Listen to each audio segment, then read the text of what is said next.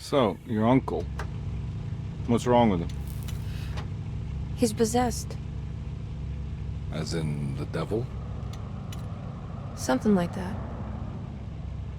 He says a dark man is following him, watching him at all times. What do you make of it? It's nonsense, of course, but I'd be lying if I said it didn't bother me. You see, it runs in my family. Possession? No, detective. Deteriorating melancholy. Practically every member of the Hartwood family is driven mad before they grow old.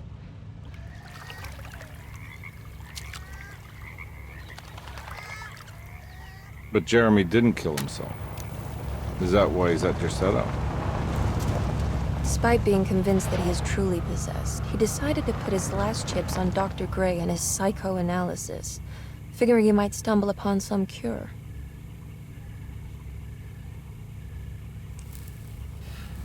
You mentioned the letter. I received a disturbing letter from Jeremy accusing the staff and all the other patients of being involved in some cult. And now they are also out to get him. Could it be real? Or is it all just in his head? It's a story he tells himself, Mr. Carnby. Anything to avoid the truth. Which is? That we're all terribly insignificant. That people mean so very little to one another. That there is no one out to get Jeremy Hartwood because he isn't worth getting. Here we are.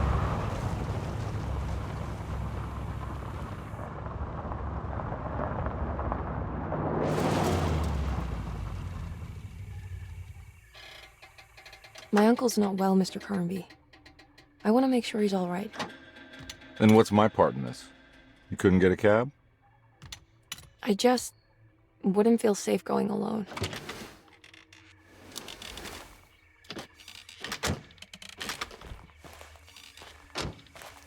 Did you bring a gun?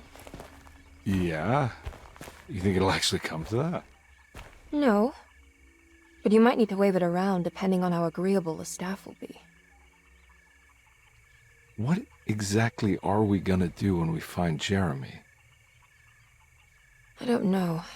Let's just find him first.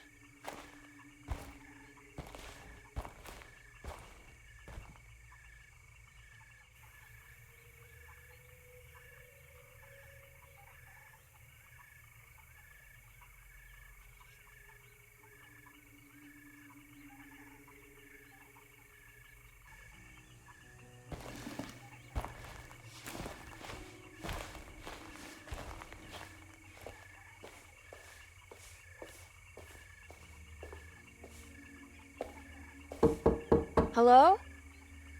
Hello? Looks abandoned. It can't be. There has to be someone around. Wait here. I'll go around back.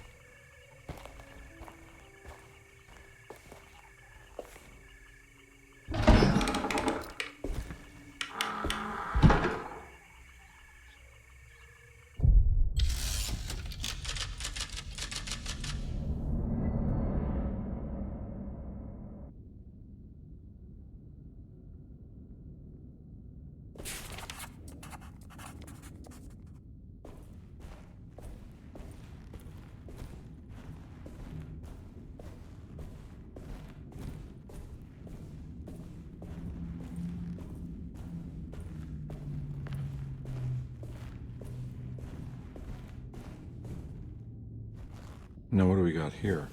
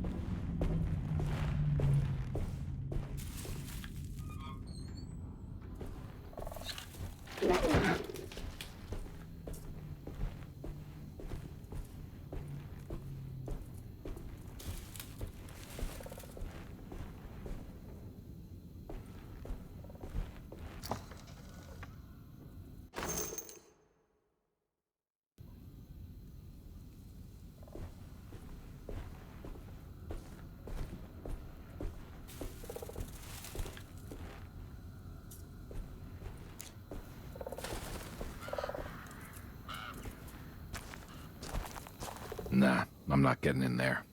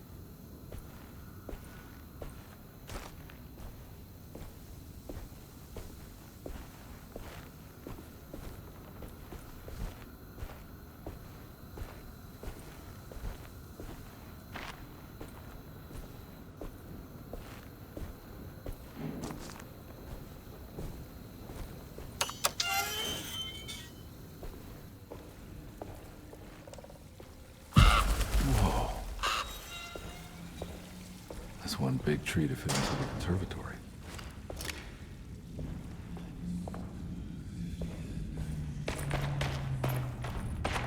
Huh? What?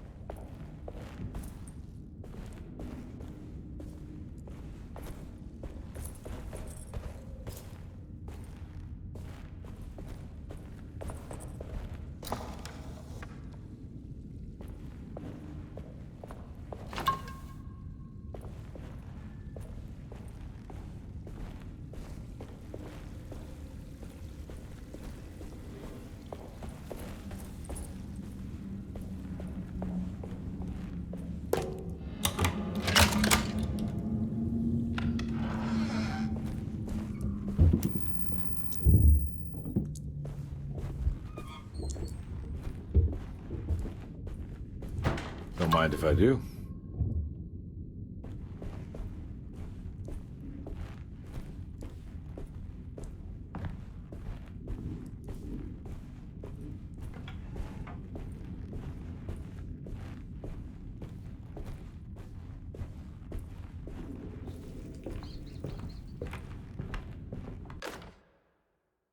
Every day your silence weighs a little heavier. It's been a difficult year for everyone, and many have lost all hope. I read in the papers about people suffering. Pictures of dust-covered landscapes without a drop of water. I wish I knew if you were still tending the earth or if you had turned your back against us. I have started to look for help elsewhere. I pray you will tell me if I am going down a path that you find disagreeable. With help from Baptiste and Charlotte, I found comfort in the practice of the voodoo. I have long been skeptical of that Caribbean cult, but it's been of good use to me. It seems all harmless in my book. I say some words dreamt up by the Creoles, and I carry around a small pocket of gree-gree. Nothing of this is mentioned in the Bible, of course, but the French Quarter priestess tells me it's all connected. She says the Christian God is just one more perspective on the creator of things. That's what I like to think, but the other way around, that the spirits of her faith are just aspects of you, our Heavenly Father. I am so grateful for the words you gave Mr. Hartwood. We will sing your praises at St. John's Eve.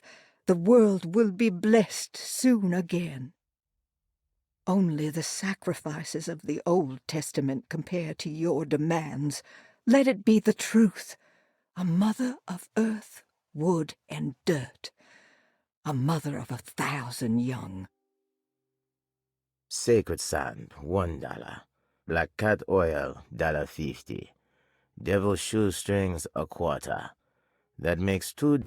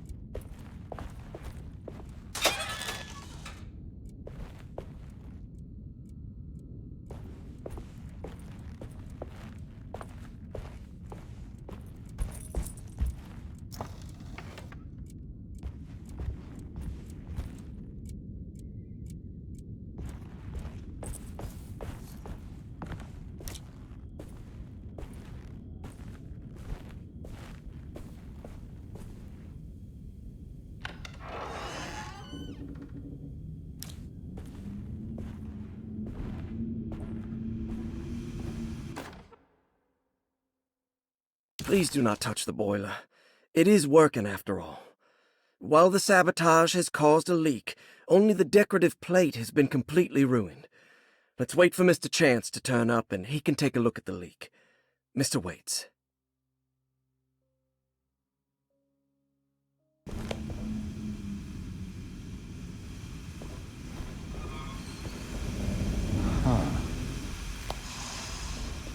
That doesn't look safe.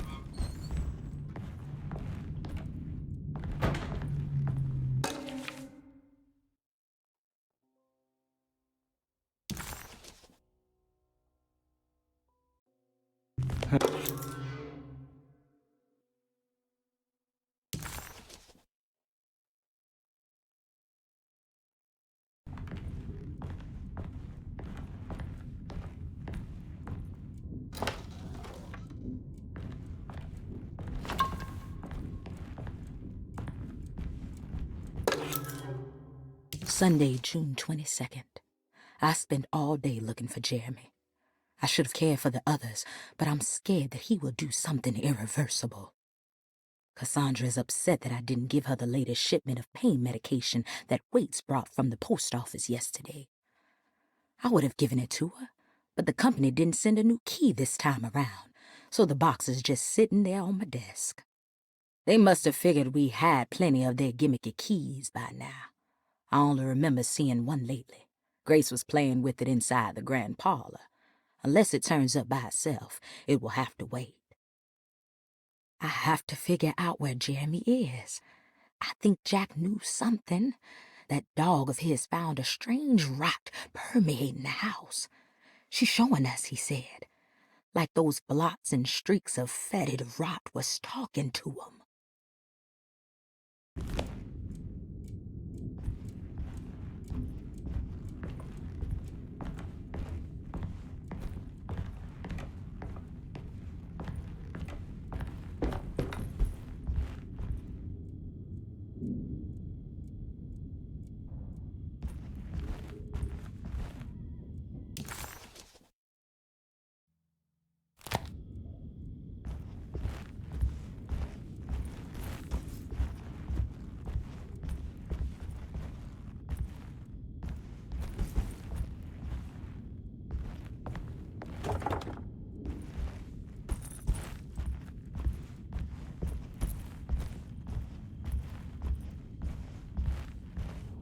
I need the key. I need the key.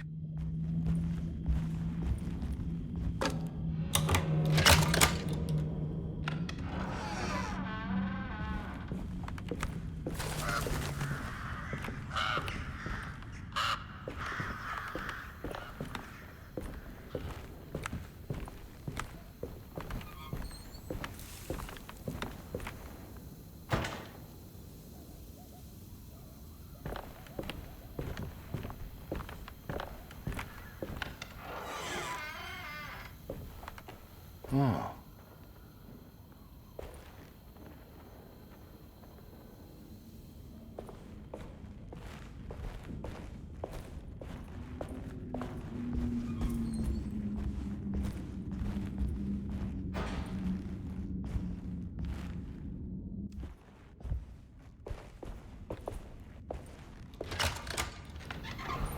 Thanks. What are you doing? Who are you? Whoa, pardon me, excuse me. My name is Edward Carnby, private investigator. I hope you don't mind we let ourselves inside. I do mind. This is private property. You can't just barge in here. I'm sorry about all this, but I'm looking for my uncle. It's urgent, and no one was answering the door. We can't hear you knocking anymore. None of us can. Who is your uncle, darling? Jeremy. Am I right? She has that Heartwood gloom, doesn't she? That's right. I'm Emily Hartwood. I just came to make sure my uncle is all right. Well, he is unavailable right now. You will have to come back another day. Unavailable how? Is he sleeping? We can wait. He's lost. Don't I know you from somewhere? Who's your man again, Miss Hartwood? My name's Edward Carnby, private investigator. Splendid. Enough! All of you! Get back to your rooms! McCarthy, keep your eyes on the child. And you two, please leave immediately. Look, we're not here to cause any trouble. Just let us see the old man, satisfy the curiosity of my client here, and we'll be off. Jeremy has gone missing. There's no need to worry, but it might be some time before he turns up. The whole staff is looking for him. What? He ran off? I don't have time for any of this. Please, come back tomorrow. All right, in that case, we'll just wait in his room. You don't mind, do you? It's upstairs, right? Wait, you can't. Don't worry, we'll be discreet. In the corridor. It's the first door on your left. I'll tell Dr. Gray you're here. Excellent. Thank you, madam.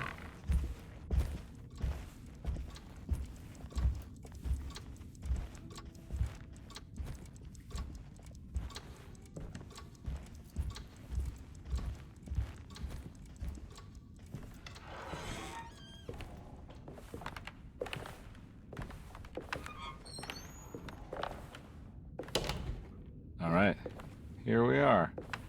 Let's look around. See if we can dig up any clues.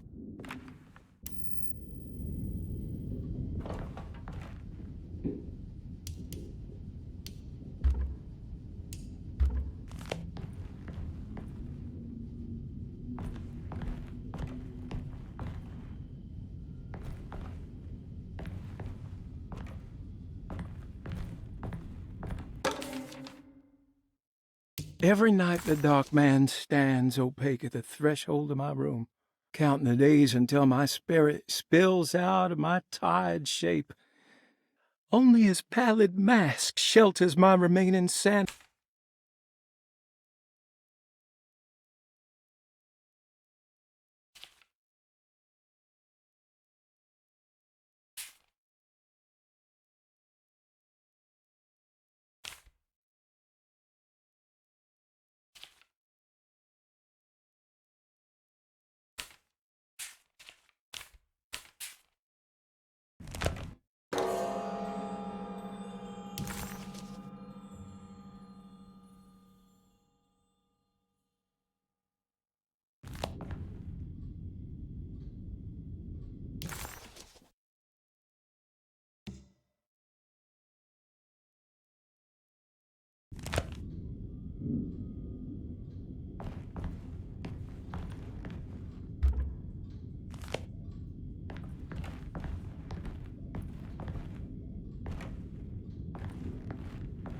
found a book full of peculiar notes.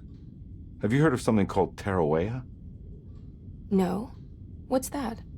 I might be reading too much into this, but I think it's the place he wants to go to. Oh, okay. Sounds like a clue.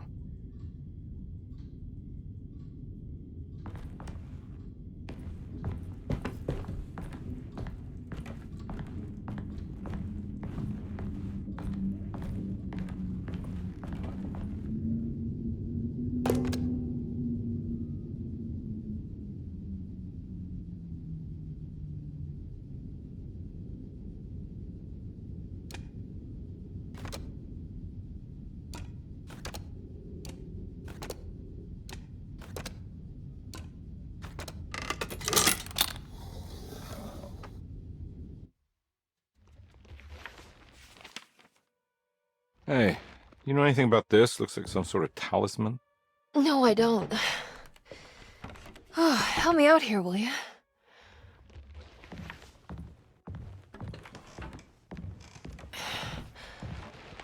I would have killed a guy to throw some of this stuff out. I'd be crazy too if I had this much junk lying around.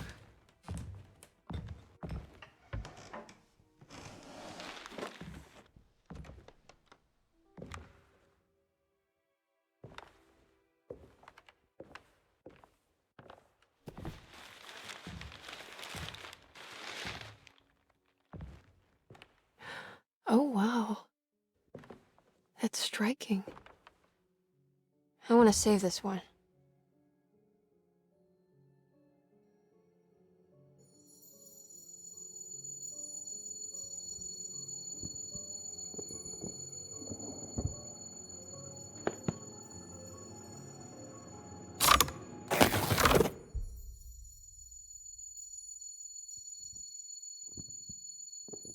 All right, come on. I want to go see Dr. Gray.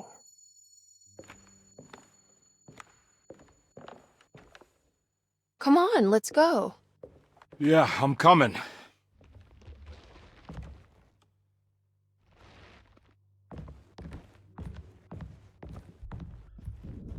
Miss Hartwood.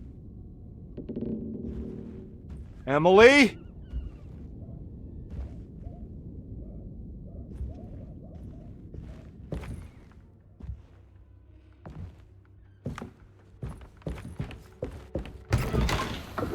What the hell is going on? Where am I?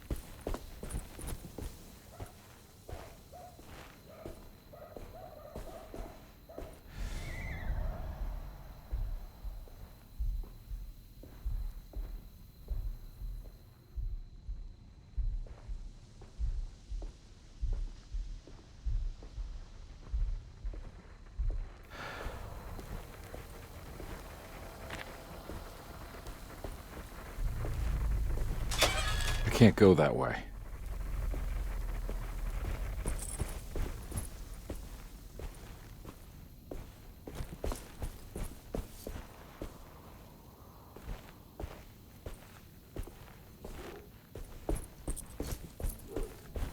What the hell is going on?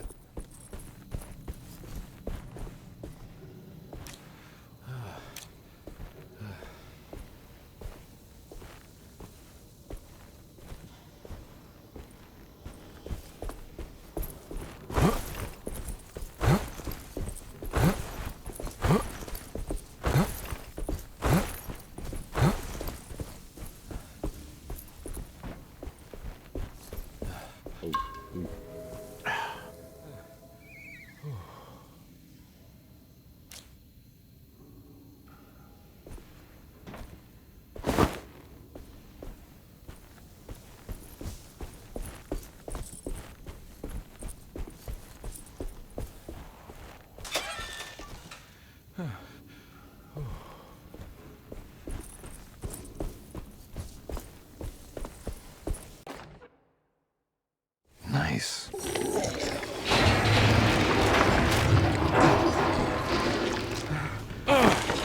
Yeah.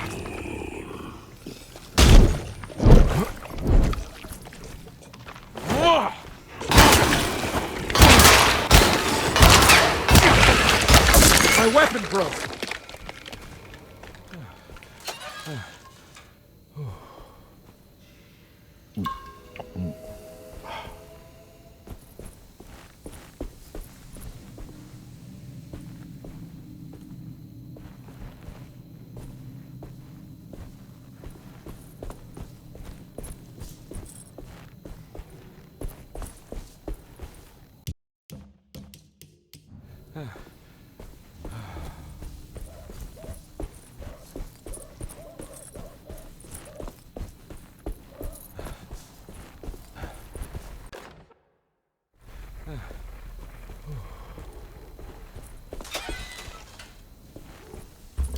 I need the key.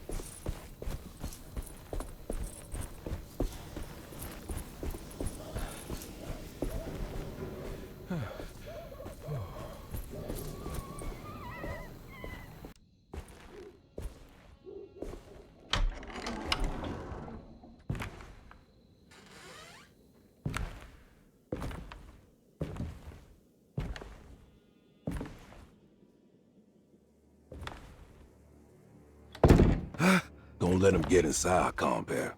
They're not the good kind. Are you... Is this your store? There are no owners here. We both strangers in Jeremy's story. Jeremy did this. How? The pact with the dog man. Jeremy warned us, but we didn't think much of it. I'm Detective Edward Carnby. I was hired by Jeremy's niece to find him. Oh, yeah? How much she paying you? $150. She's sure getting her money's worth tonight. Are you a thinking man, compare? Not if I can help it. You know, I think Jeremy's hiding in a way we can't find him. He has this juju necklace that guides him. The talisman? That's right. It's some magic charm you got from Miss Jackson down the street. The voodoo priestess? You know surprising things, compare. Yeah, the Mama Loa. Here, take the key. I locked the gate to save her place from all the ghouls and goblins getting inside. Maybe if you go there, you can find some clues to show you the way. Thanks. I'll have a look.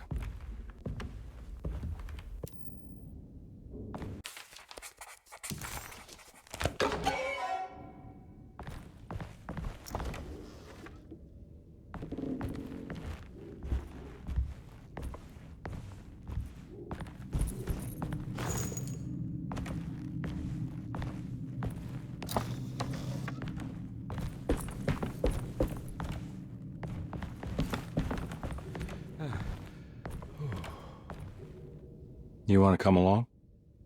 Nah, I'm gonna stay here for a while.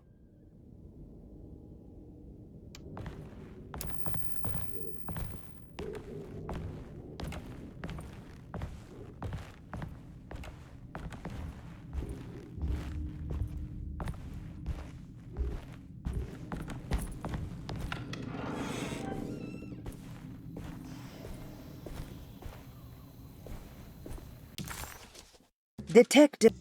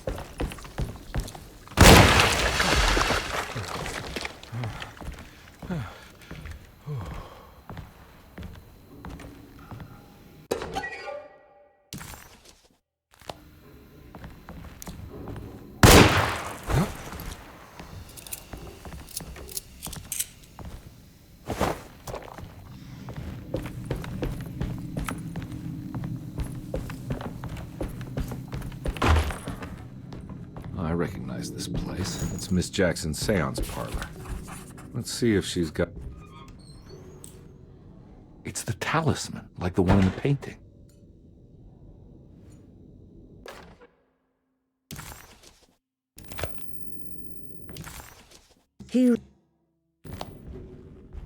I think it's meant for the talisman.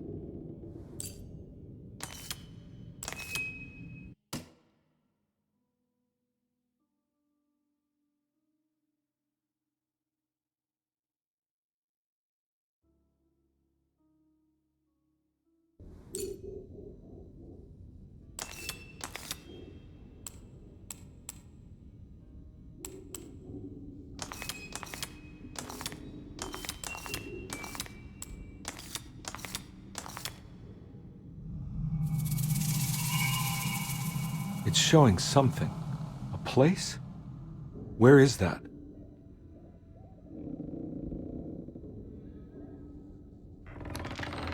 Huh.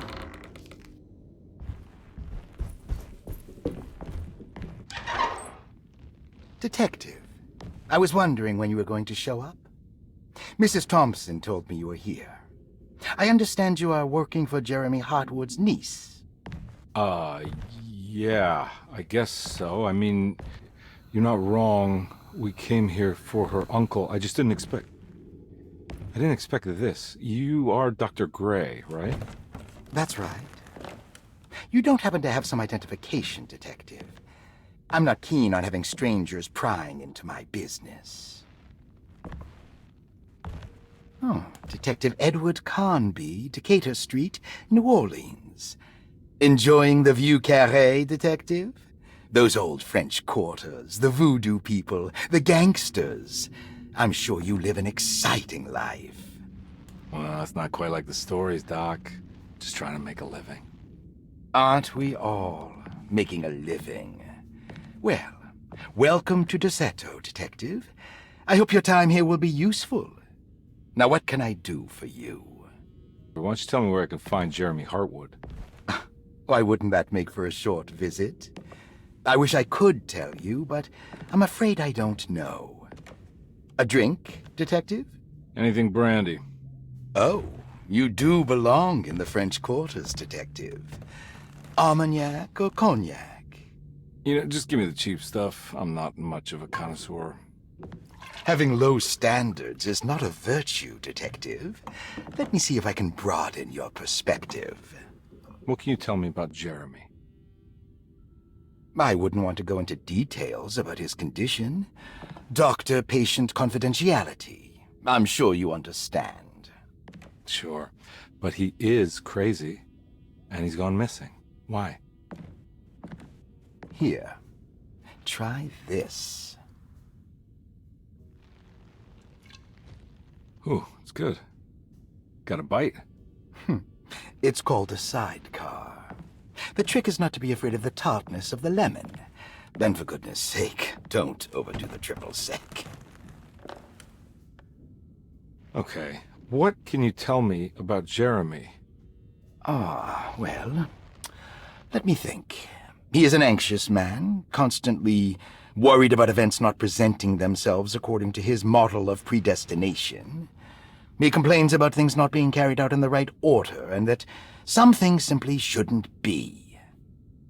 Is any of this helpful to you? Not really. I was hoping for some direction where to look next.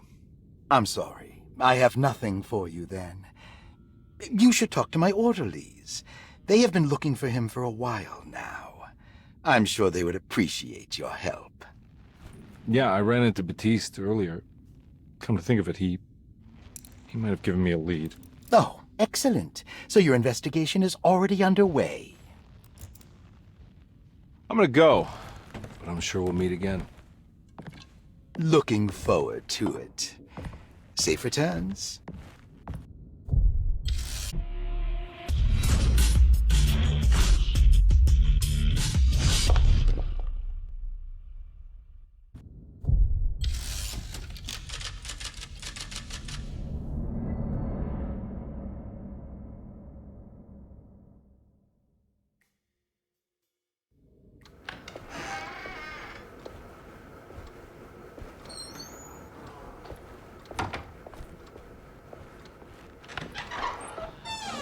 Detective Carnby,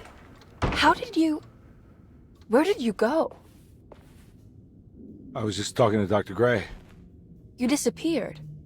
No, it's not what you think. Have you found anything strange going on here? Yes. Everyone is being incredibly evasive and I can't figure out why. No, I mean something you can't explain.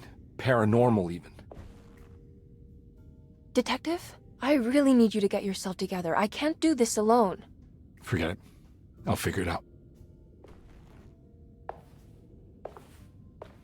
Do you want to come see Dr. Gray? No, I want to try something with this talisman. I think I can follow Jeremy to the place he mentioned in the book. What was the name? Do you remember something Spanish? Teruella. Yeah, that's where I need to go. Detective, are you gonna be all right? Yeah, of course. Go talk to Dr. Gray. We'll rendezvous later.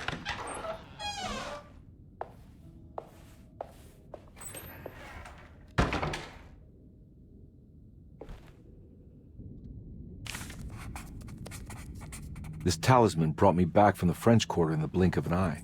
If Jeremy can travel so easily, then he could be hiding anywhere. Even Teruella. If he can do it, so can I. I just need to figure out how the talisman works.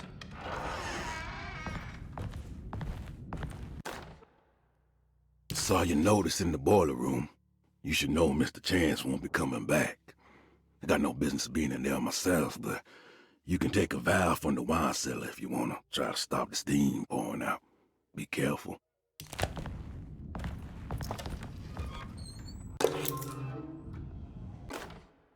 Dr. Elmore Lee Gray is Derceto's chief doctor. Accounting and all administrative work is handled by me, Paul Waits. Magdalena Thompson, or Mags, is responsible for the household. Jean-Baptiste and Charlotte Tabois are responsible for keeping the guests' medical regimens in check. Finally, Jack Chance is our gardener, who can occasionally be seen in the conservatory, but is for the most part busy outside. There are currently 6 guests at Derceto, Malcolm McCarthy and Ruth Tallant reside on the first floor. Jeremy Hartwood, Elisabetta Perosi, Grace Saunders, and of course Cassandra Beauregard live on the second floor.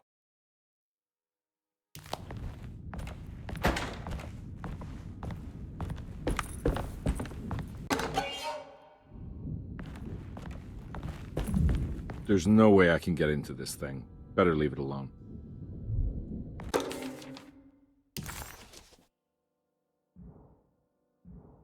Looks like all the patients are accounted for, except for Jeremy.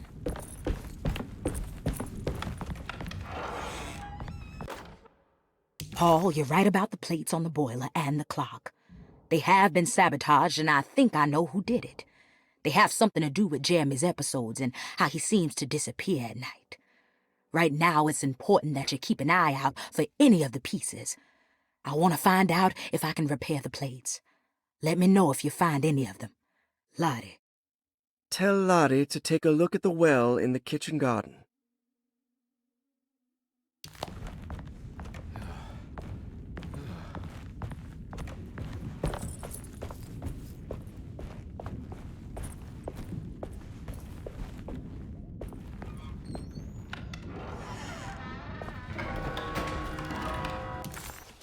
Well,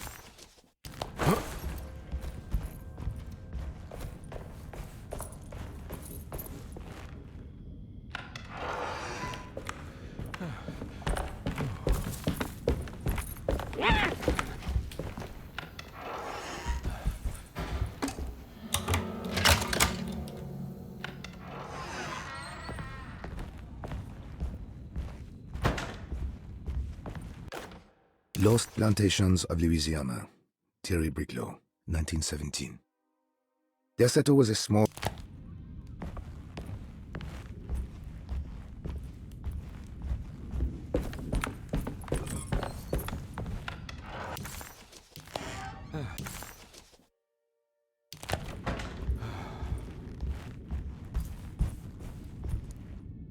Ah! What is going on?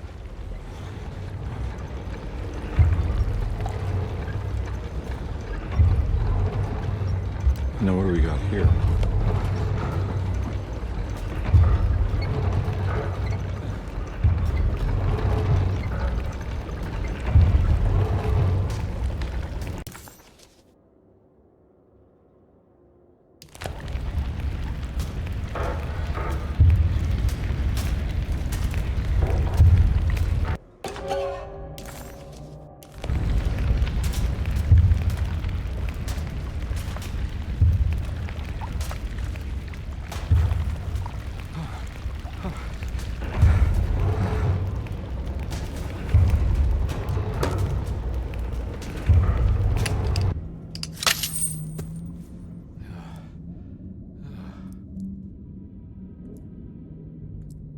What happened? Everything's normal again? Right.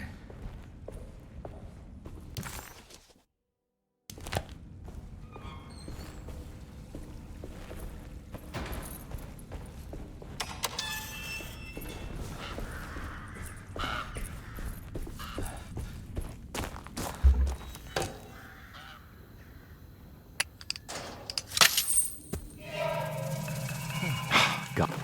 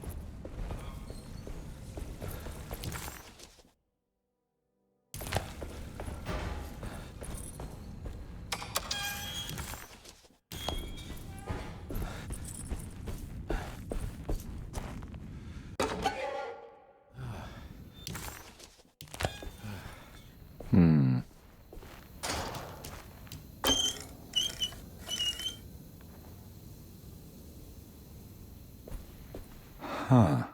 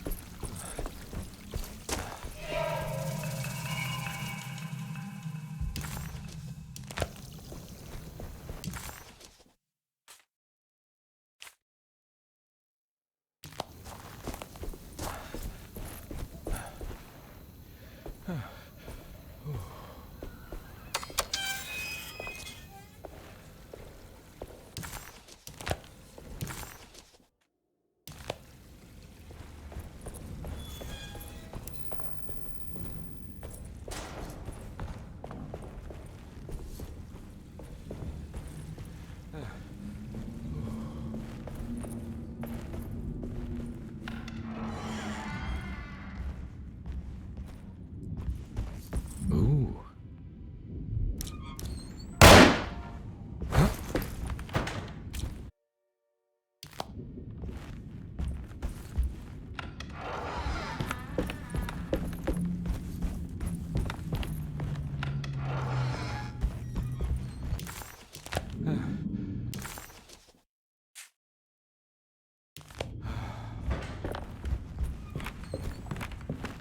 It's wedged shut.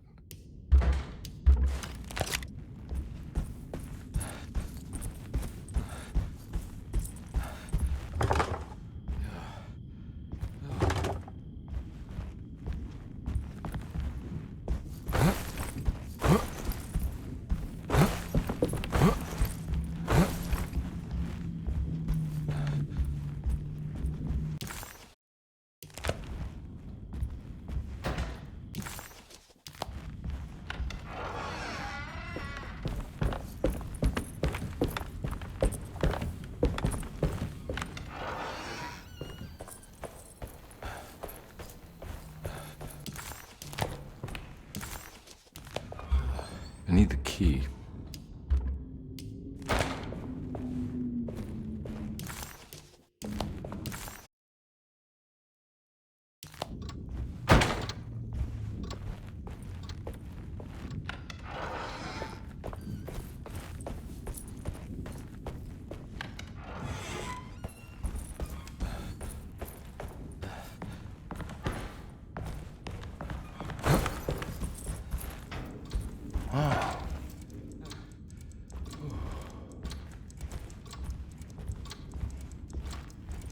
Stained.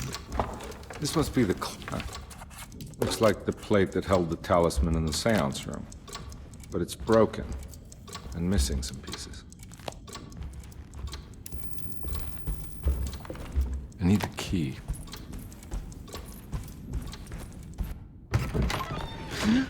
Yeah, sorry, Detective. Didn't mean to obstruct justice or anything. That's fine. You know, I'm kind of busy with my own case of a missing person. I was wondering if you've seen Grace, a girl about yay high? I can't say that I have. Why are you asking? Well, I'm looking for her. Is she in trouble? No. She's just hiding somewhere. But we can't have a rascal like that running around unchecked at a time like this, you understand? Well, I haven't seen her. Well, let me know if you find her. I'll be around. I'll keep an eye out for your man, Jeremy. You scratch my back, Detective, and I'll scratch yours.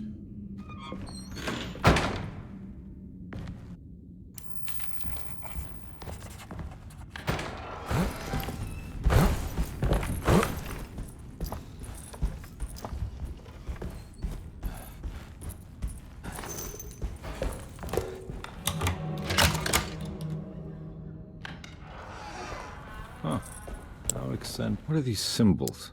Looks like alchemy or star constellations.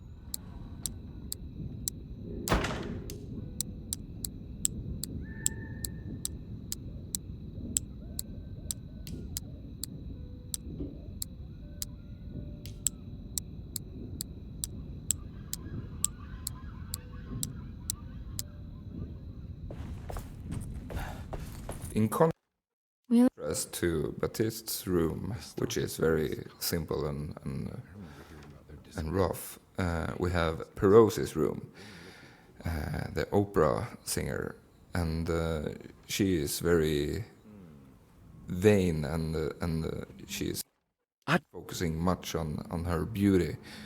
And we have the centerpiece of the bed with the bed canopy, and we try to get as much as possible of the music into her set dressing.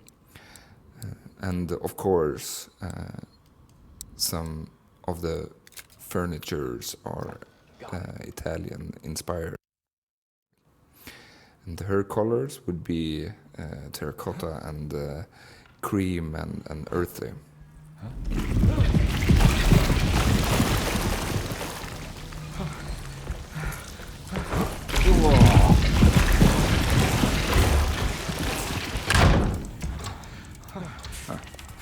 Looks like the So here we have the first puzzle disc, which is made in a Japanese style called kintsugi, which means golden repair, which we thought was pretty picturing for what we wanted to tell with the plate. The golden relief or the repair creates the star sign Taurus, which is something Mike will talk more about in the lore. But it's a very important part of the game. There was something in the commonplace book about this.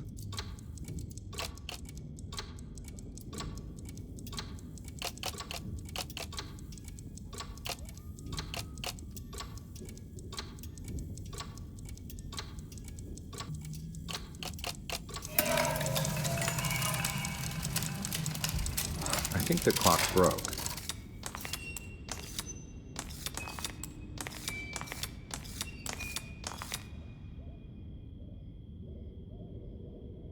There's a picture in the black glass. It's showing me something. If you play the original game as Emily Hartwood, the opening text will say, "That creaking old mansion with its unusual tales, its secret library door, the ancient upstairs clock." So the ancient upstairs clock became this puzzle item, and this is pretty much how a lot of the important things in our game came to be. Basically looking at something that was mentioned or featured in the original game and then blew it out of proportion and made something new with it. And actually in the original game there was a clock that you need to push to discover an item, like in the first Resident Evil, by the way.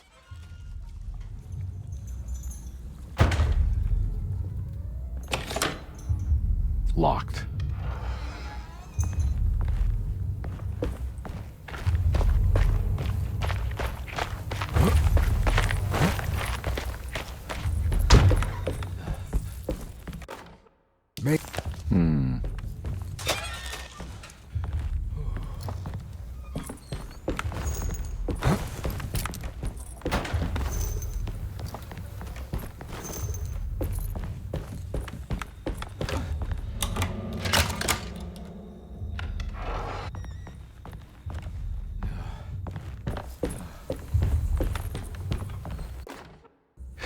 Got it.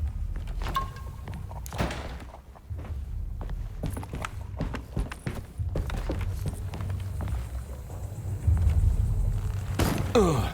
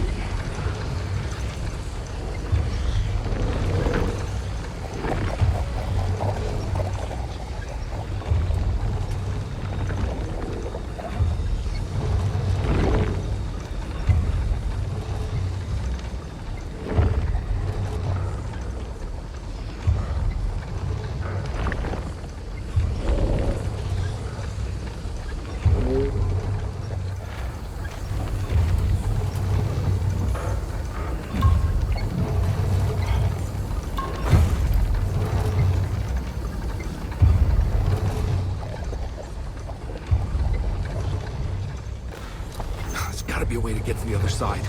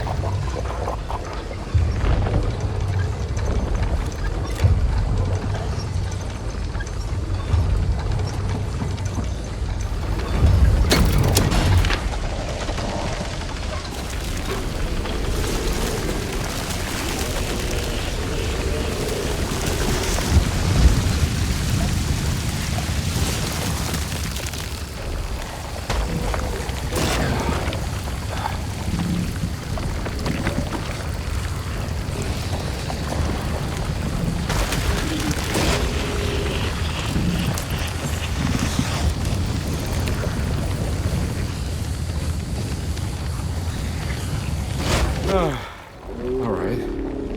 Now what?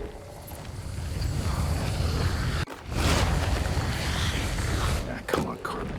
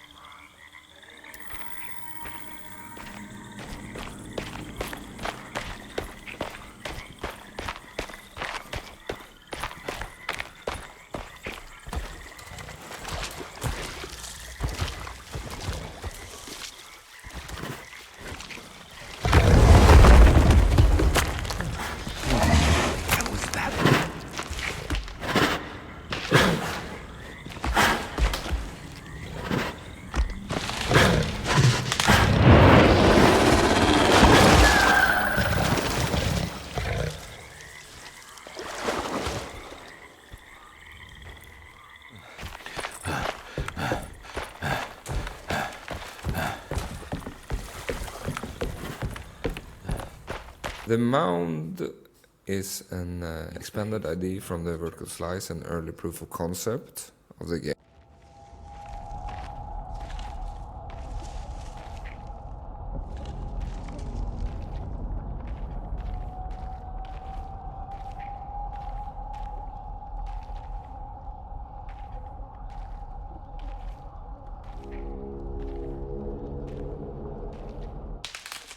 Don't come any closer. I'm armed. Get that thing out of my face. Who are you? What are you doing here? I'm just a detective trying to find something called Tarawea. You after Jeremy too? Why? I'm working for his niece. She wants to make sure he's all right. He might be unharmed, but far from all right. He's a curse upon Derceto. Here we go again. Quiet!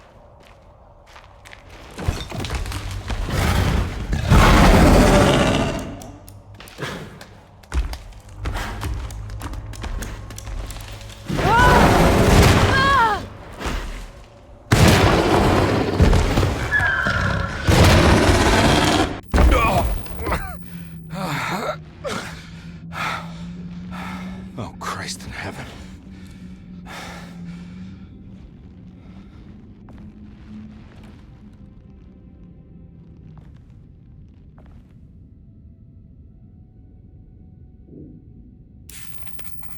It was a...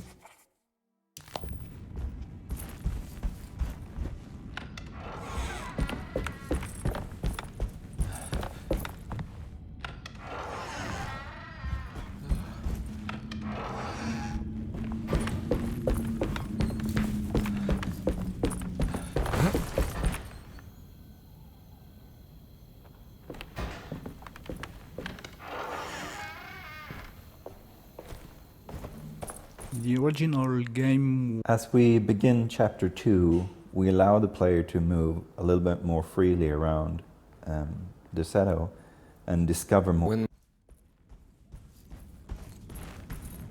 I need the key. So, if you play the original game as Emily Hartwood, the opening text will say, "That creaking old mansion with its unusual tales, its secret library door, the ancient upstairs clock. So the ancient upstairs clock became this puzzle item, and this is pretty much how a lot of the important things in our game came to be. Basically looking at something that was mentioned or featured in the original game and then blew it out of proportion and made something new with it. And actually, in the original game, there was a clock that you need to push to discover an item, like in the first Resident Evil, by the way.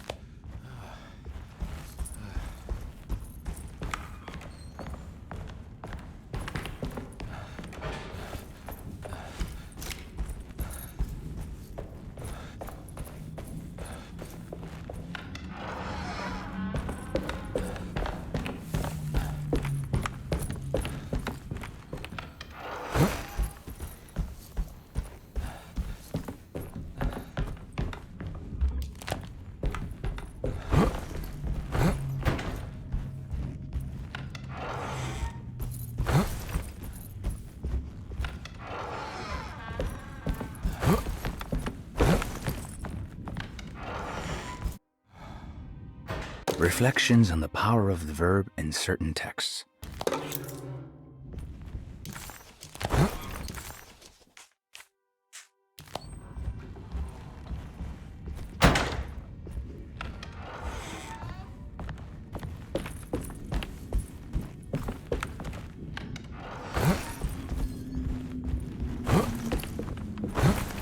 It's wedge shot. It worked.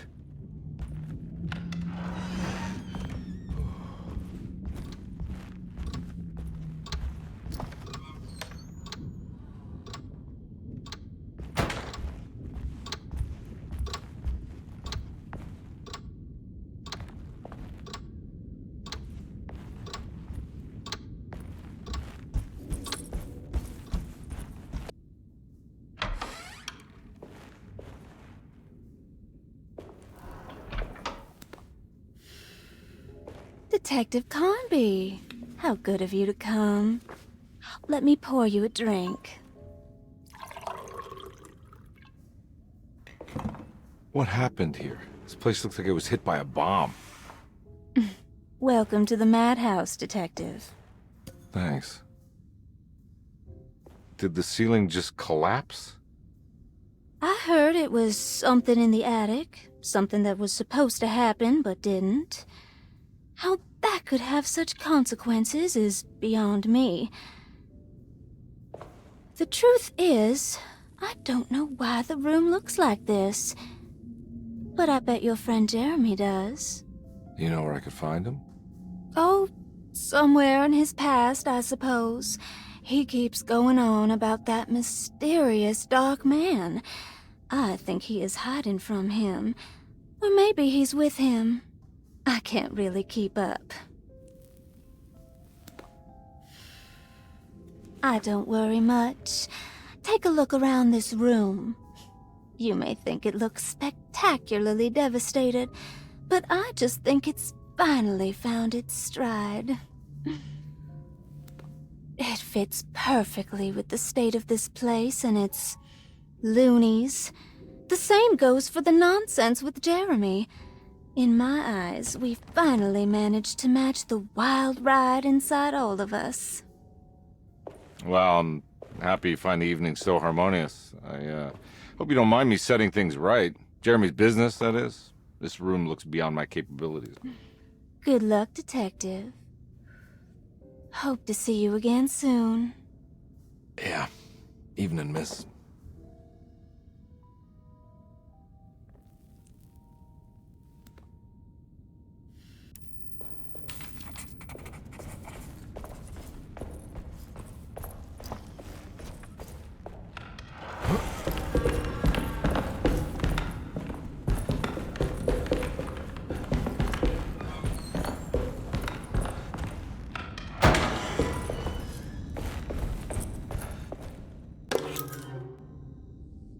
grand parlor, you can find a piano that has crashed through the ceiling. And this is a reference to the original game. The first quest, basically, that you get as a player is that you're told there's a piano in the attic, and you should go and investigate it.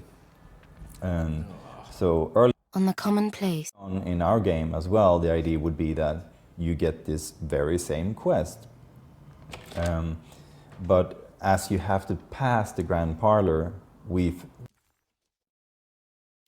thought it would be fun to find the piano having sort of crashed through the ceiling and made a whole mess, because kind of saying this is sort of what the original this game is sort of like the original, but not quite. It was very fun to see the piano that went down from the attic to the ground.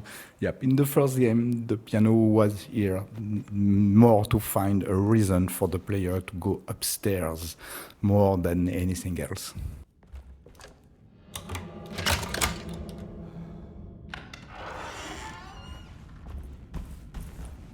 There's something missing.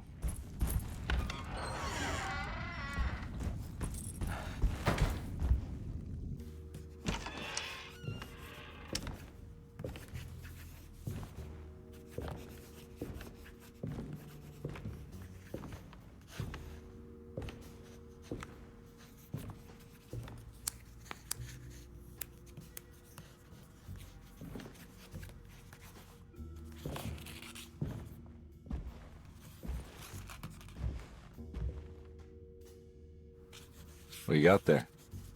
You drawing something? Nothing special. I'm just bored. Do I know you from somewhere? I remember you, Mr. Conby. From where? Don't touch that. Cassandra wouldn't like it. She wouldn't like it at all. Do you know where she is? I'd rather not talk about it. It makes me upset. Besides, she'll be back after the Feast of St. John. You think? Yup. It's all on the page, Mr. Conby. And many of them that sleep in the dust of the earth shall awake, some to everlasting life, and some to shame and everlasting contempt. All right. I'm gonna go now, if that's okay. I don't like to stay too long in the same place. Mr. McCoffey might find me. Hey. Is he mean to you? Not everyone needs to be saved, Mr. Conby. You should know that by now.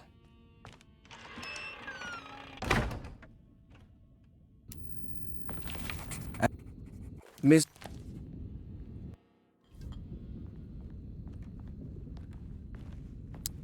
It's another one of those... So this is where Cassandra Beauregard ended up. For some reason, I thought she died years ago. There's more of that rot again. Like it's guiding me to do something. But what?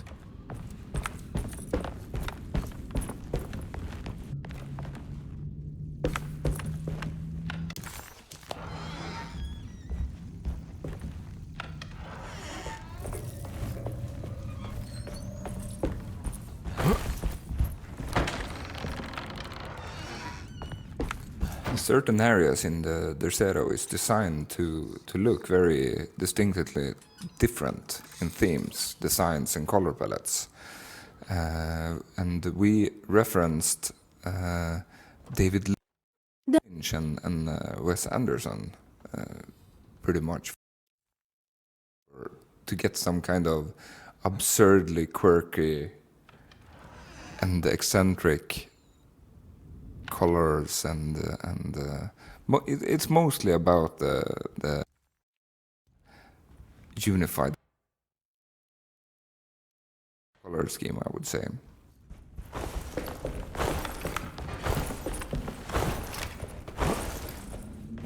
I'm not gonna walk out of this now. I need to help Emily save her uncle.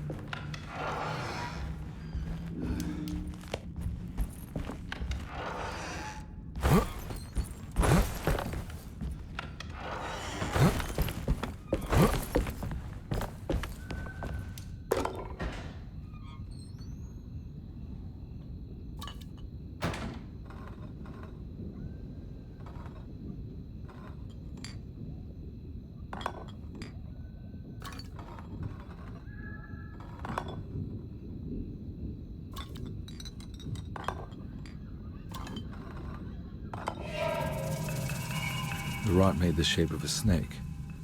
There must be something important to find here. Maybe it has something to do with the numbers on the labels.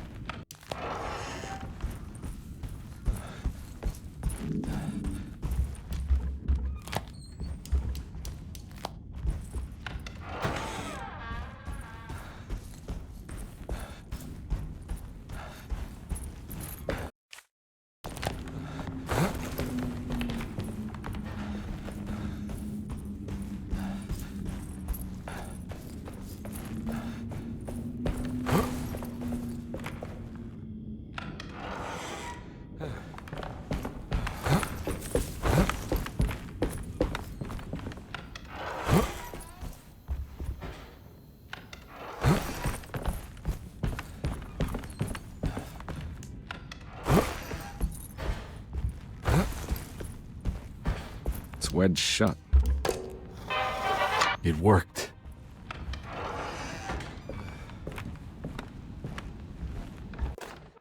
The significance of the constellation of Taurus may seem a bit opaque, but in my mind it all comes down to another symbol for the good and the evil within Jeremy, and in turn all of us. There are two things we find in that constellation that of interest to us. First, the star Aldebaran. We often just call it the Dark Sun, which is a representation of Nyarlathotep and the presence of the Dark Man.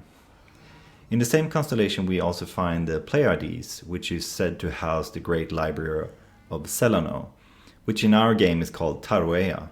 So, all in all, in this cosmic bull we find darkness in the Aldebaran and the light in Celano. Or in the terms of our game, in this celestial creature we find the Dark Man as well as Juan, the ultimate enemy and the ultimate ally as manifested by Jeremy. Finally, of course, what is a star constellation if not an effort to establish order out of the chaos that is nature, which is why the final puzzle of the game is rebuilding the constellation of Taurus.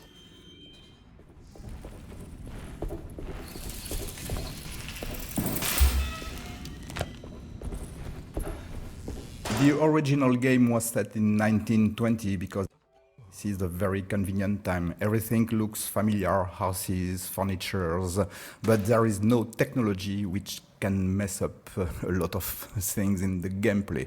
So this was very convenient.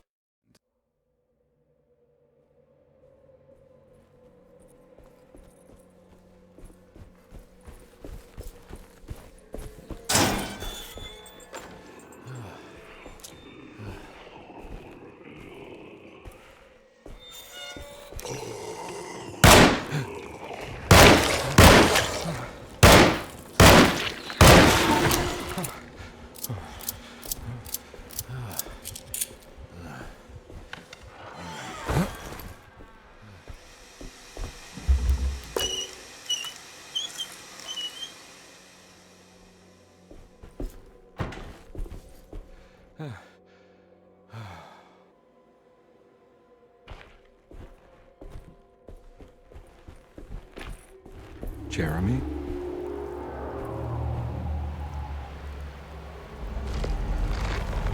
What the hell is going on here?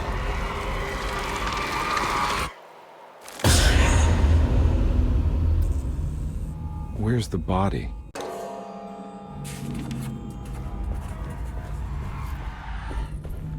We were quite lucky at this time. A lot You know, New technology arrived, like the Sound Blaster card that allows us to put sample in the game.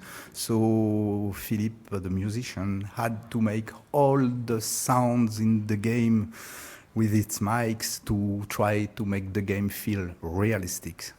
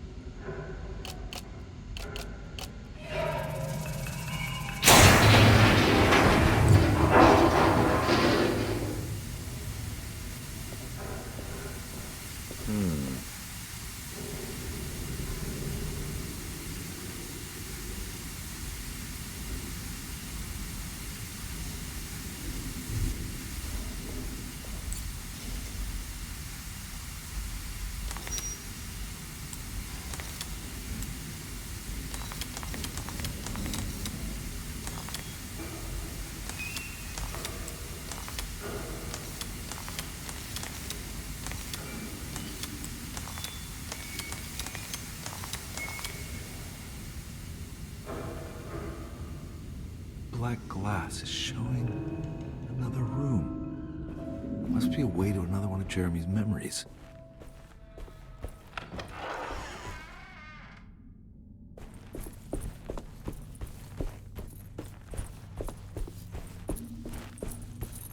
I knew it. The cemetery level is inspired by Lafayette Cemetery and the St. Louis No. 3 Cemetery in New Orleans. Unfortunately, we didn't get a chance to visit them in person due to the pandemic. But I think we got a real good representation of them in the game. And we also added some spice to emphasize the overall theme of nature taking over. Oh, I like this place. It reminds me a lot the old movies from the 70s and 80s, which are one of the big inspiration for the original game, especially Amityville Horror and Dawn of the Dead.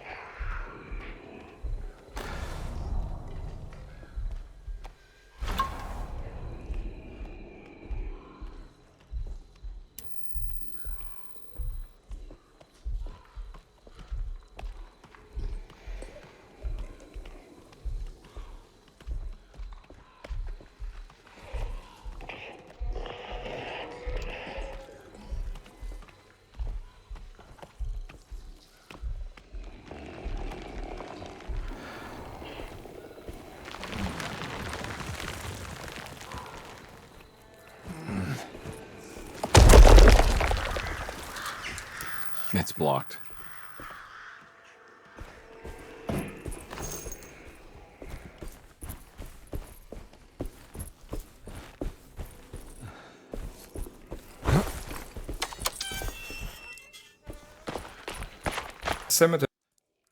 Cemetery has a lot of narrow maze-like passages mixed with more open spaces, such as the small plazas.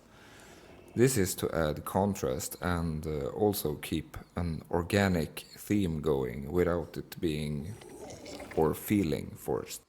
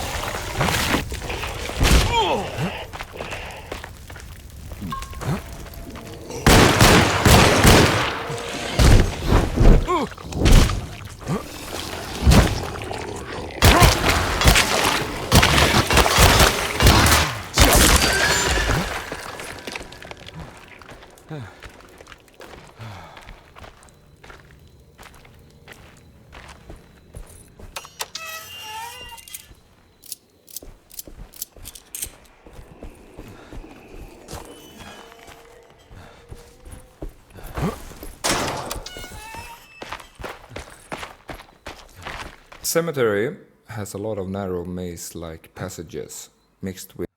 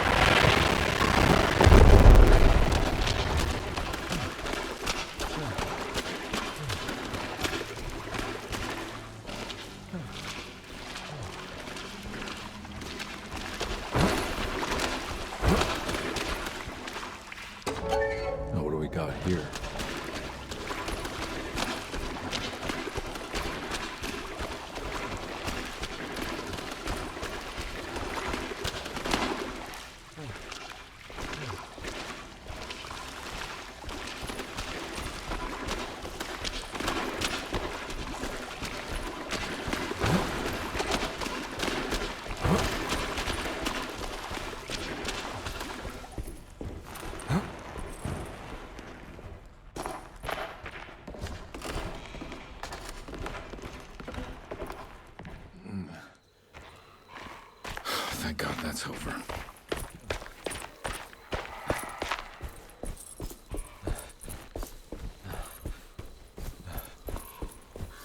Huh.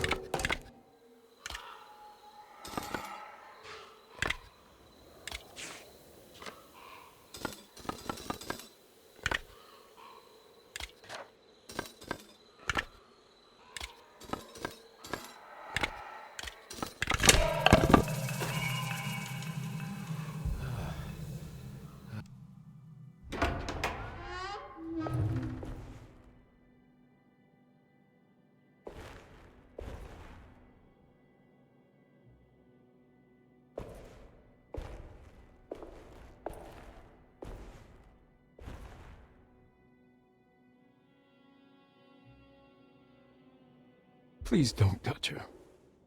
Jeremy.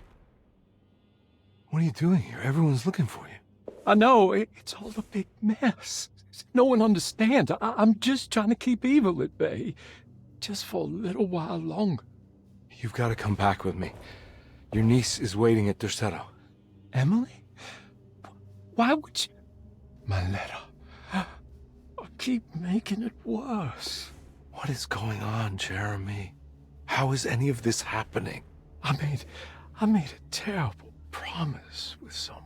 The Dark Man. Who is he? No, don't say his name. He can hear us. He's always listening.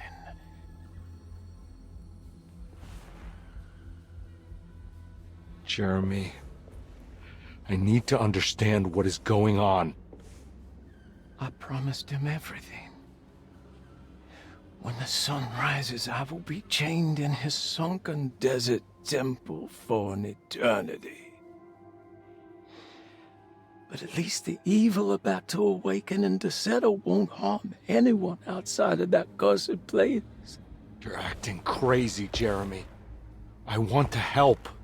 There's nothing you can do. Then what's all the business about Tarawea? Why did you want to go there?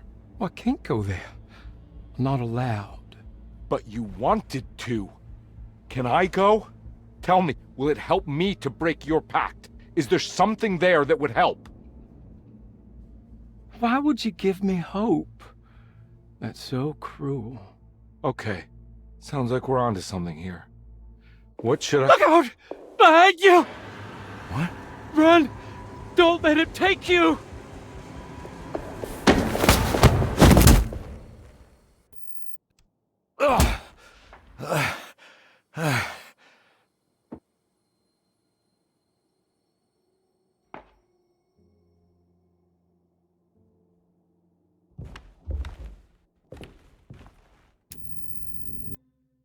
I've seen so many...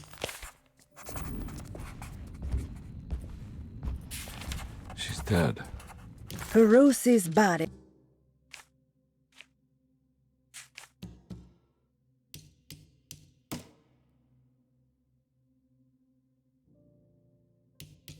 No matter how she died, she looks peaceful now.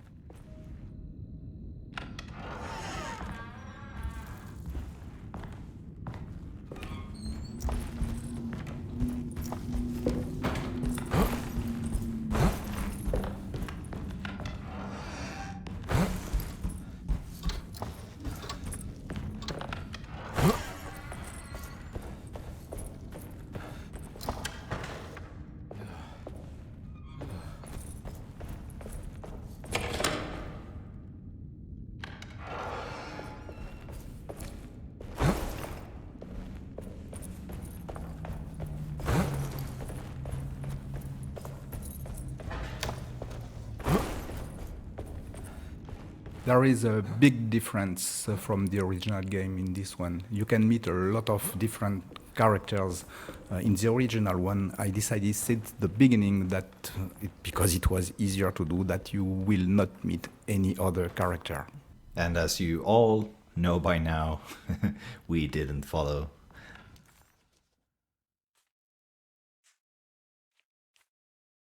that suggestion.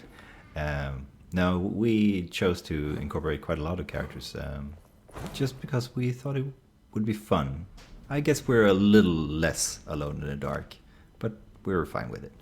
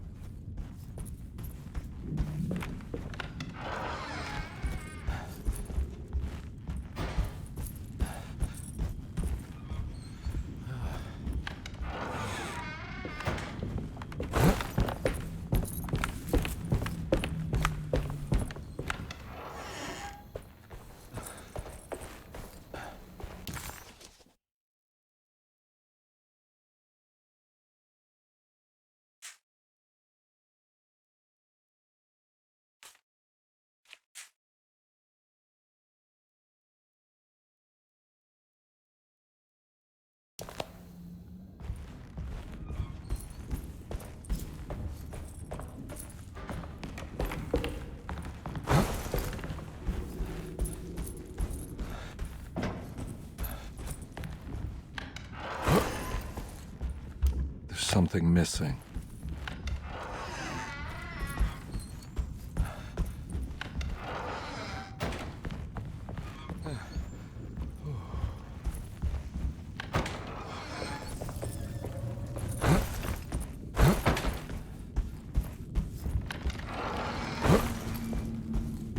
So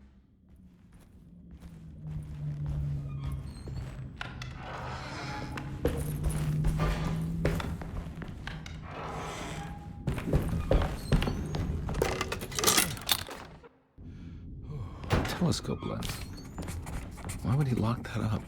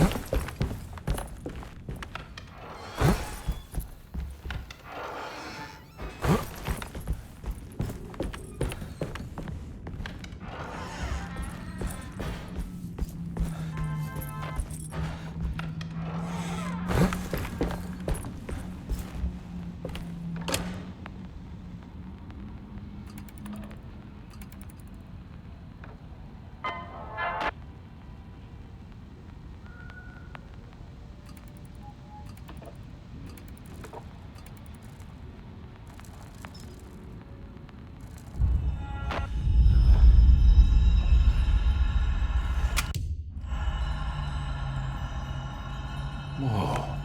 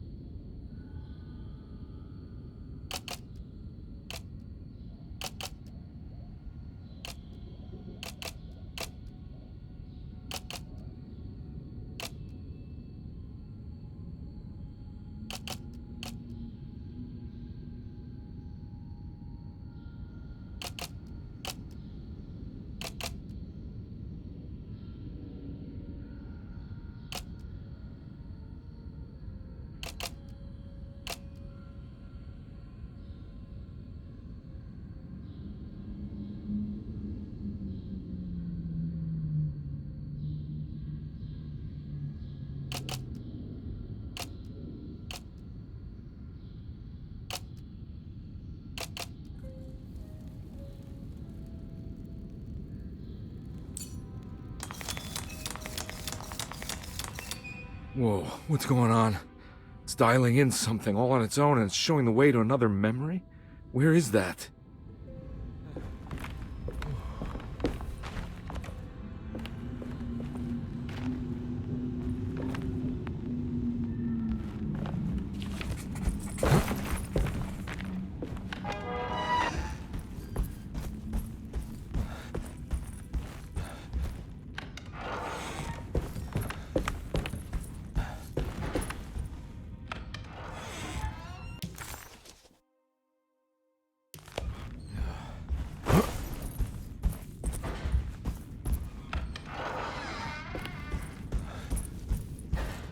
Here we go.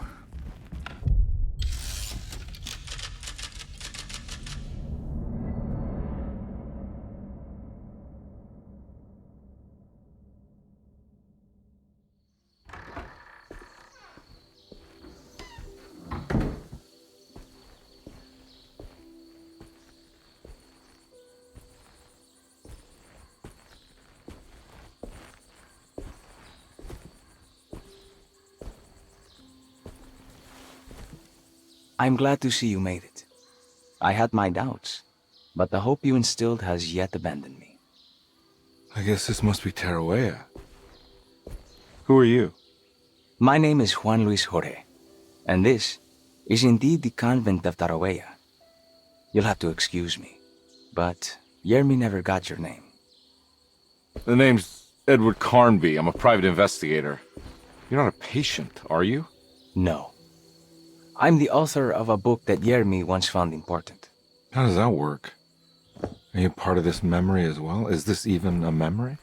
I think calling me a manifestation of Jeremy's subconscious would be more correct. And so is the convent of Tarawea. I'm a man Jeremy has never met. And we are in a place that he has never been. Okay. So are you here to guide me or something? I have no more purpose than you do. I simply am. I will happily help you, of course, if I'm able. If you are already somehow part of Jeremy, why did he want to come here? Isn't he sort of here already? Jeremy wanted to come here because it's a representation of his mind at peace. When Dr. Gray asks him to find his focus during his sessions, this far-flung convent is what Jeremy imagines. He is under the impression that if he could physically come here, he would reach a perfect equanimity. A spiritual apotheosis. You don't think it would work? Jeremy subconsciously knows it's just wishful thinking. He can't come here. Despite the pathways opened by the dark man between Derceto and Jeremy's psyche, it's simply not possible. But I'm here. Indeed. It's a shame it's just another place for you, Detective. Otherwise, you could have become a Buddha. Always a bridesmaid, never a blushing bride. Am I right? Yes, I suppose so. You'll have to chase enlightenment elsewhere. So what's the next best thing? What can I do here? You should seek out the convent library and try to find the truth about Jeremy's relationship with the Dark Man. It's the sort of knowledge he represses and is unable to reflect on. Will it tell me how to break the pact? Perhaps. At least you'll have something to confront Jeremy with. Wait, why can't you just tell me? I don't know such things. You'd be better off consulting the texts of Dr. Freud if you want such answers. No thanks, I hate shrinks. There is another thing you should know about the library. He is here as well. The Dark Man has been working his way through the text for a long time. He's here? How am I supposed to get past him? Be careful, Detective. Oh, jeez, just perfect.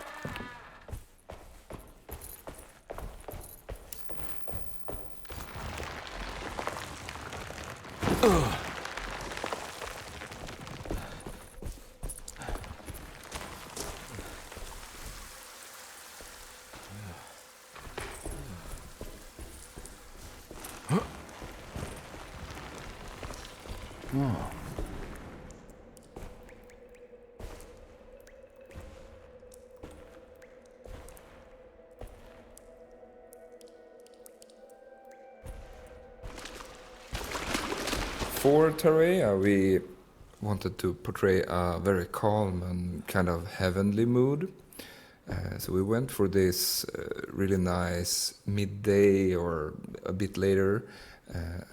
And we also decided to have these church windows that would help spreading the light and the thick atmosphere, so we get very dense air inside of the library. And I think it turned out really great. I hope you enjoy it as well.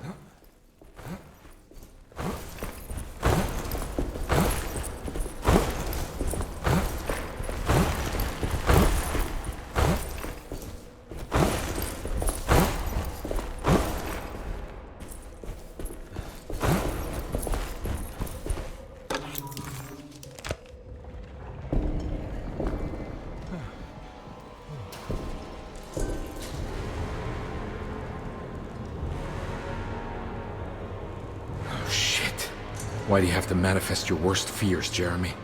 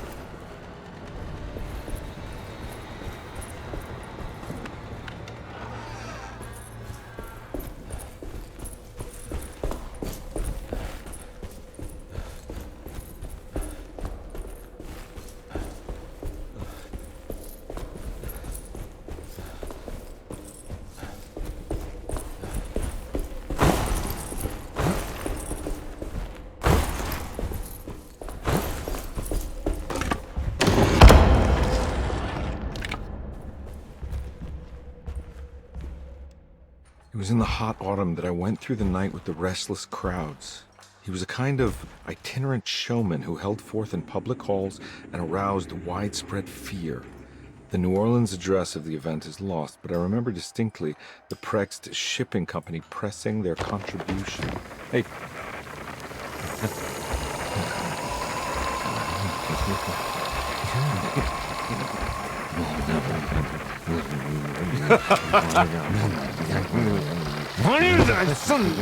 It's not something to do.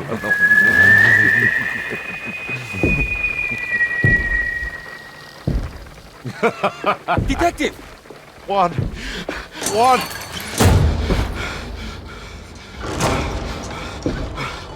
I hope you found what you were looking for. I fear there is no going back.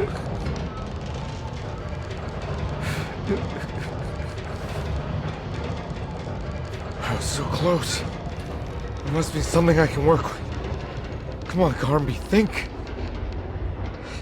Think! The shipping company. Prext. Right. Good luck, detective.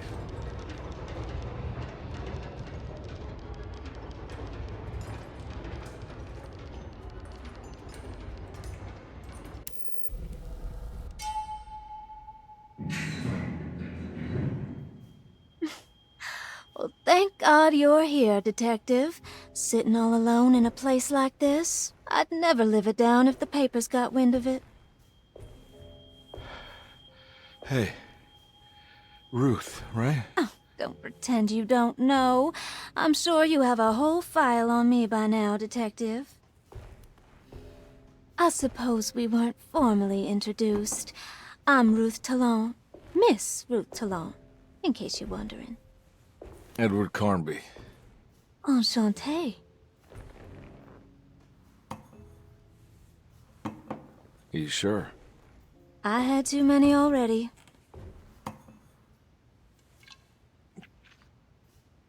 Nice. It's good. I know. I have great taste, Detective. I heard you're trying to break Jeremy's promise to the Dark Man. Yeah. Do you know anything about that kind of stuff? No, but it makes you wonder. If he made a promise, can't he simply stand by his words?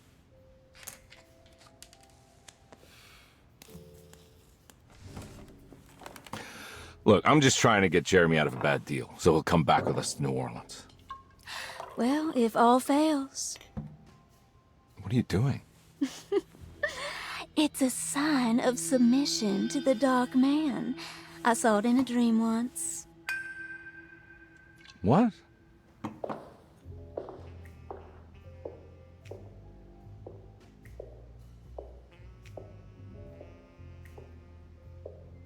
You don't know the Prext Shipping Company by any chance? I do. They made big money during the war. Their waterfront office is just over there. How did you do that? Do what, Detective? Bonne chance. Hey, have you seen Emily Hartwood anywhere? Are you trying to make me jealous, Detective? No, I haven't seen your doll anywhere.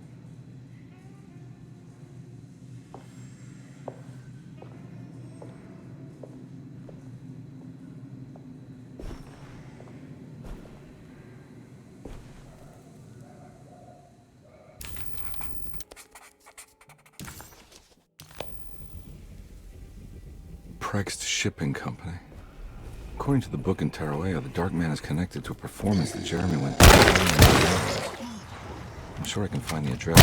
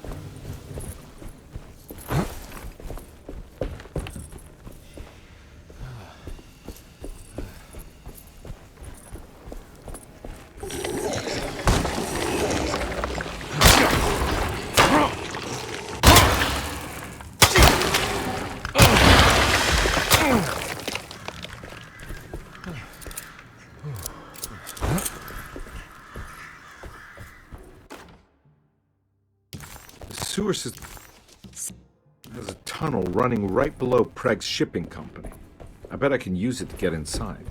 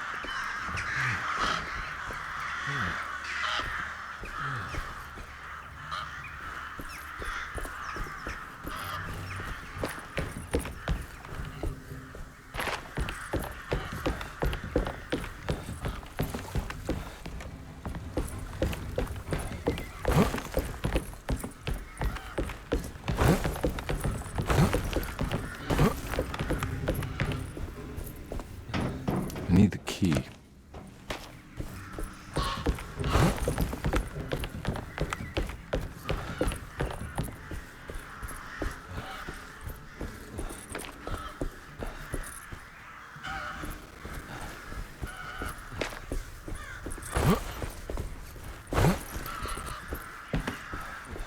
It's locked from the other side.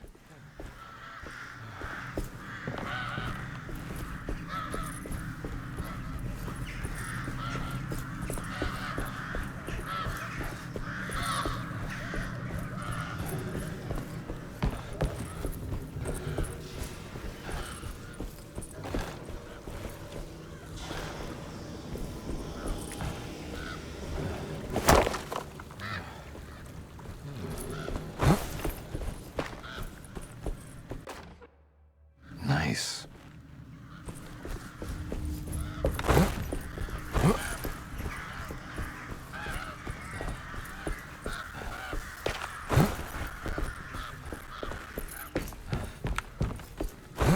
No way I can get this out of the way with my bare hands. But if I get that crane going, that should do it.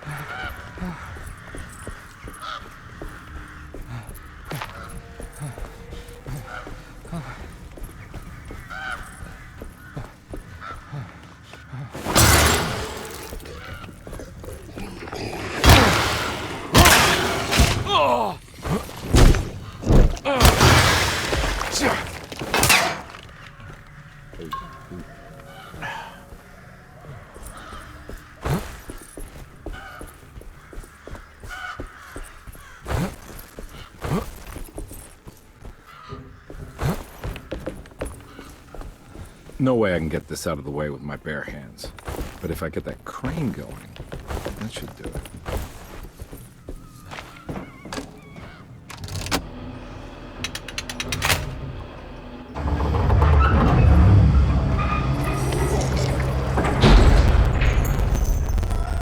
All done.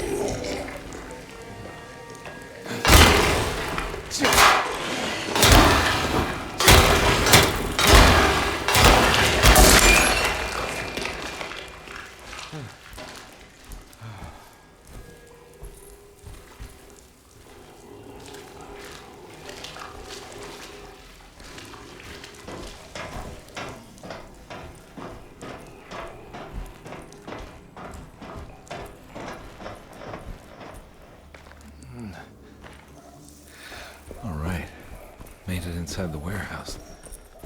The office must be upstairs.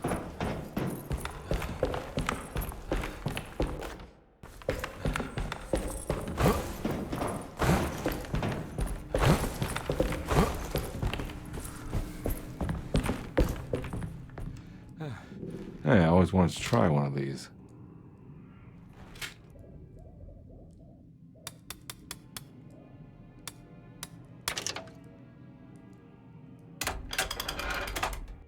Gotta go manifest. Here we go. The address where Jeremy first encountered the Dark Man.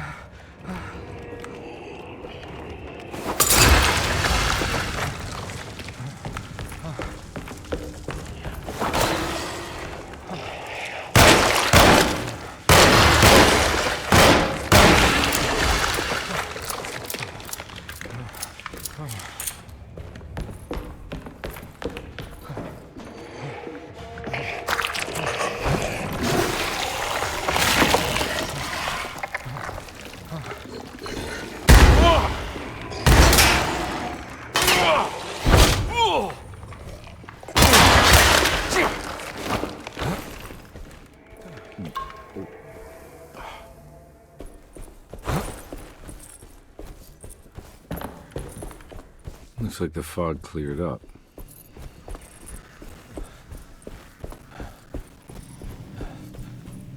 Gallatin Street is in direct contrast to the French Quarter level.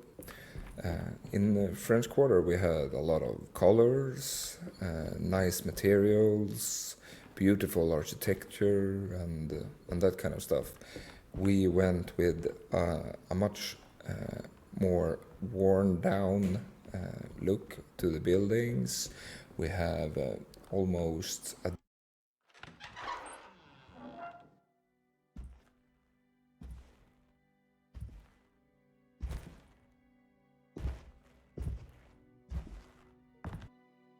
You want to tell me what this is all about?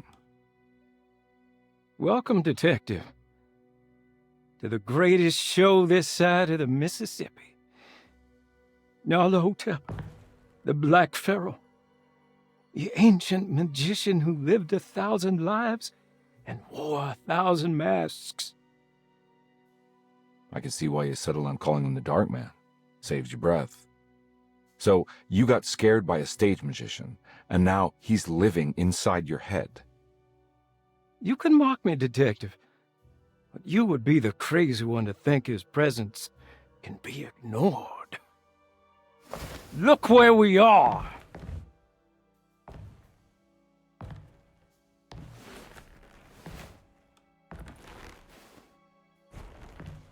We didn't get to finish our last conversation, did we?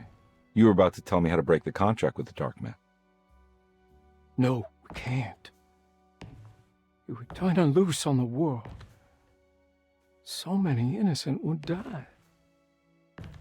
But there is a way to break out of the deal. There is. He offered me a way out. Steps to take. What are they? You'll never find them. They're forever entombed in his sunken desert temple. Jeremy, I'm not your enemy. Tell me where to go. How do I find the temple? No, we can't. I have to make this sacrifice. God damn it, Jeremy. I'm gonna save you. Don't worry.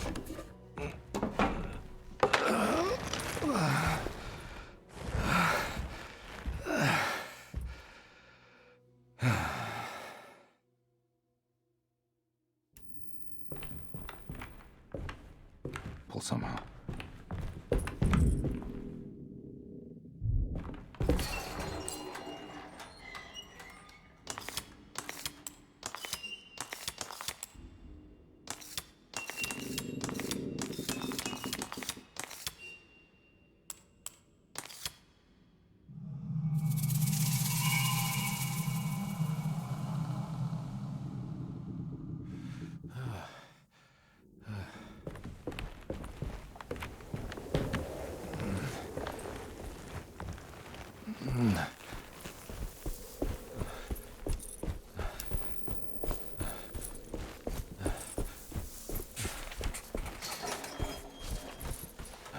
Oh.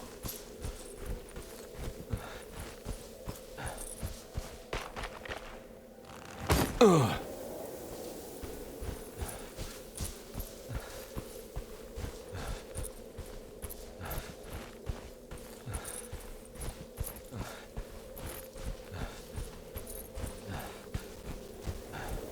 The sunken desert temple. I better get down there.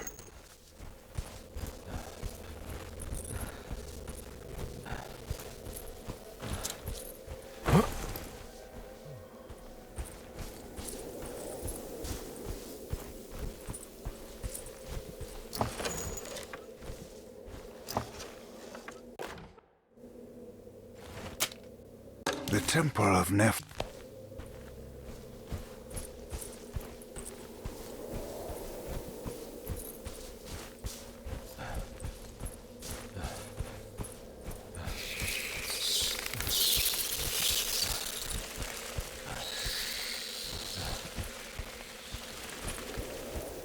The desert level is sprung out of the text from Jeremy's diary in the original game, where he writes, while describing a dream, "The night is pitch black, I am again drenched in sweat. I was wandering in dunes among giant standing stones. It is one of the two other worlds that show extremes. Most of the scenery we've seen so far, except for a brief visit to Taroea, everything has been taking place in New Orleans or Louisiana.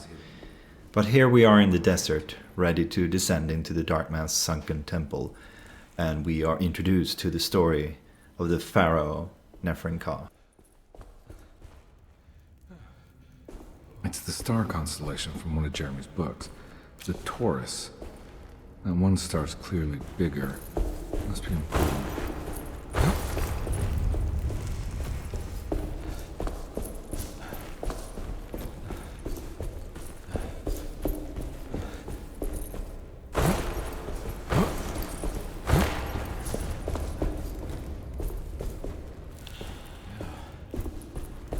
For the temple, we explored, or actually we went with having tilted walls, so they would be narrower up top, to create some kind of tension for the player, as well as it's a pretty nice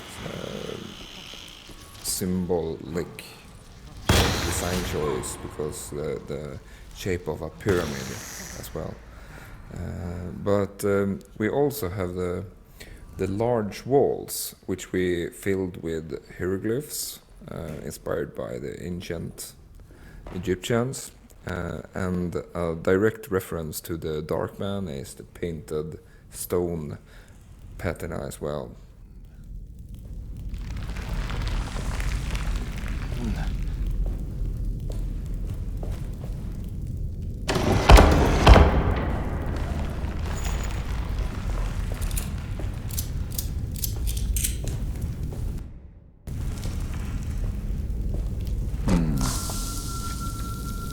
Looks operational.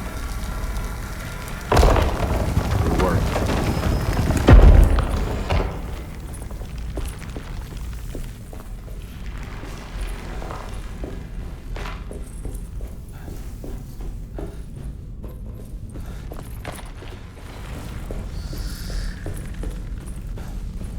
If you look at the statue of the Dark Man across the room, you can see his one hand making the gesture that Ruth makes when meeting Carnaby in the Maccabean. But most importantly, we find the same sign on the painting of Emily if you manage to unlock her cult ending. Of course, Emily then makes the same submission gesture to the Dark Man to join his fold, and that's how you trigger her cult ending. The sign is actually described in the original game in the text called Demonia Particularis, Signs and Rituals by Heinrich Kassel. And I remember as soon as I sort of read that, I was like, we're totally making something out of that.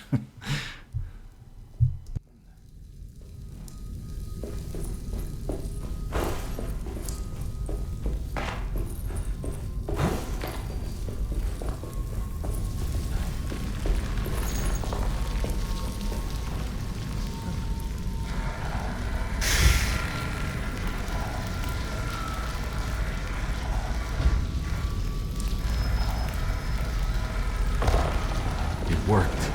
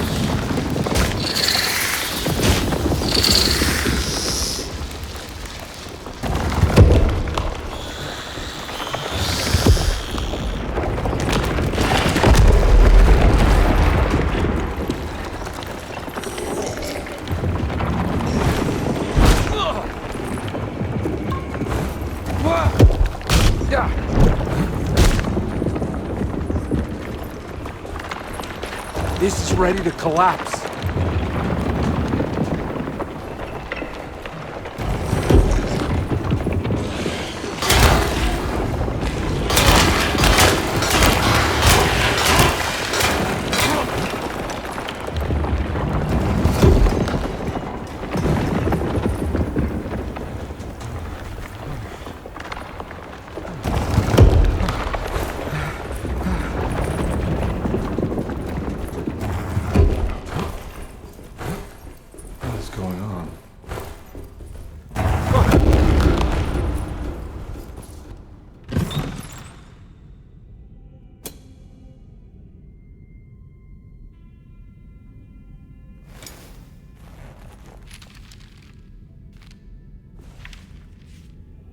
Acknowledge psychological trauma, breakthrough barriers of self-deceit, temperamental behavior. These are the Dark Man's terms. The contract. Huh?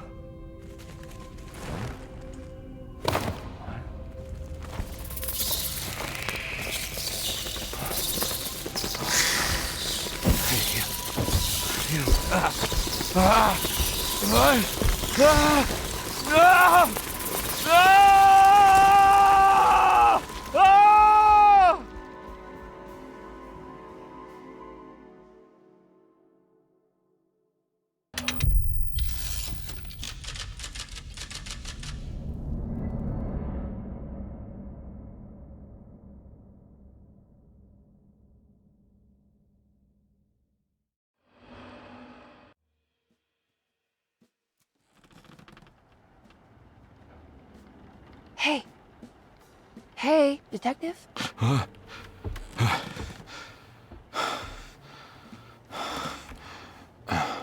What are you doing? Oh, I found some. Great. Was it alcohol? God, no, I just got the wind knocked out of me. I think I know how to break the contract with the Dark Man. What exactly does that mean? Everything going back to normal. All right. I found some more information on Derceto and the patients. There are some seriously strange things going on here. I'm pretty sure 2 of the patients are dead and maybe even the clerk. Oh, yeah. I kind of just gave up on worrying about that. Well, just keep your eyes open, I suppose. What were you doing again? Jeremy made a pact with the Dark Man to keep all the madness locked inside Derceto. All right. I'm gonna break it. I just have to... Where is it? Where's the talisman? It's around your neck? Ah! I worry, Detective. Don't, I'm fine. I worry that you're not much help on this case. At least you're a good distraction. Trust me. You're getting your money's worth. At this rate, I'm an absolute bargain.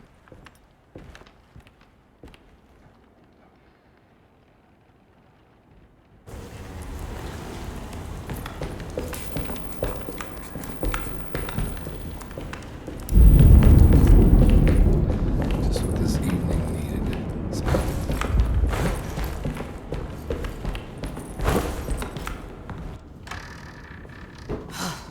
Got to be around here somewhere. He wouldn't leave this house. I don't know what to think anymore. You run into that detective fella? Who is he? Can he be trusted? I think he one of the good guys. Oh, you know, like us. Will he be all right with her coming? Praise the mother. You don't need to know about all that.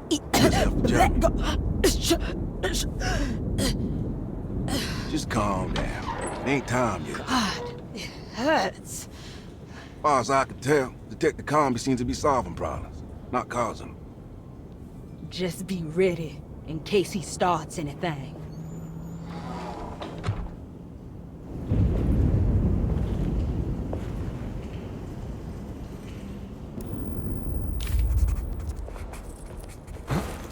Here we are in chapter 4. We have returned to Derceto after being away in the other worlds for a while.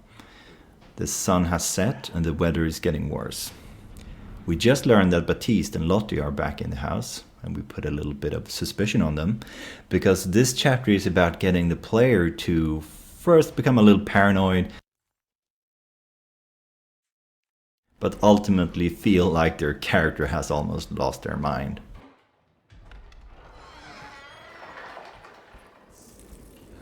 Lunacy.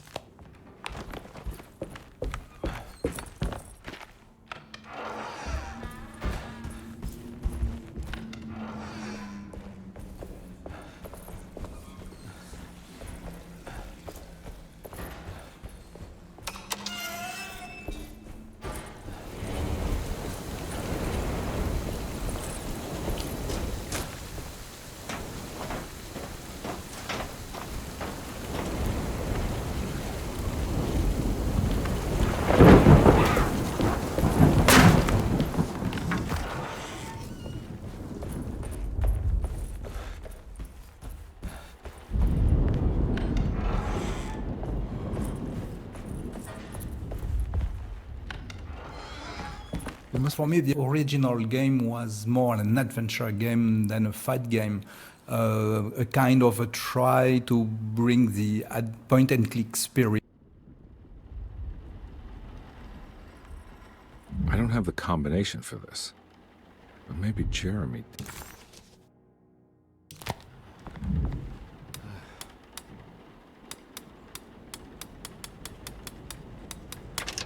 It worked.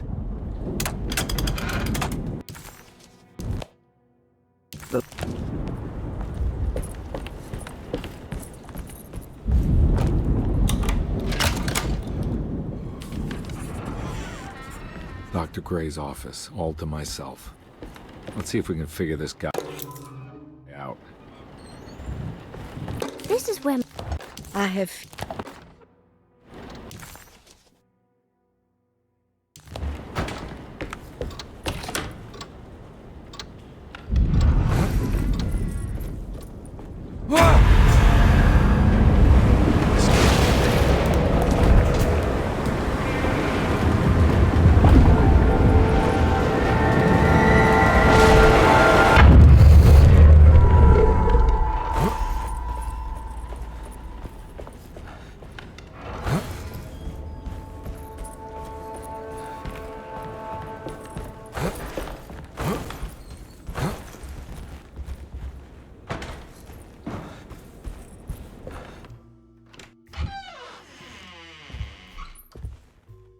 Detective Conby, good to see you again. Solved your case yet? I'm trying. Hey, Grace, you okay? Oh, she is just peachy, Detective. Are you looking forward to the Feast of St. John, Grace? I can't wait. Kids, ain't they great? What exactly are you planning for tonight? Oh, not much. We eat, we drink, we pay tribute to the wishing tree in the conservatory. The usual. Then why all the excitement? There is just something about tonight. Something's different. I think we all feel it. Besides, we got ourselves some new words for the prayer thanks to your buddy Jeremy. She'll come and turn the world inside out, and things will begin again.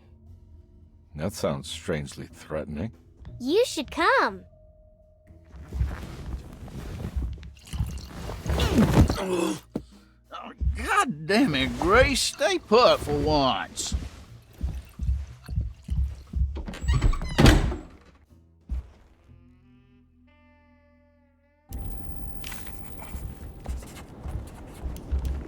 There's something missing.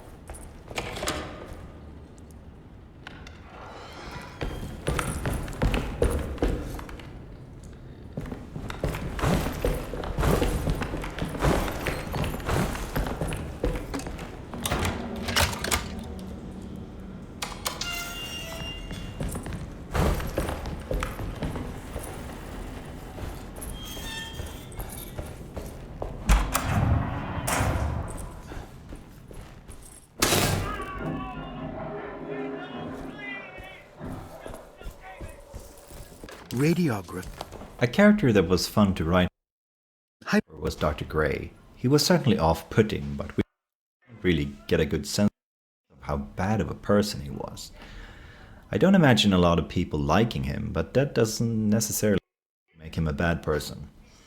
I personally think he behaved quite poorly at times because he was a smart man, often surrounded by not so smart people, which made him arrogant and quite annoying.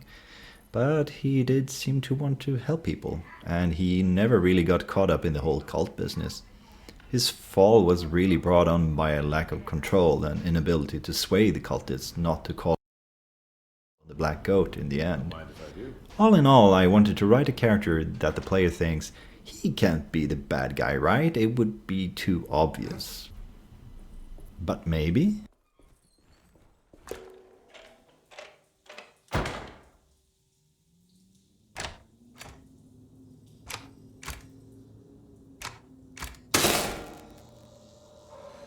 That's better.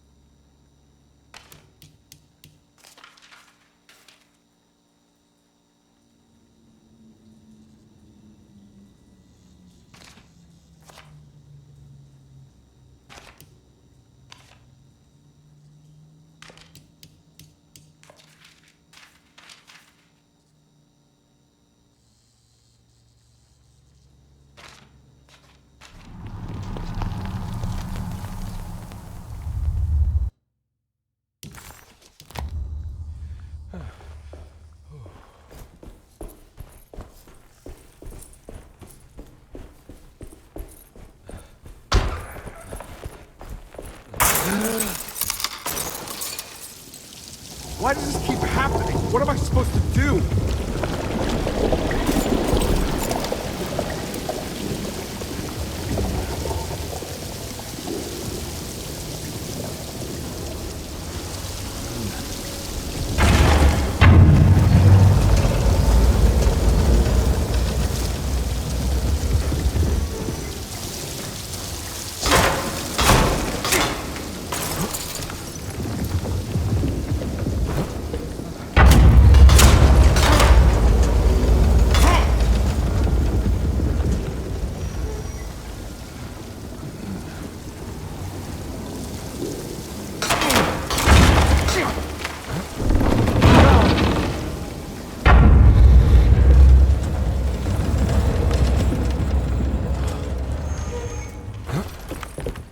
And we're back here. Well, perfect time to have a look around this place.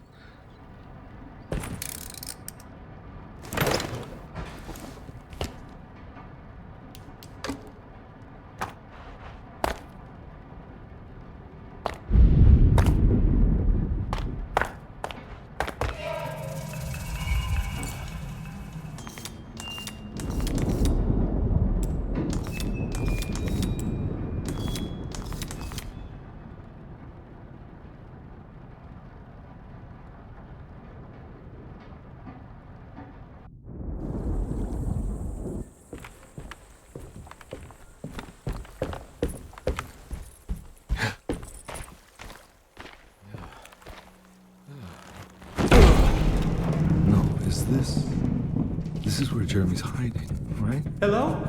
Is anyone there? Jeremy? I need help! Wait! Can you hear me? I'm stuck in the mud and the fire is taking Jeremy, me. where are you? The motor is dead. I can't do anything more. Hang on, Jeremy. I'll figure something out. I'll get the boat running.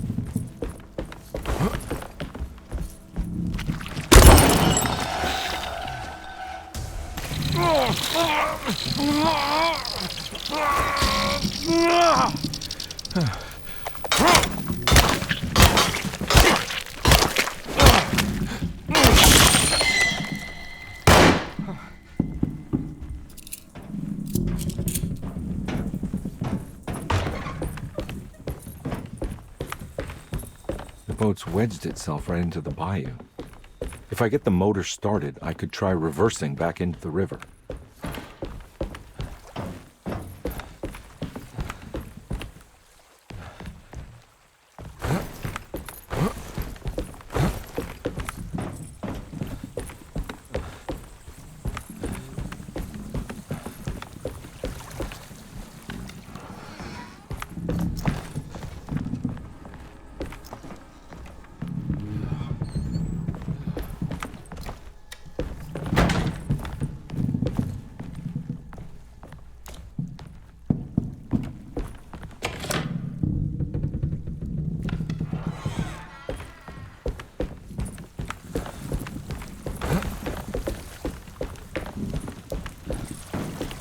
Looks pretty weak. I just need...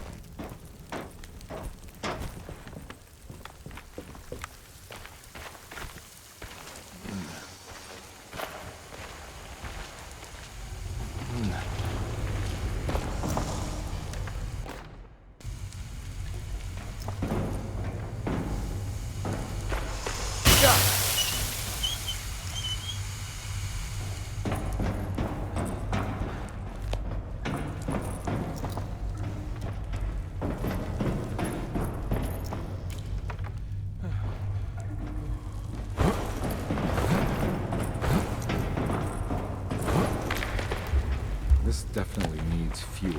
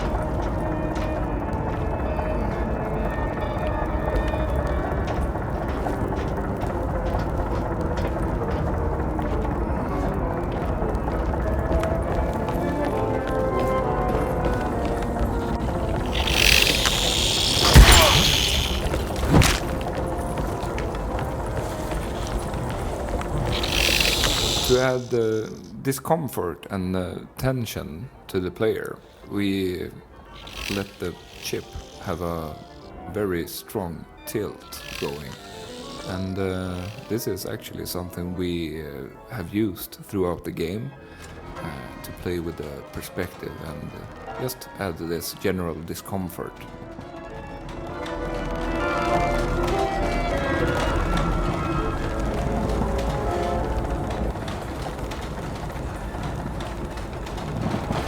Maybe the older players may recognize the music which is playing, which is Danse Macabre, which won the right record to choose in the original game to make the ghost move.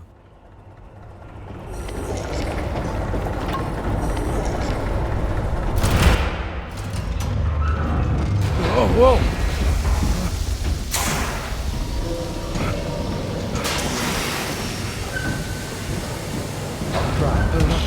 Are you ready to tell me what happened in the attic? I put a rope around my neck, and then I strangled all the life from my body. Are you under the impression that you died? Yes. No. I was supposed to die. What does that mean? That you were supposed to die? I'm the catalyst. I had to die to make the story happen. What story? What are you referring to, Jeremy? 30 years ago, Frederic needed me to die. You're not making any sense, Jeremy. Come on. Find your focus. Hey! I cheated everyone. I didn't play my part. Hey! I escaped my doom.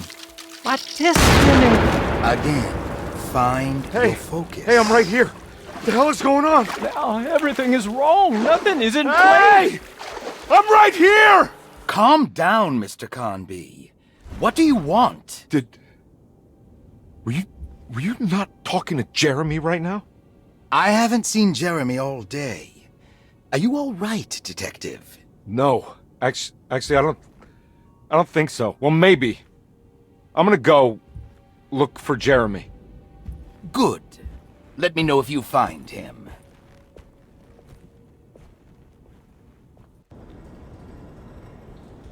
That was Jeremy's self-deceit? A steamboat stuck in the mud?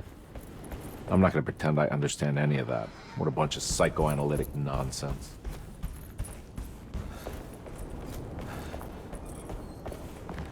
I need the key.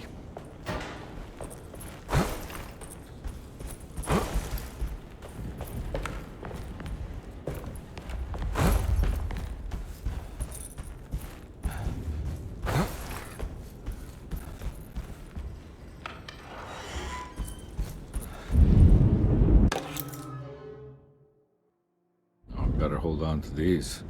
Wouldn't want them to get lost.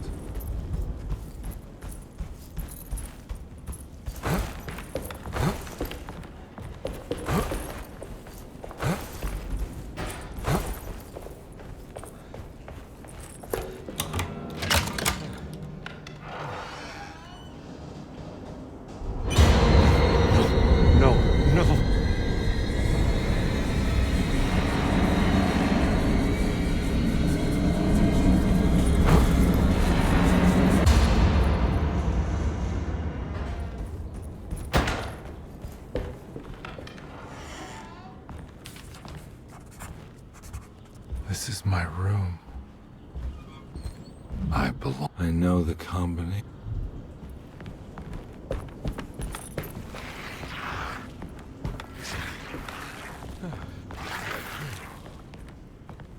I know that number.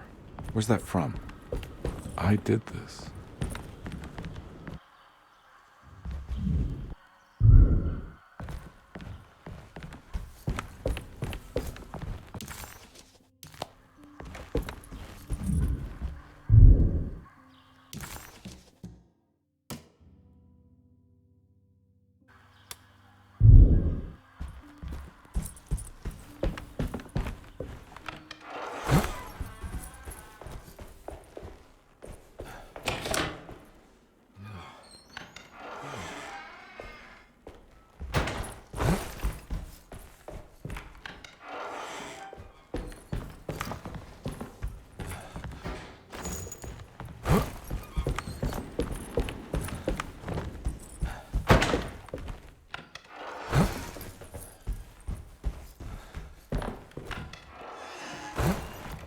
Surprisingly neat.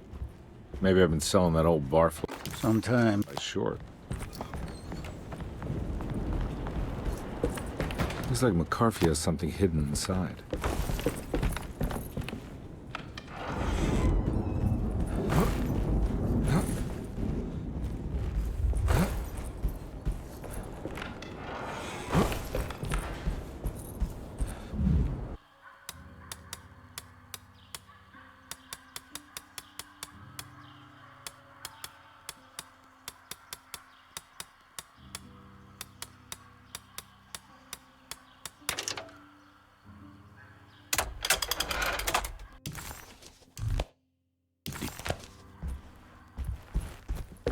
How long have I been here?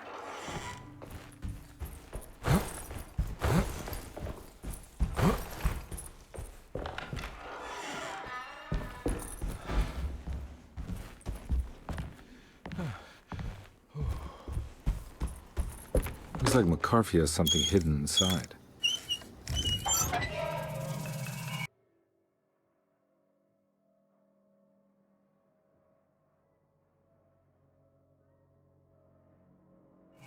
Why would McCarthy lock this up? Was he trying to keep Grace from completing the shape? If so, couldn't she have just made another drawing? What the hell happened in here?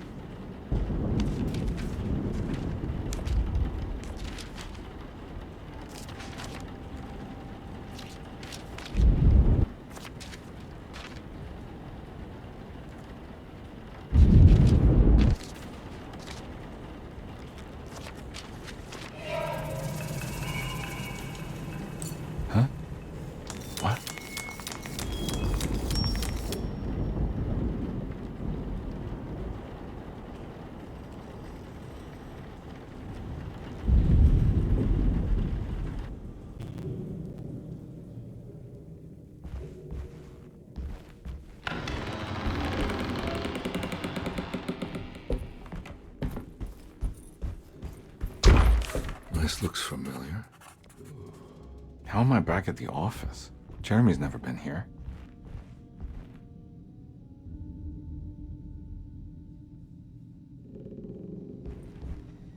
I like your choice for the main characters because he plays a detective in Stranger Things. So for an adventure game, it's very, very cool to feel that you are a detective too and investigates mysteries. It all felt so peaceful, slipping away into oblivion. A welcoming, dark voice wrapped around my mind like a heavy blanket. It turned off suddenly as I woke up from the sound of my office door closing shut. A messenger had left a telegram from Mrs. Saunders. She had a lead on where to find her husband and her kidnapped daughter.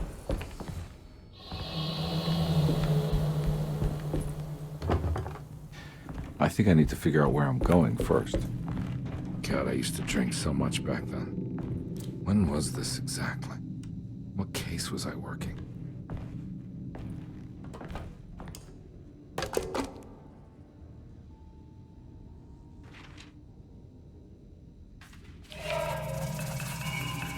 I remember this case.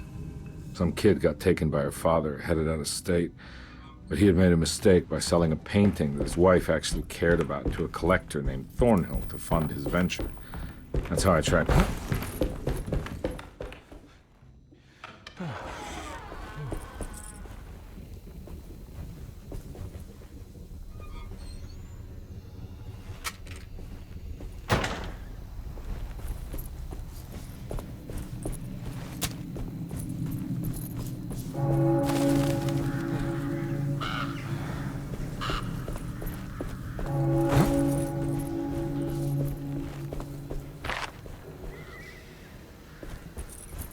Thornhill wasn't a bad man, but he had principles keeping him from handing out information about his deals. So he needed some convincing.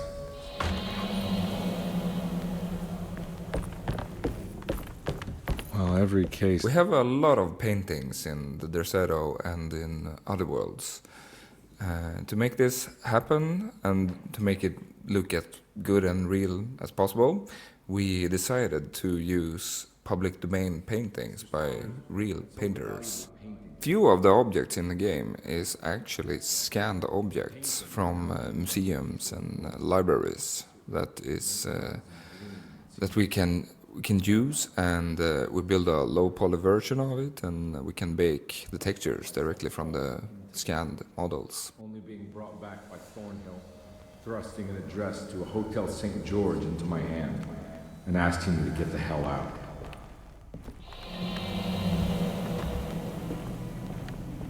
I don't remember this at all, but I can't say it didn't happen.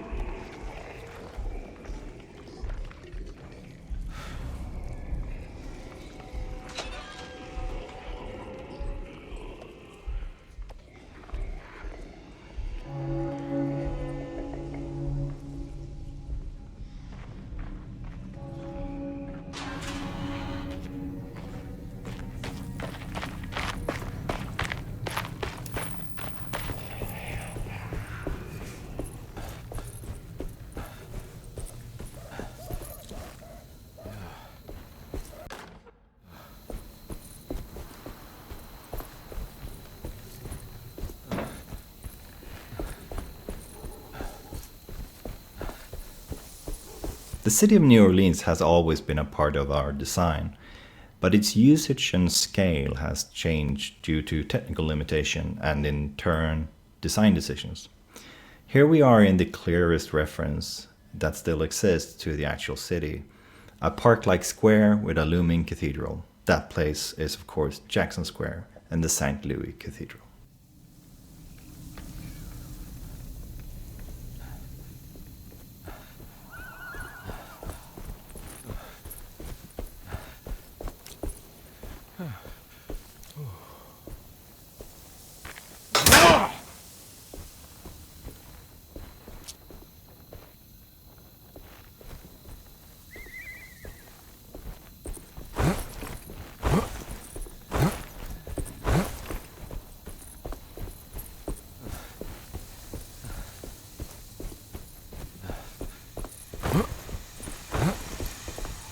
On my way to the hotel, the Morton gang caught up. I owed them money, a lot of it. I can't remember what for, probably some dumb gambling debt growing in size for each payment missed. I punched one of them out, and I sent the others packing. It was a stupid move. They'd be back.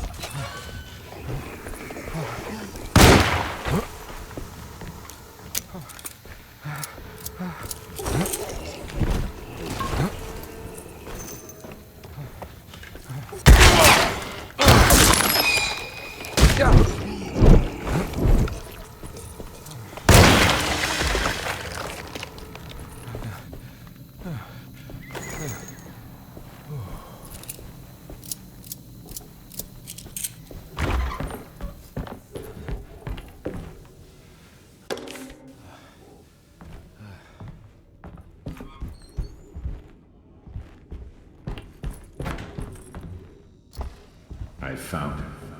In the hotel ledger, I recognized the handwriting of the signature, Ted Stryker. It was him.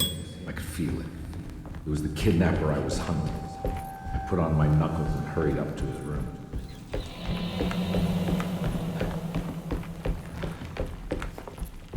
Something about that name, Ted Stryker, rings a bell. Feels vaguely familiar. I recognize this room, but I didn't catch up with them here. I must have followed them. Where?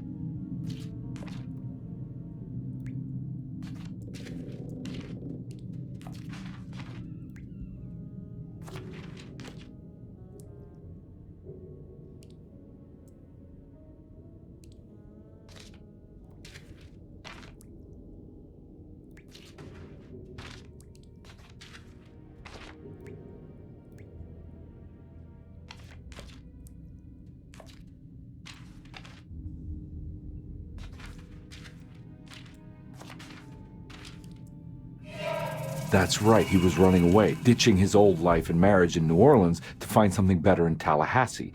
And he took his daughter with him against the will of the mother. That's why she hired me. But I stopped him. I caught up with Pearl River. This is where I caught up with them. The bridge over Pearl River is an interesting level to me. It came about when first reading up on New Orleans and the surrounding area. I happened upon this old photo. This bridge with its very mechanical design that seemed to have just been dropped into this wild bayou. It just seemed beautifully melancholic, and I'm really glad we managed to translate that whole scene into the game.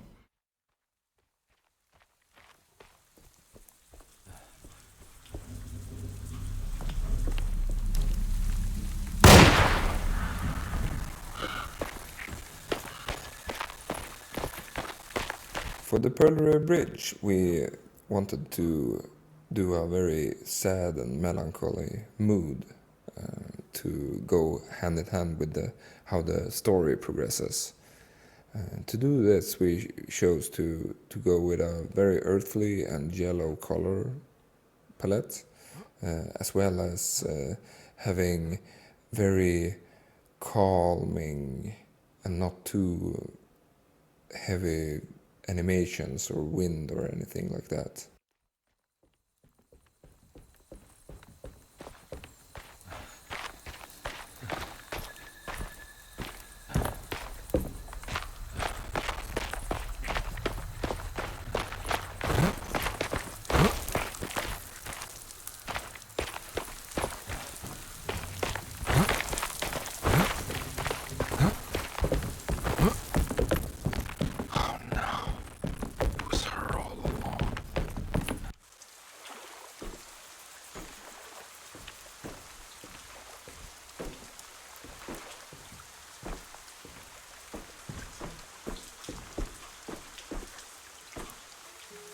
I can't believe I didn't recognize you. I looked a little different back then, I suppose. Was any of this real? How do you mean? This day, just... so much is happening. I can't... I think I've lost my head. Do you need me to apologize? I mean... I am sorry. I don't think I can even begin to explain. You're just a kid, Grace. I'm really sorry. I didn't mean for it to happen. Lies. More lies. No, really. I thought I was being a good guy by handing you over to your mother. I didn't know. I couldn't have known that she wouldn't care about you. I don't know how this works. What is this for? Some form of admission of guilt. Maybe acceptance. It's what the Dark Man wants. I guess we just watch my father die again then. You think he's alive? I know he is. He's down there, scared that he won't be able to get out. That he will drown with his daughter again. What are you saying? We gotta save him! We? Do it yourself. I'm down there with him, remember?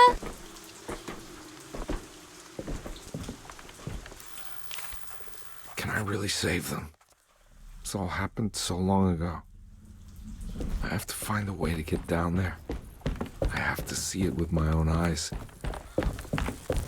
There was a boat at the house where I entered. If I can raise the bridge, I should be able to get to the car.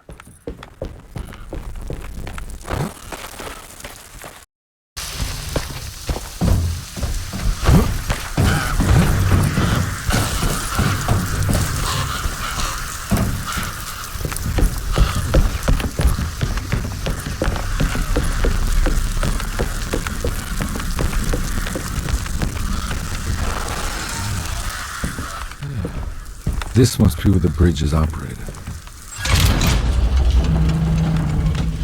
Nothing's happening. It's like something's holding it back.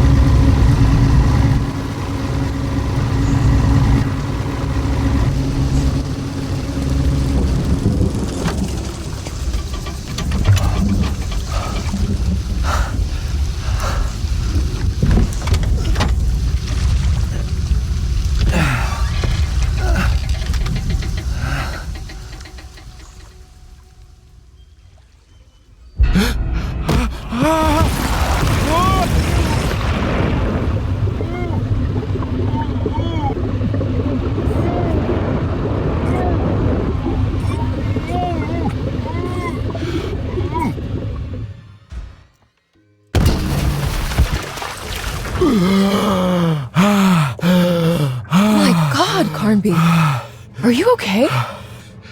Don't leave me alone. What the hell have you been doing? What's going on here? Look at this mess! I'm sorry, Mrs. Thompson. Don't make me kick you out of this house. Now get out!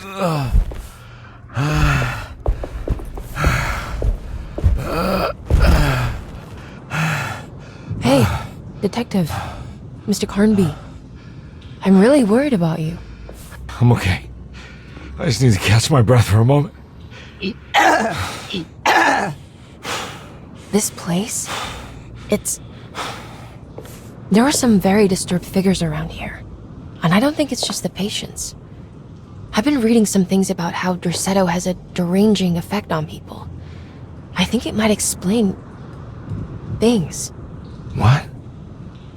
Just take it easy, okay? I'm gonna go find a way into Dr. Gray's apartment. I want to know what he's hiding.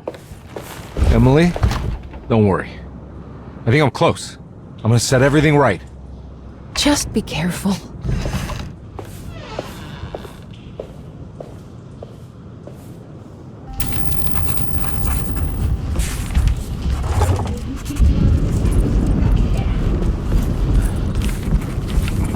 I'm not going in there. She's clearly had enough of me.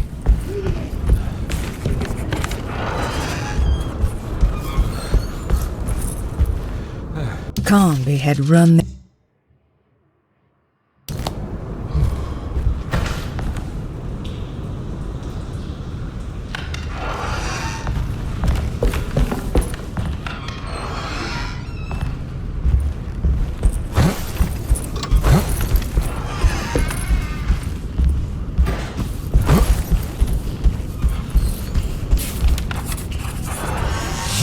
Detective, am I glad to see you. Lock the door, will you? I don't think Dr. Gray would appreciate us snooping around. What's going on here? This feels so strange.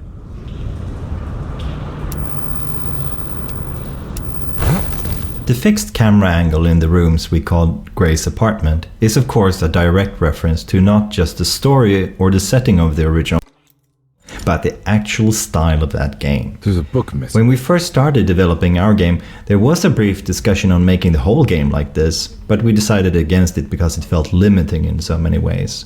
But I personally think it has a lot of charm, and a fixed camera has a lot going for it. I like how it frames things that are important to the player. Since Chapter 4 is about making the player feel that their character might be going crazy, it felt like a fun way to show this as well. Jumping from the shoulder camera to this much more observing view, we get a sense of an out-of-body experience. So while it's certainly a fun nod to the original, it also fit the experience we wanted to convey. Has that been there this whole time?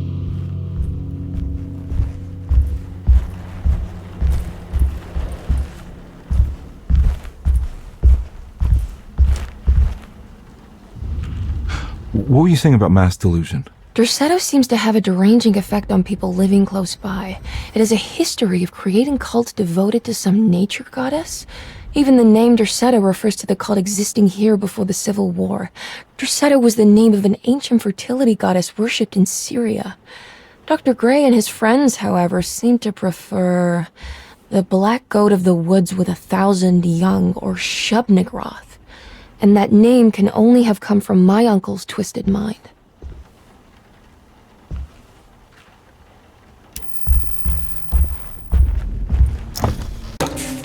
Good to...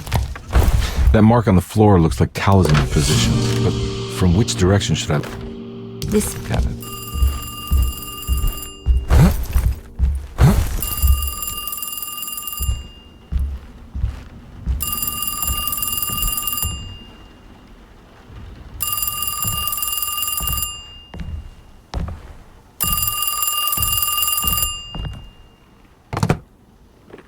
Hello? Detective Carnby? Who is this? Jeremy? Jeremy is with the Dark Man. You can't save him. Well, I've done everything he wanted so far, and there's just one more thing on the list. I expect him to keep his promise and return Jeremy unharmed. Get out, Detective, while you still can.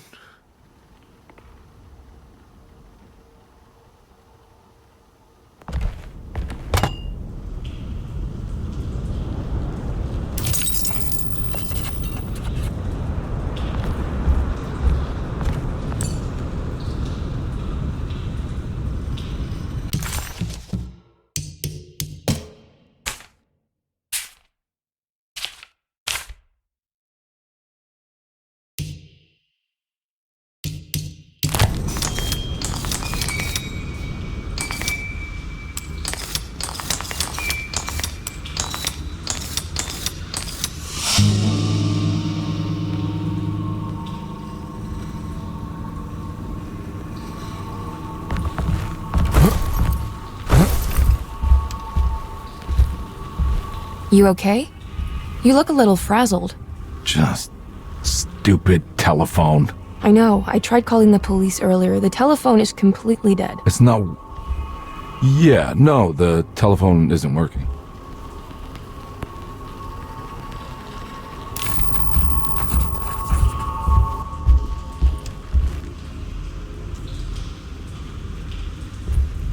Miss Hartwood, I think you're gonna want to see this. Is there something in the closet? Yeah, there is. You don't see the very obvious gate leading to whatever Jeremy's madness is serving up next? I don't understand. Are you making some kind of fashion metaphor? I'm sorry, I don't have time for this. Can you just tell me what you're doing? You don't see this. It's fine. It's fine. Catch you later. Are you going inside the closet? Yeah. You got a problem with that? No. Do what you think is right, Detective. Sorry, I didn't mean to. Goodbye, Miss Hartwood.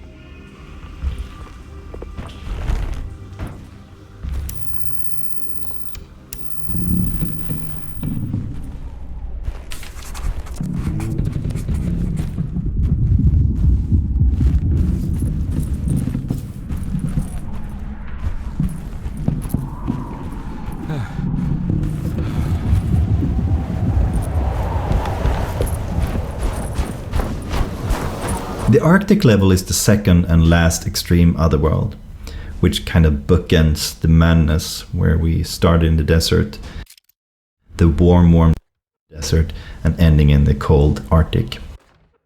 And the warm desert, of course, is being the lion's nest, so to speak, for the Darkman. And the cold Arctic is therefore the opposite. It's a world dreamed into existence by Jeremy to protect his own manic personality. And in charge of this protection is Jacob van Ostad, who we find and fight on top of a cliff. I could go on about how the last layer of hell in Dante's Inferno is a cold wasteland, but that was an afterthought. It really was a lot less complicated than that. It was just a text in the original called The Unfinished Chapter of Terra Incognita by Jacob van Ostad, which conjured this vision of an Arctic landscape. And that really fitted well with our narrative, so we incorporated it.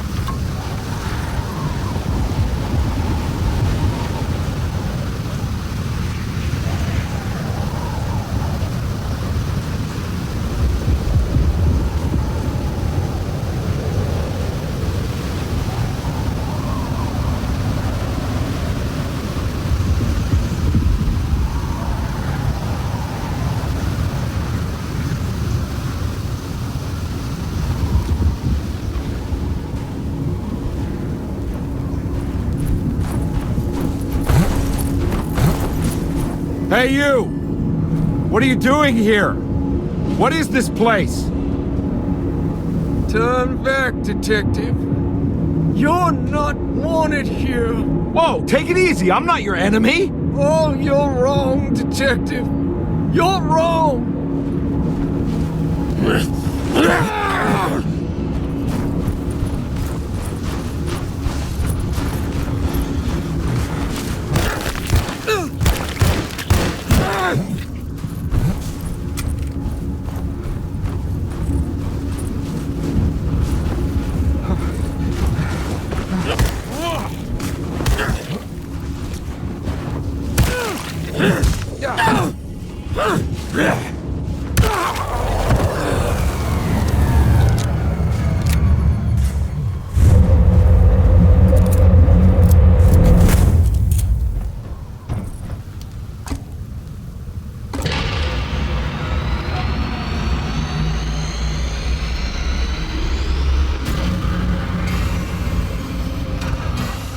course, the Taurus.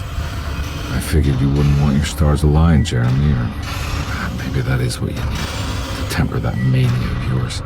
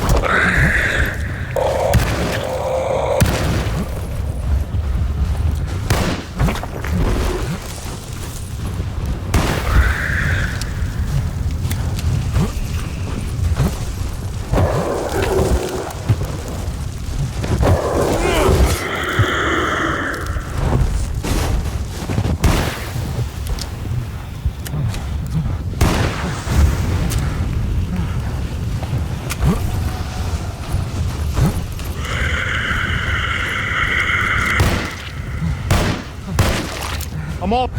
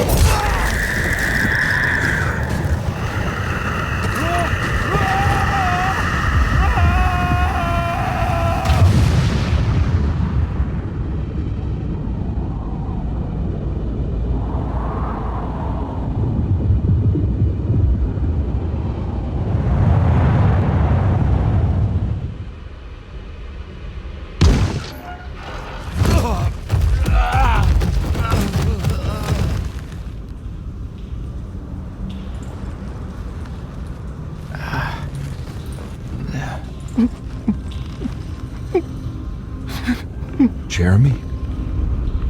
I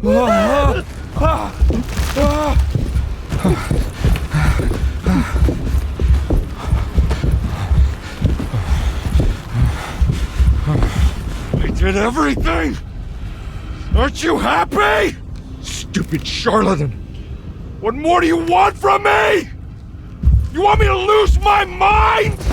Oh, my lord! Doctor! Baptiste! Quick! Jesus. What are you thinking, compadre?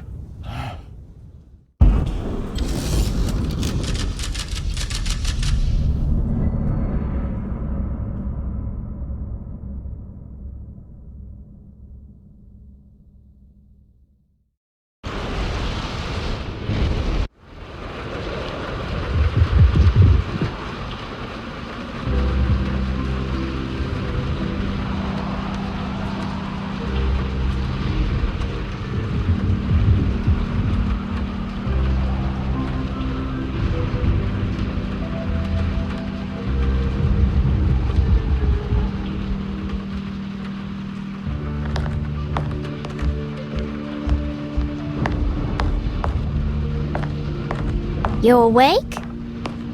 You are awake. Mr. Conby's up. Hey, buddy! I thought you'd be knocked out for the rest of the night. Come on out and join us, will you? I'll save you some gumbo. Good to have you back. You gave us all a good scare.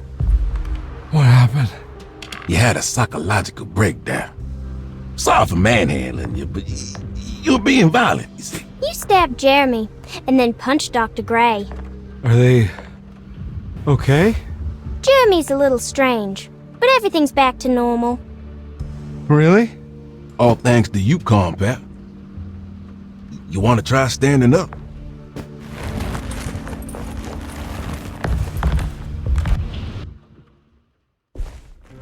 Well, if it isn't the hero of the day. How are you feeling, Detective? Never better. How about you two? Hey, Jeremy, I didn't do too much damage, did I? Things are fine. Very quiet. What's up with him? Painkillers? No. You see, despite you having the finesse of a one-eyed butcher, you managed to lobotomize dear Jeremy. I did what? It's actually quite impressive.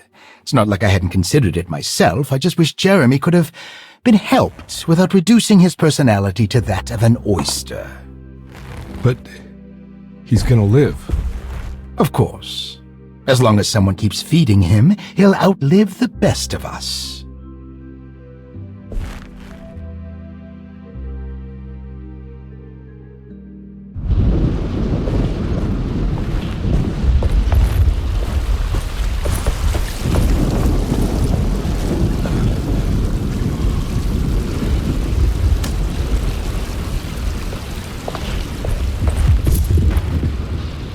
Everyone knows what to do? Y'all know the new words. Mrs. Thompson, we talked about this. I'm not sure everyone is comfortable. Doctor, I insist. This is important. We've waited for so long, Doctor. Let's just go with the old song. Not every change is an improvement. Boss, good or bad, we need to move forward. All in, Doc. Let's bet it all. But we don't know what we're dealing with. It'll be okay, Doctor. Better even.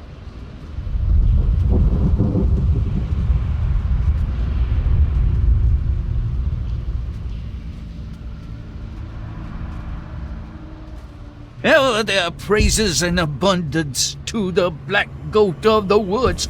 Hear us, mother. Take pity on us. Take pity on us. Ever Hear their us, praises mother, and praises abundance and to the black abundance goat of take the pity woods. on us. Hear us, mother, and take pity on us. Take pity on us. Mother, and take pity on us. Ever the praise and abundance to the black goat of the woods. Hear us, mother, and take pity on us. Accept and judge our word. Stop! Are you crazy? This here's what needs to happen, compare. Grace! Stop! Yeah! Shoot the ground! Yeah! Shoot the ground! The black gold of the woods Stop in the ground! Yeah! Stop in the ground! Get my uncle out of here! Jeremy, come with me! Get over here! Jeremy, come with... Jeremy, come here! No! There has to be a sacrifice! We're doomed!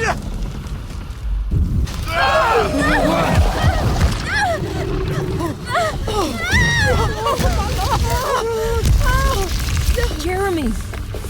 Come on.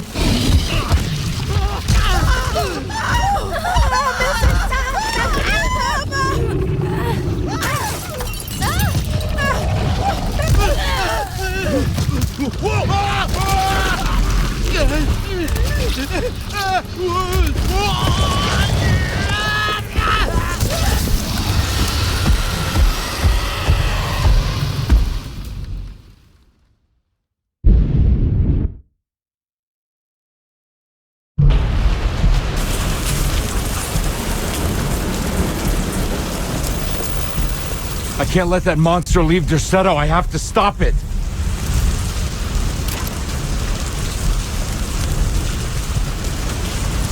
After the Black Goat escapes, she leaves the conservatory in this destroyed state.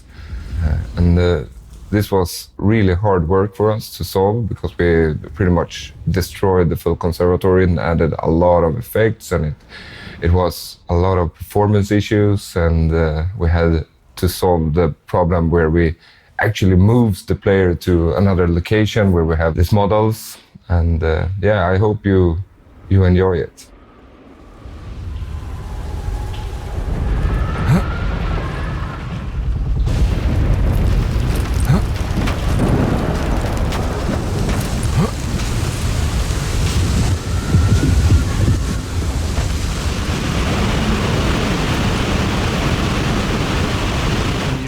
In the original game, we couldn't see the house from the outside, and because of the limitation at this time, and also the fire at the end of the game.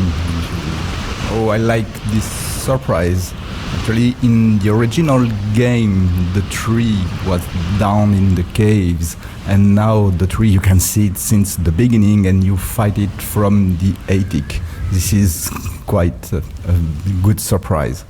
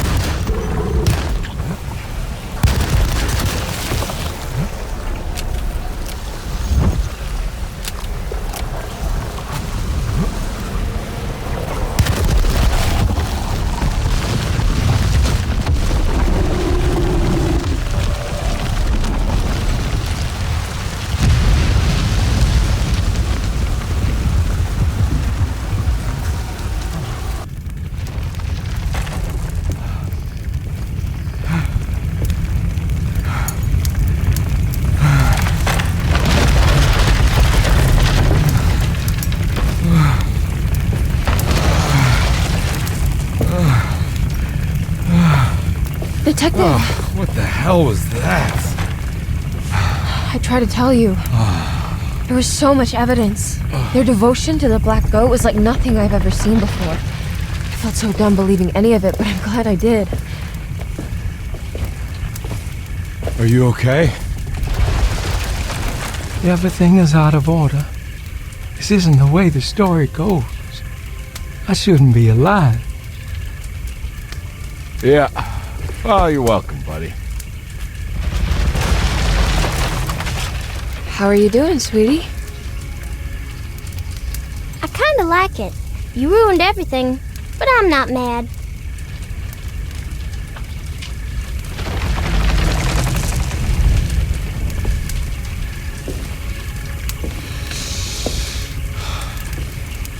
All right, you ready to head back to New Orleans?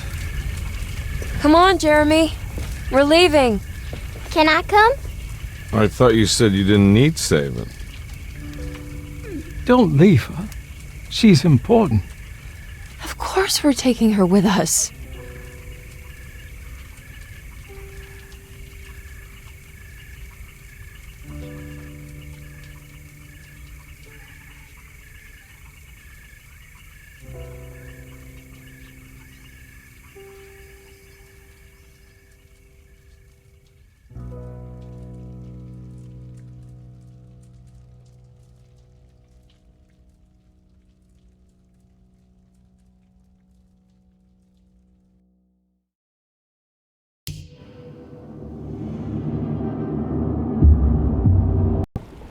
Everyone knows what to do?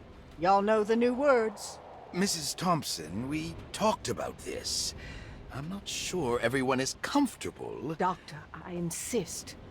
This is important. We've waited for so long, Doctor.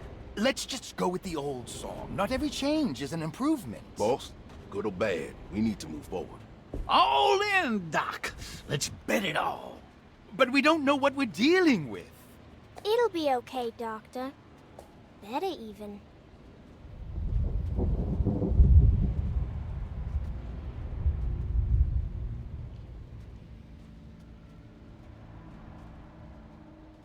Oh, there are praises and abundance to the black goat of the woods. Hear us, mother. Take pity on us. Take pity on us. Ever Hear there us, praises mother, and praises abundance and to the black abundance goat to of the the woods. woods on us. Hear us, mother, and take pity on us. Take pity on us. Mother, and take pity on us. Ever there praise and abundance to the black goat of the woods. Hear us, mother, and take pity on us. Accept our sacrifice. Judge our worth. Stop! Are you crazy? This here's what needs to happen, Carpet. Grace! Stop! No! Shoot the ground! Shoot the ground! The black goat of the woods Stop in the ground! Yeah!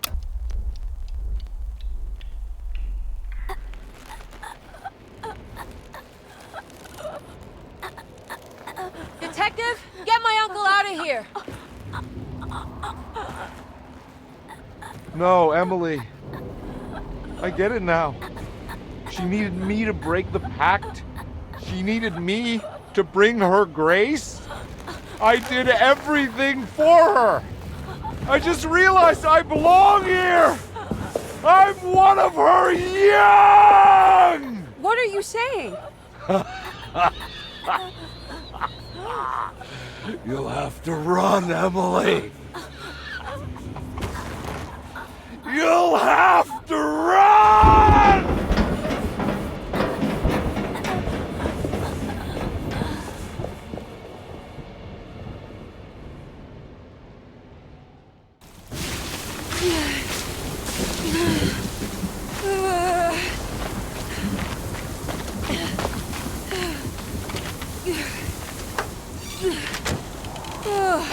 What?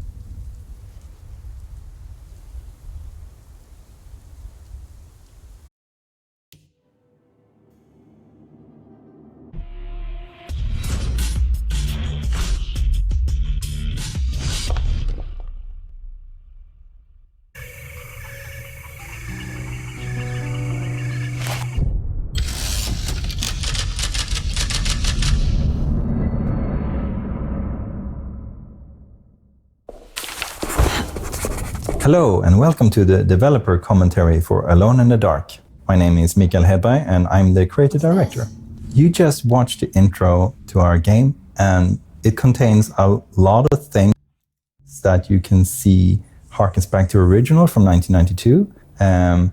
This is sort of a common way for us to proceed. You will notice that going forward, while hearing more of this commentary, that we often start out with something that we found in the original, and then we put a little spin on it.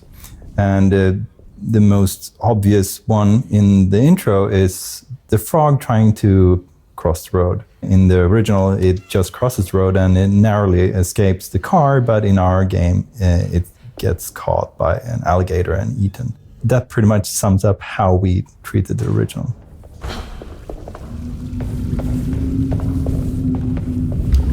I need the key.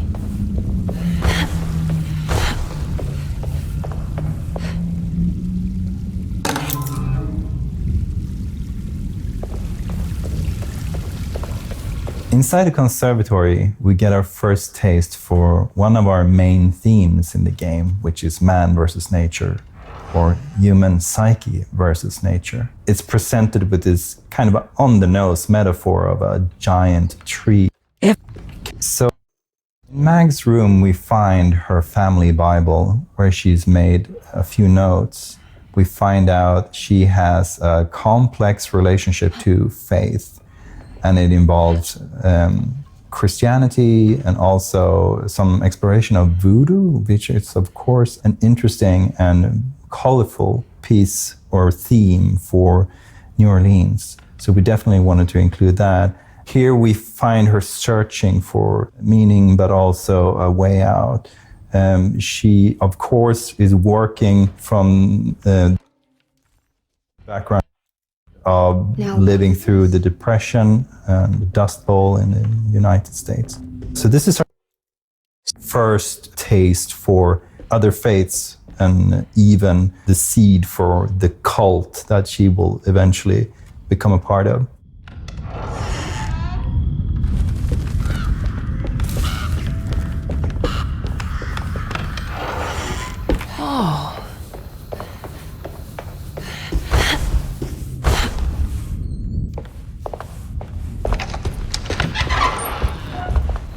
Wait, don't. Excuse me? Do you know where I can find Jeremy Hartwood? Of course not. McCarthy, what are you doing? I told you not to lose sight of the girl. Don't you worry, Mags. I'll find that little rascal. Who are you people? What are you doing here? I'm sorry about all this, but I'm looking for my uncle. His name is Jeremy Hartwood. What are you doing, child? You shouldn't be alone. Go find McCarthy. Who are you? Are you here for the Fay Dodo? Go upstairs now. My name is Emily Hartwood. I'm the niece of Jeremy Hartwood. This is Detective Carnby. The police? Why are you here? No, I'm a private investigator. Sorry to bother you. My client's worried about her uncle. He's a patient here at Derceto. If you don't mind, could you direct us where to find him? No, I can't. Jeremy has gone missing. If you leave your information, I will make sure to contact you. Wait, he ran away? No, he won't leave the house. He's around here somewhere, and both of our orderlies are looking for him. That's unacceptable. Where's Dr. Gray? I want to speak with him immediately. Fine, I'll ask him. Wait here and don't touch anything.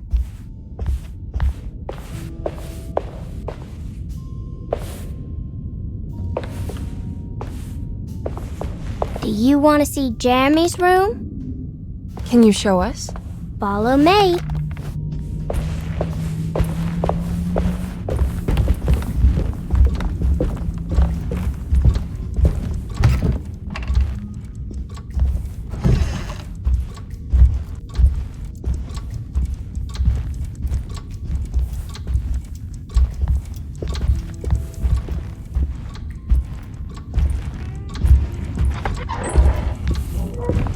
Thank you.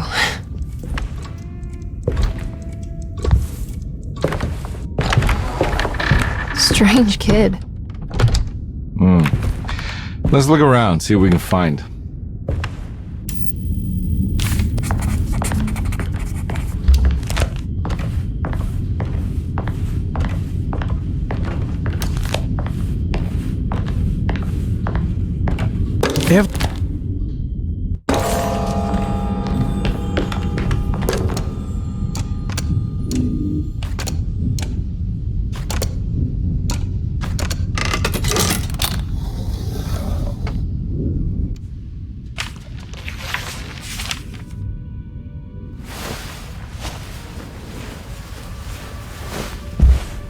Have you ever seen anything like this? Looks like a talisman. You mean like this one?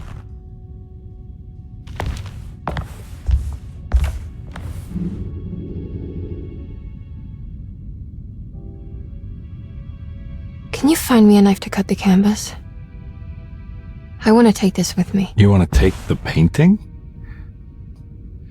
Sure, I'll find one.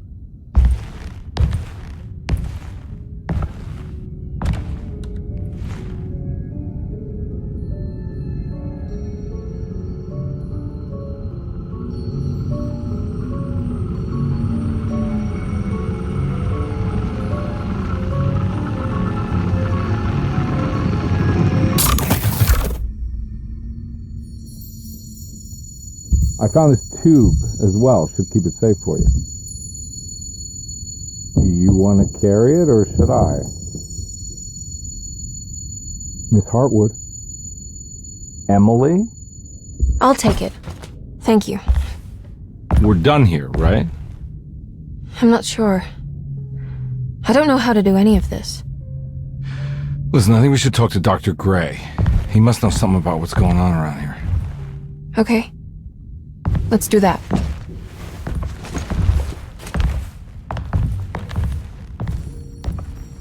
Come on, I don't want to be here all night.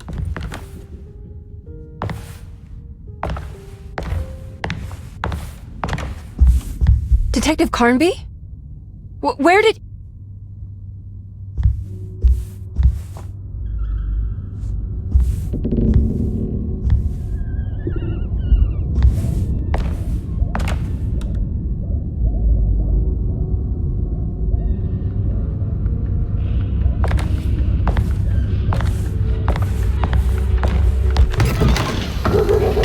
What on earth is happening?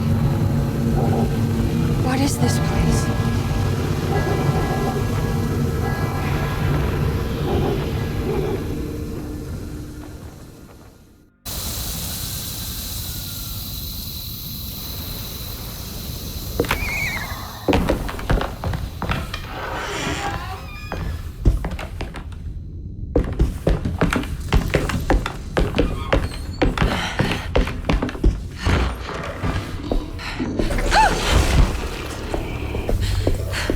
This can't be.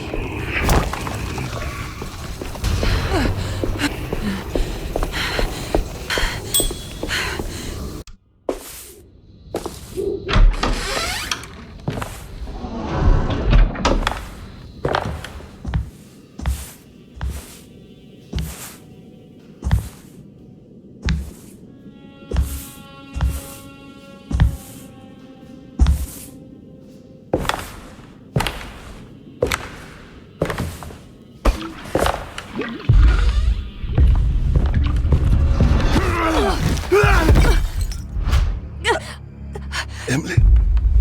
Is that you? Baptiste? How'd you get here? I was back at Derceto. Looking for my Uncle Jeremy? Jeremy's your uncle? I didn't know. Why would you? You're still working at Derceto? Yeah, both me and Lottie stuck around. We're real orderlies now. You remember my sister Lottie, don't you? What happened, Baptiste? How are we here? Do you know about the dark man haunting your uncle? I'm familiar with his mental state. I think we all in his head somehow. Cause these streets are real, but they're not like on any map. Nah, this is like when you remember something, but in the wrong way. Do you know how to get back to Derceto? I'm not safe here. Truer words have yet been spoken, Mrs. Marcus. Don't call me that. It's Miss Emily Hartwood. There's no reason to call me anything else. I'm sorry, Miss Emily. I'm just trying to tell you like it is. This place ain't safe for no one. There's evil hiding in the dark. How do I get back? Only Jeremy knows how. He has this juju necklace guiding him. You mean this talisman? Mm-hmm. Just like it. He says it's been protecting him ever since he got it from Miss Jackson down the street. You know where it came from? Have you been there? I was there no more than 1 hour ago looking for Jeremy. I locked it up to keep the ghouls from getting inside. You can have the key if you want. Thank you. I'll take a look. Stay safe, miss.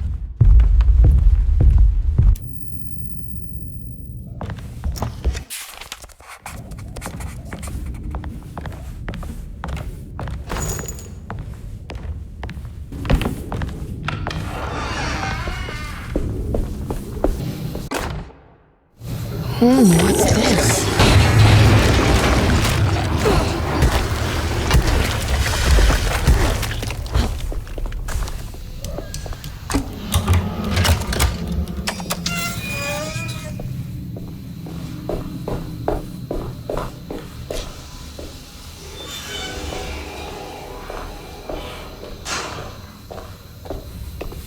Whoa.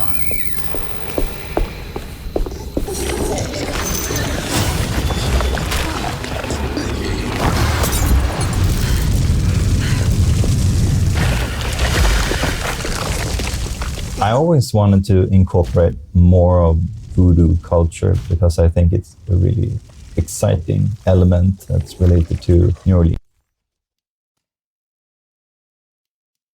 And of course, the Caribbean. And we see a little bit of that here. We find a courtyard decorated on the basis of voodoo temples. Mainly, the most recognizable part is the veve, this sort of pattern that they use. Yeah, I think it was an exciting element that I wish we could have worked even more with.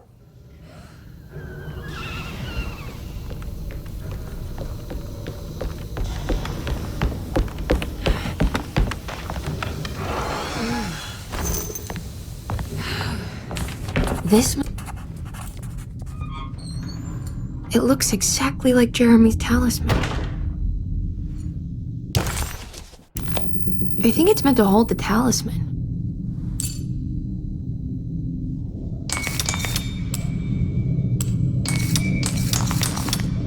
I'm not sure what numbers I should use. Maybe there's something in Jeremy's notes. What's that picture in the glass? Where is that? Miss Jack. Good to see you again, Miss Hartwood. Mrs. Thompson told me you were here. She also alerted me that you brought a detective with you. I'm very curious to hear what this is all about. You don't remember me, do you, Miss Hartwood? We met at your family's house in the Garden District, when your uncle was about to be admitted under my care. No, I remember. Sorry. I'm not really feeling well. Oh, in that case, have a seat. Let me make you a drink. I don't seem to have made much of an impression on you. On the other hand, I can vividly recall you and your parents. Because of our cheerful disposition, I'm sure. You are far too intelligent to think that. You come from a joyless family, Miss Hartwood. The only amusement I took from my visit was discovering that the young lady's drink was an old-fashioned. Very astute. Is that supposed to make you seem attentive or intelligent? Whatever you prefer. Are you ready to tell me why you are here, Miss Hartwood? And why you brought a detective? I received a letter from my uncle. He seemed certain that he was in danger here. If I find out you're treating him badly, I'll be taking him back with me to New Orleans. Really? Is he going to live with you in your tiny garçonniere? That would be a spectacular way to ratify your spinsterhood. Because you are well aware that your father would never let him back in his house. No, I have it. Maybe you can bring him back up north. You've been wanting to move back for quite a few years, haven't you? You always preferred your mother's side of the family. Jeremy is free to leave with you. I won't object. However, there is one problem, as you might have learned. He is, in fact, missing. Do you know where he could have gone? No, I'm afraid I don't. I have my staff looking for him. I'm sure he will show up eventually, especially if he learns that you are here. He is quite fond of you. What can you tell me about his condition? I never heard a proper diagnosis. What is your medical opinion of him? Well, let me think. He is an anxious man, depressed, even. He suffers from a perceived lack of order in his inner and outer life. He constantly complains about events not presenting themselves according to their divine nature. And the Dark Man? Hard to tell if it was ever anything specific. Jeremy uses the Dark Man as a psychological scapegoat to avoid facing the truth that he is in any way at fault.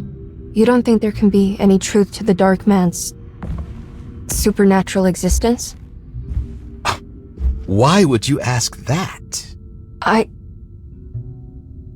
Can we ever be sure? If the Dark Man is some sort of evil presence that is in possession of Jeremy? Well, I assure you, any evidence that you experience supporting that claim is purely delusional.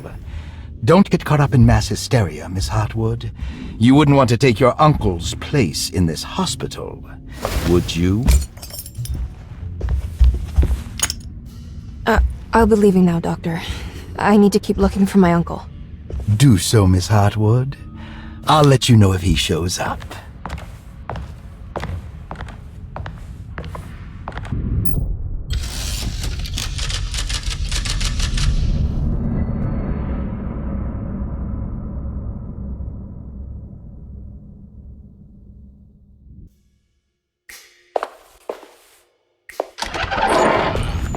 Detective Carnby!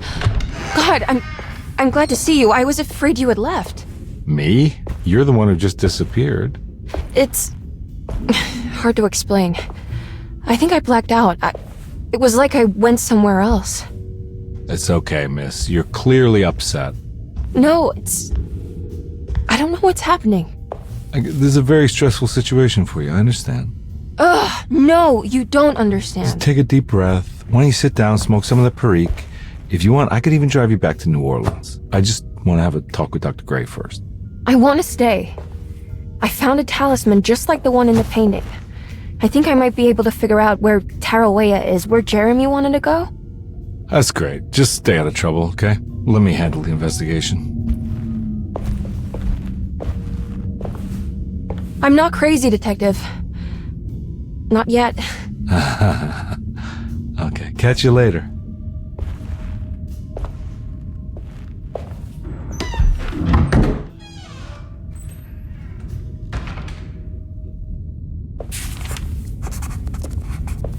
If a talisman like this can open up doors between the French Quarter and Derceto, then maybe Jeremy is hiding in some strange other world.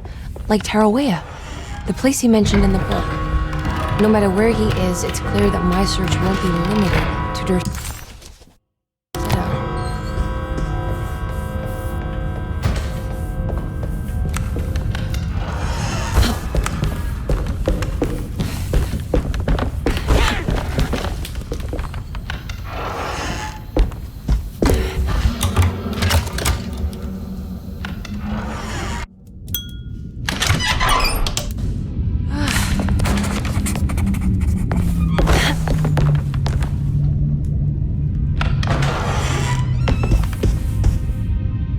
Now this'll come in handy.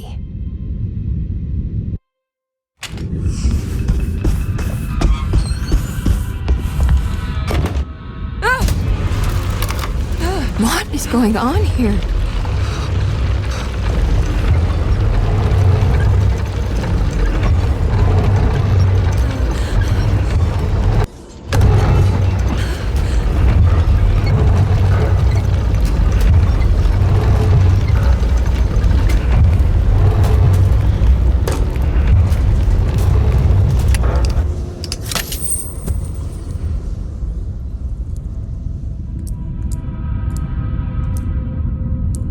Everything's back to normal.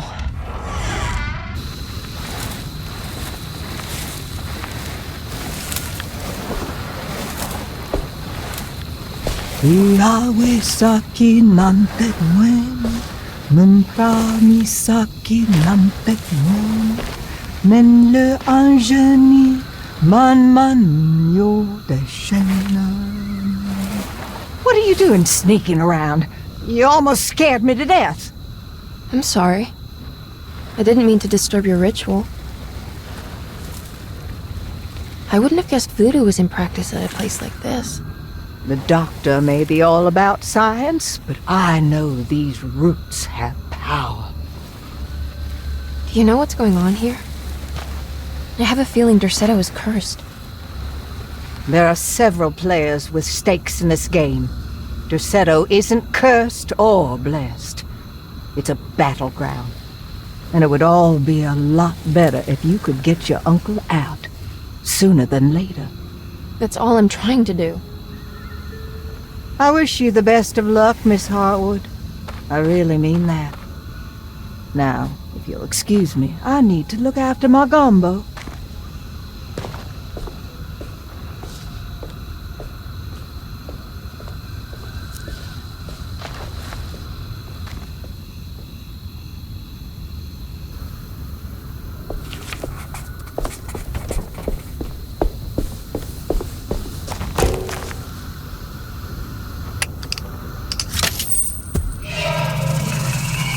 It worked. Ah, what's this?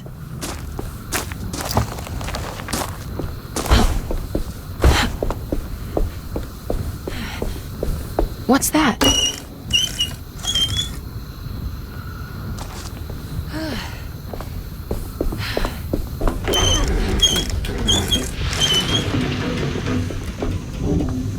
There we go.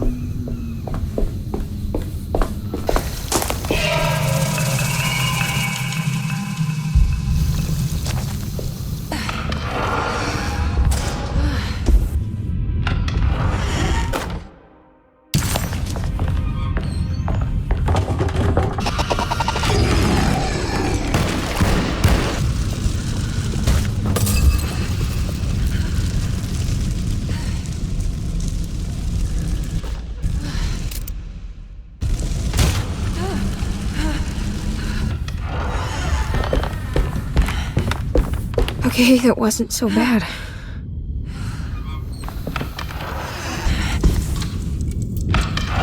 What's that stain? Looks like some kind. This must be this. Look. I need the key.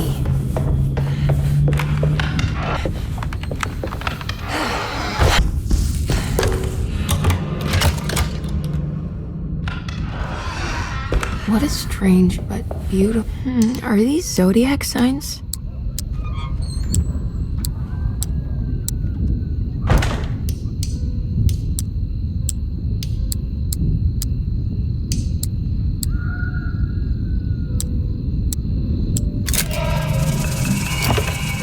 Here we go.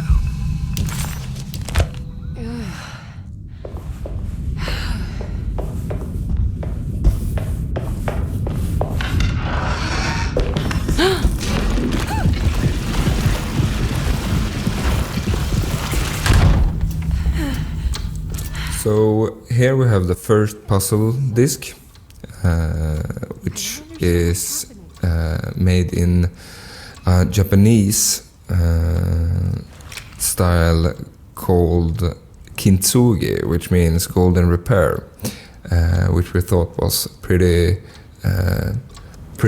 picturing for what we wanted to tell with the plate. The golden relief or the repair creates the star sign Taurus, which is something Mike will talk more about in the lore. But it's a very important part of the game.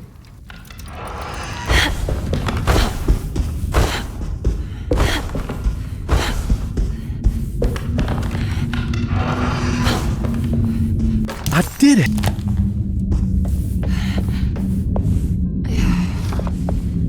There's some aggressive-looking rot on these paintings.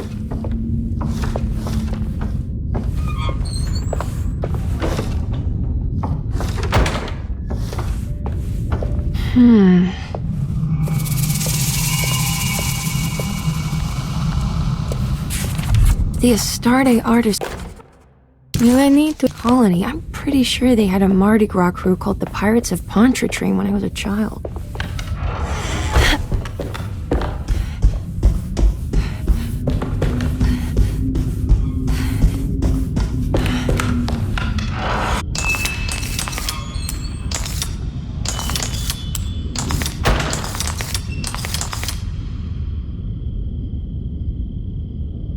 It's showing me something. That's just the hallway outside Jeremy's room, isn't it?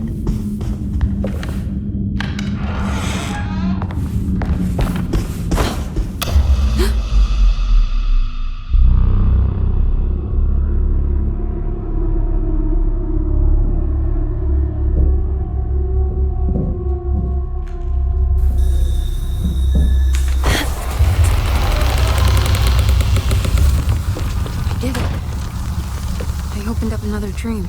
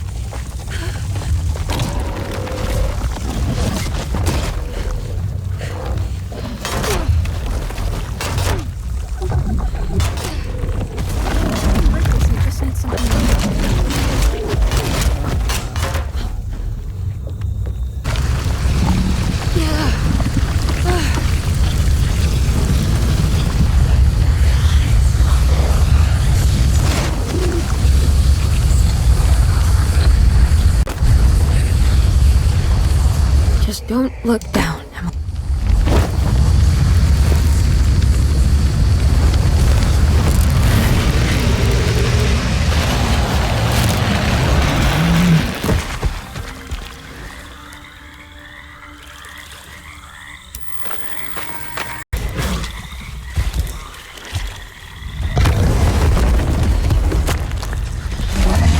How is that?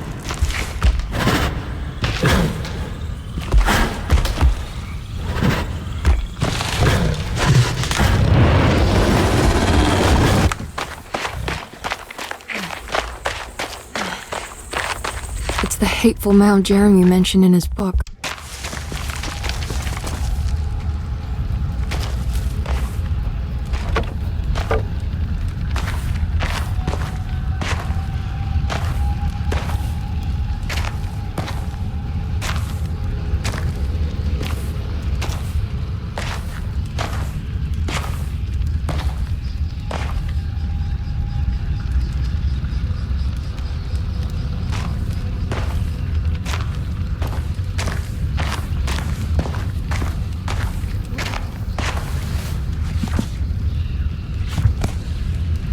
Jeremy, you dropped your...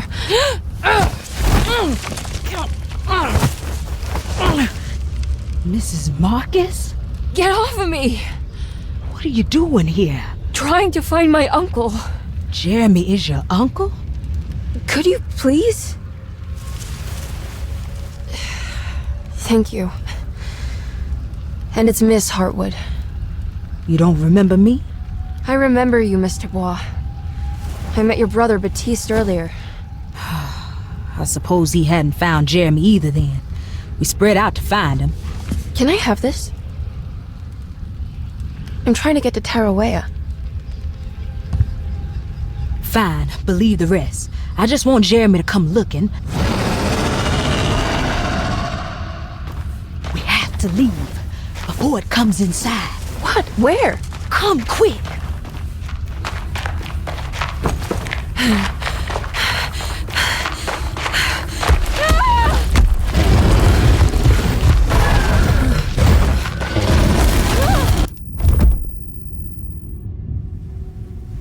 Oh, God damn my soul.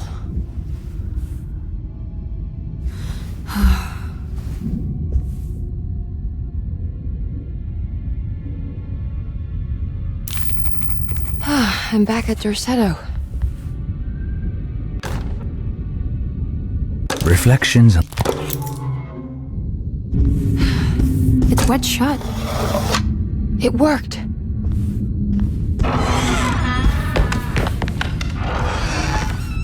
It's wet shut. It worked.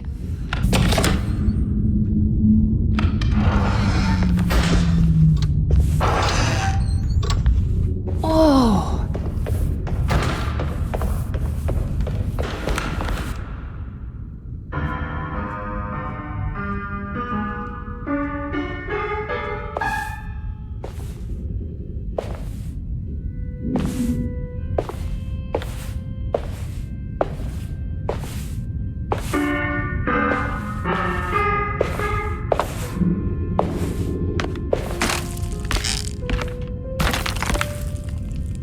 Do you teach piano as well? Huh? You're a governess. Did you teach those clawing Casino kids how to play the piano? How do you know about that? Just because grown-ups don't notice children doesn't mean we don't notice you. Yes. I taught them some piano. Are you any good at it? Not good enough to play a broken one. It fell from the attic. Brought half the ceiling down. It was Jeremy's fault, wasn't it? Nobody knows what happened, but you're not wrong.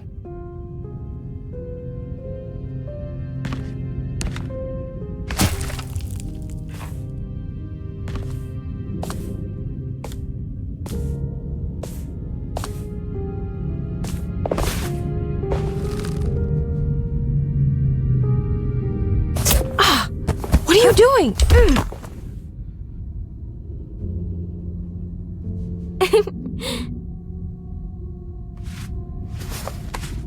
I'm gonna go now.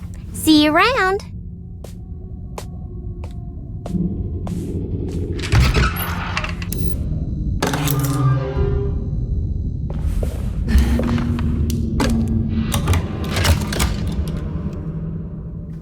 Come on, Grace. I'm too tired for games. I'll even let you play with my jackknife. Oh, good evening. You haven't seen a little girl by any chance, have you? I don't think so. You would have known if you did. The only kid crazy enough to be in this place. She's not in her room, then? That would be a first. Always running around causing trouble. She's very hard to pin down, that one. You want a sip? I'm good, thank you. Well, I should be going then. Unless there's anything you need from me. I just want to find my uncle before anything happens to him. Oh, don't worry, miss. He'll show up. He is much too lily-livered to kill himself. Why would he? It's his greatest ambition, didn't you know? Take care now.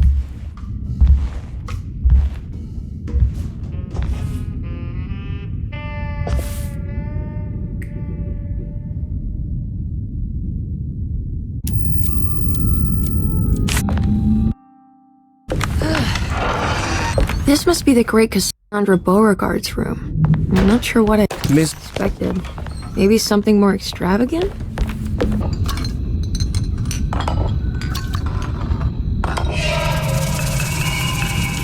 Let's write this down.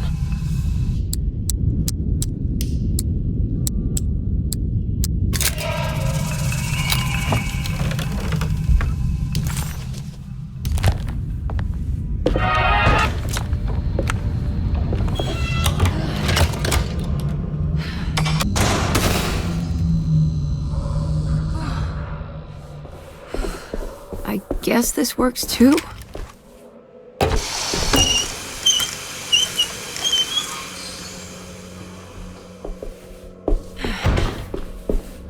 Jeremy? What the hell is that?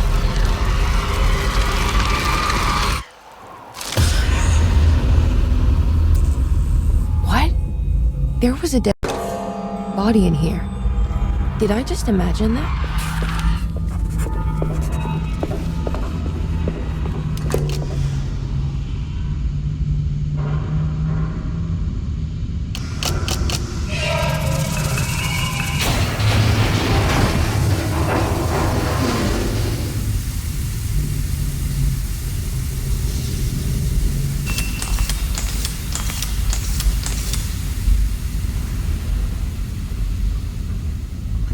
talisman is showing another room.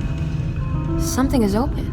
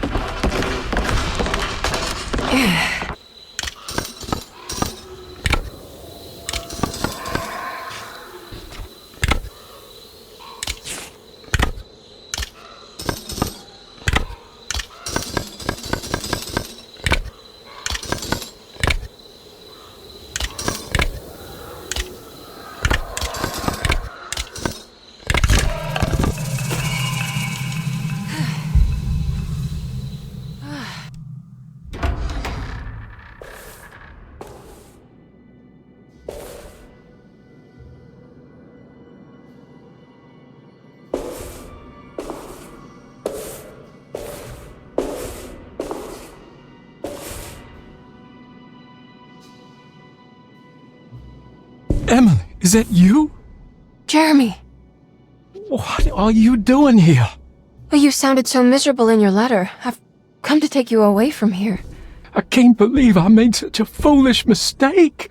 All I wanted was for you to stay away. What do you mean? I bargained with the Dark Man. A pact to keep New Orleans safe with my own life as tribute. The Dark Man isn't real, Jeremy. There's nothing he can do to hurt you. How do you think any of this is happening? How do you still not trust my words? Fine. Then let me help. Don't be foolish. He will bury you next to me in his sunken temple for an eternity. I don't care. I'll find a way. I have my own talisman, and I know about Tarawea. Oh, wait, don't speak.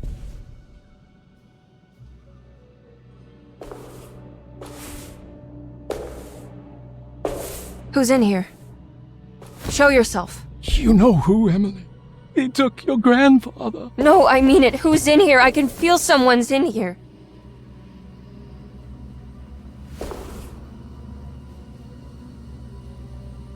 Emily!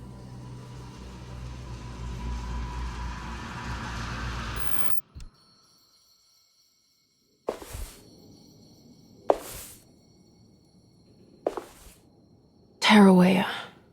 Why do you want to go there, Jeremy?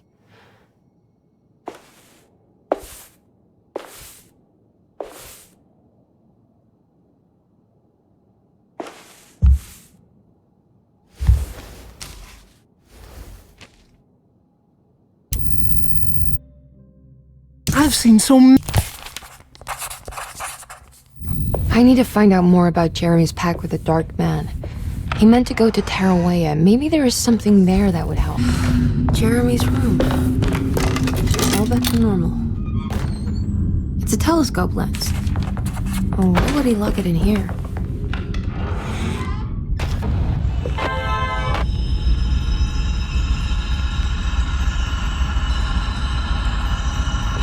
Oh.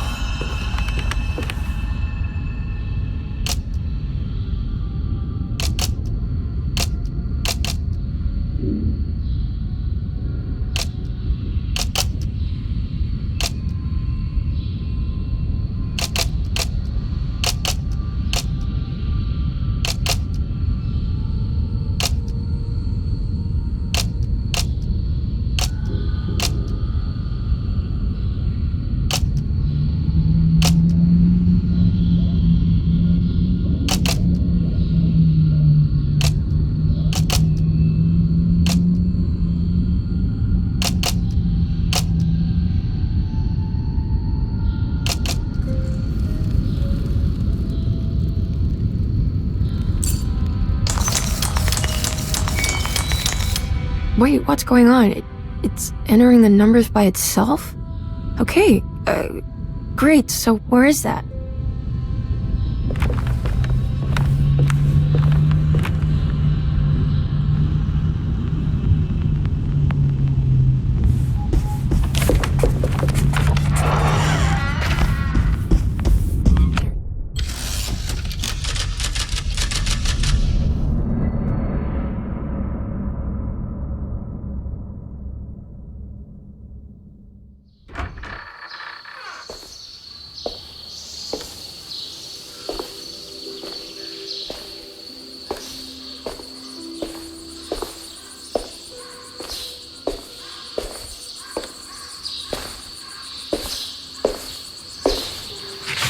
You should not have come, Emily.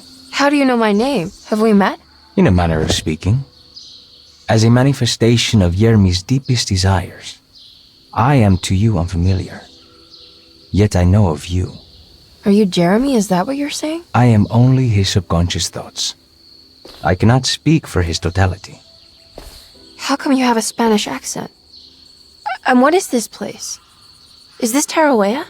This is indeed the fabled convent of Tarawea, where Yermi goes to find peace during his sessions with Dr. Gray. It's all fantasy then. Based on the things he has read and seen. And that includes you. Yes. My name is Juan Luis Jorge. Yermi once read a book of mine. It stuck with him. Can you help me break the pact with the Dark Man so we can leave Derceto? Yermi doesn't want you to. He wants to honor his word to the Dark Man. Why? What's the point? I don't understand what the pact is for. The people of Derceto are calling upon evil to enter this world. Your uncle offered his soul to the Dark Man to contain this disaster. What? No, that doesn't make any sense. The pact will be fulfilled at dawn. As the sun rises, Yermi will forever be entombed in his sunken desert temple. As promised, the Dark Man shall quarantine and starve the evil inside Derceto. What about all the patients and the staff? They will not stand a chance. That's unacceptable. How could Jeremy agree to this? Desperation, of course. Yermi did not choose martyrdom lightly. Well, nothing is lost yet. I'm sure I can find a way to break the pact and save Jeremy. And hopefully the people at Derceto. What even is this evil you're talking about? I don't know much. I think some nightmarish entity from the bayou. I'll just have to deal with that later. First, I have to get Jeremy out of his deal. What? Did you run out of arguments? You're actually quite inspiring, Miss Emily. If we put Jeremy's feelings aside, I would have to say I agree with you. Really? You might just be able to save the old man from himself. I think you should take a look in the convent library. Try to find the truth about Jeremy's relationship with the Dark Man. Okay. You should know that you won't be alone in those grand halls. The Dark Man has been reading those books for years. He's here? You'll have to be very careful. Of course. I can be careful. Good luck, Miss Emily.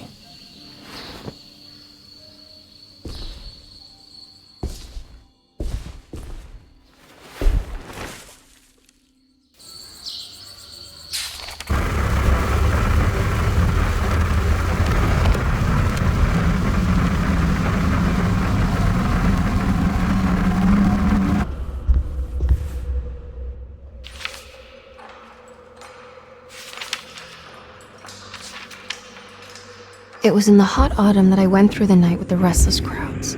He was a kind of itinerant showman who held forth in public halls and aroused widespread fear. The New Orleans address of the event is lost, but I remember distinctly the Prext shipping company pressing their contribution. Emily!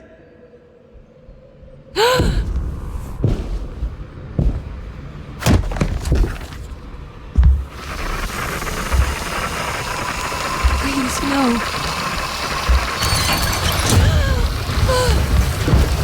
I hope you found what you were looking for, Emily. I fear there is no going back. He's in my head, Juan. His breath replacing mine. You should not have come, Emily.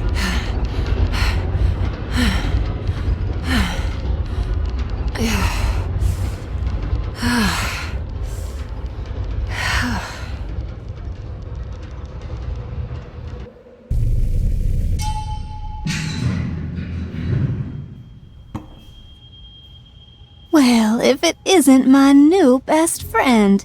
Come, join me for some giggle water. Ruth? Oh, Miss Hartwood, don't tell me you've been out swinging without me. Ruth, what is this place? Where are we? Have you never been to the Maccabean before? Goodness me. Tell me, Miss Hartwood, have you ever considered going out for an evening? Are we in New Orleans? Oh, who can tell anymore? I just went inside the grand parlor and suddenly here I am. The grand parlor? Can I get back to Derceto from here? Are you sure you want to? We could stay here and drink the night away. How about a gin fizz?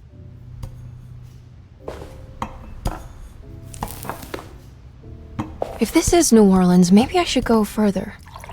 Find that magic show the book was talking about. But there was no address, just Prigg's shipping company. Oh, is this about where Jeremy met the Dark Man? How do you know about that? Jeremy talked a lot about the Dark Man. I always felt a bit envious. How so? If an all-powerful entity showed me any interest, I'd at least hear him out. I'm sure he has plenty to offer. I don't think you'd want that, Ruth. You're too sweet for such darkness. Oh, please. What kind of blue nose do you take me for? I relish the darkness. I think it suits me.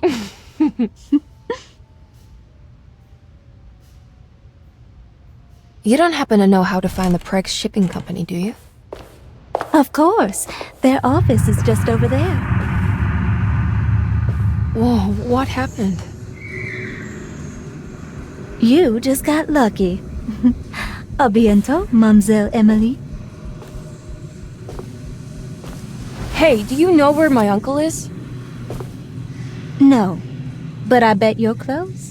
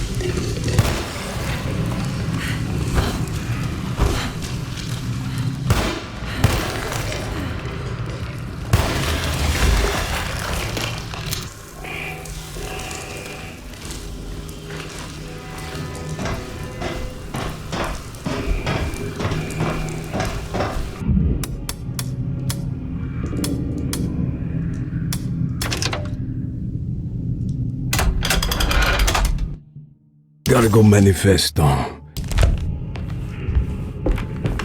This is it.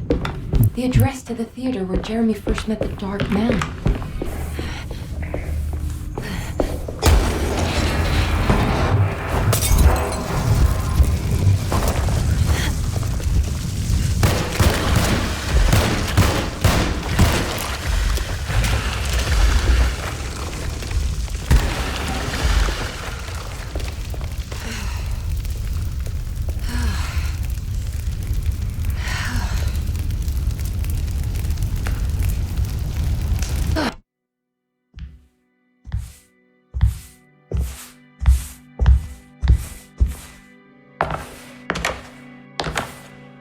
You shouldn't have come. Don't say that. You needed my help.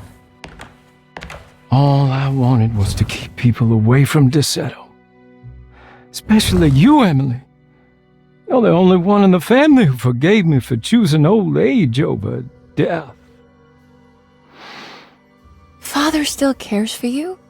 He is paying for your treatment at Derceto. To get rid of me! That's the only reason anyone's at Derceto. Someone in the family thought you were becoming an embarrassment. Help me get you out of this mess, Jeremy. I want to take you away. Your father would send me right back.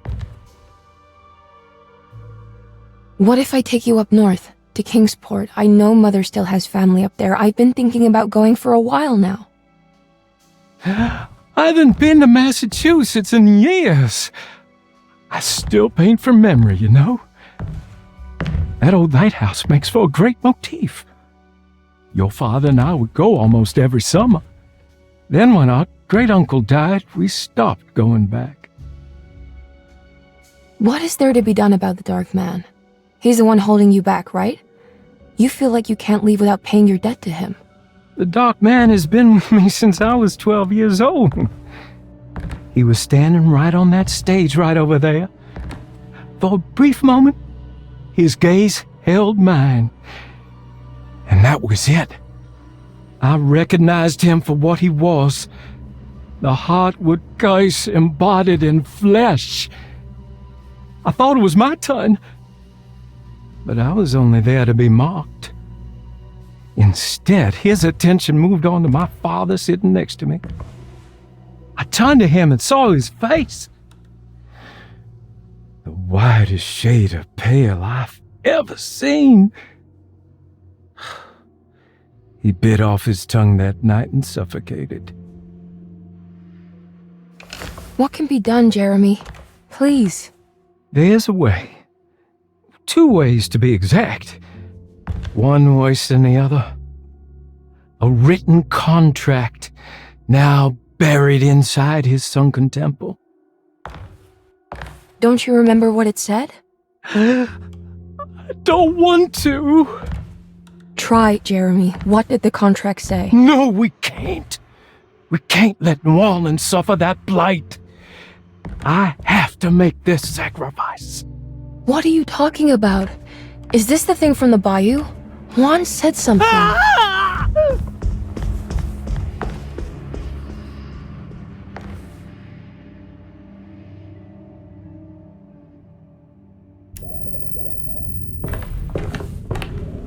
Okay, so there is a way to break the pact, at least. Hidden somewhere inside the Dark Man's temple.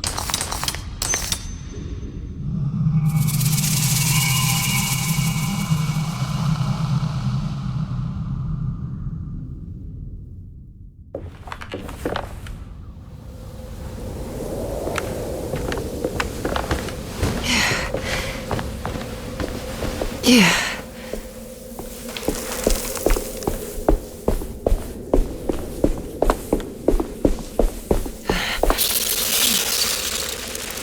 Okay, you can do this, Emily. I need to get down there some.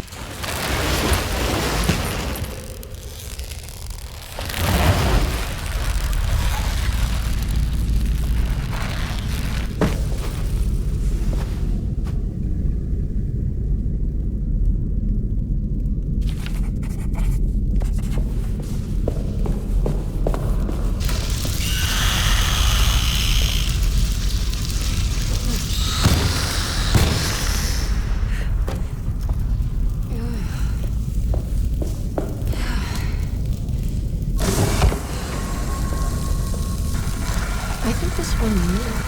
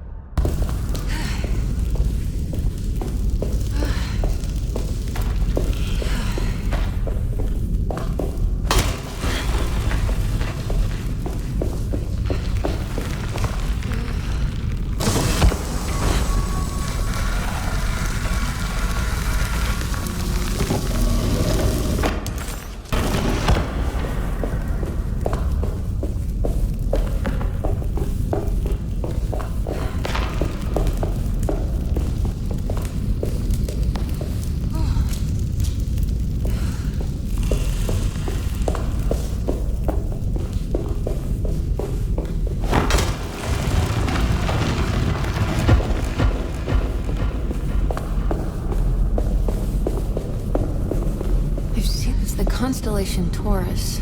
The big star is Aldebaran. Something to do with the Dark Man.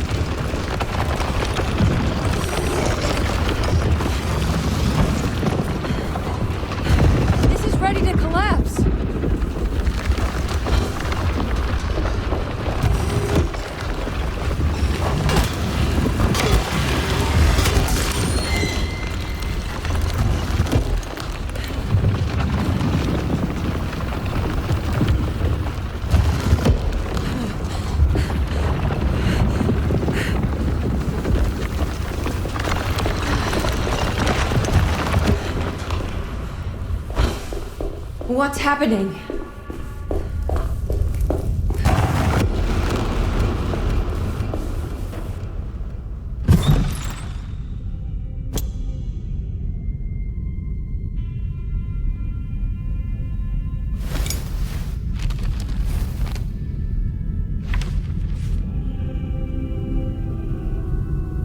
Acknowledge psychological trauma. Break through the barriers of self-deceit, temper, manic behavior.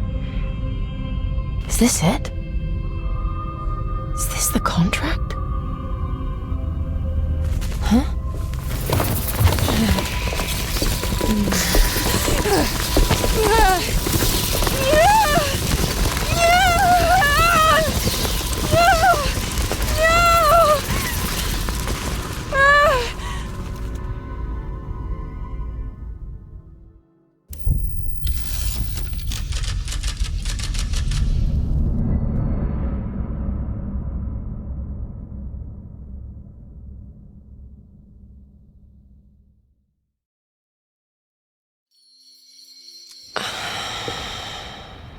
Oh, Jeremy.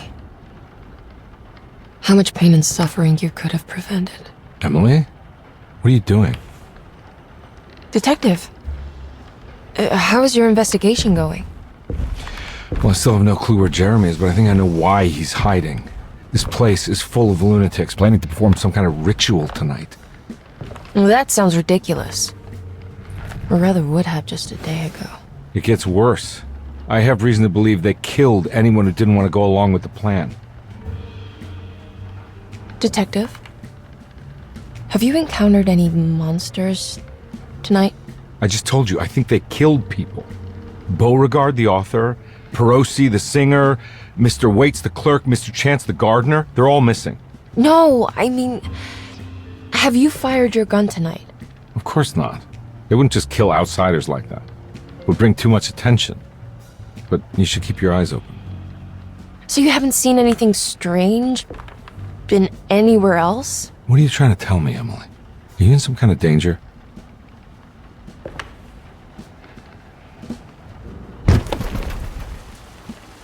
Let me drive you back to New Orleans. I think I have enough. You know, at least get the police to take a look at this case. No, I'm fine. Thank you, Detective. I'll find your uncle, Miss Harwood. Just stay out of trouble.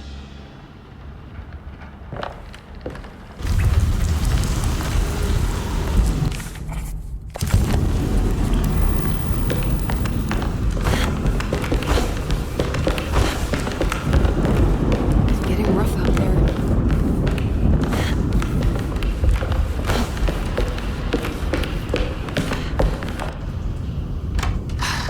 If we can just get rid of Jeremy, everything will go back to normal. That reminds me. I saw Miss Emily earlier. You remember her? You know she's Jeremy's niece. She's looking for him. That's right. She's helping us. In her own way. As long as she don't stand in the way of the mother of 1,000 young. I don't think she knows or cares about that. She just helped Jeremy. I've been more worried about that Detective Carnby fella. He been snooping around asking all kinds of questions. God, it hurts. I wish you would stop doing that. Gives me the heebie-jeebies.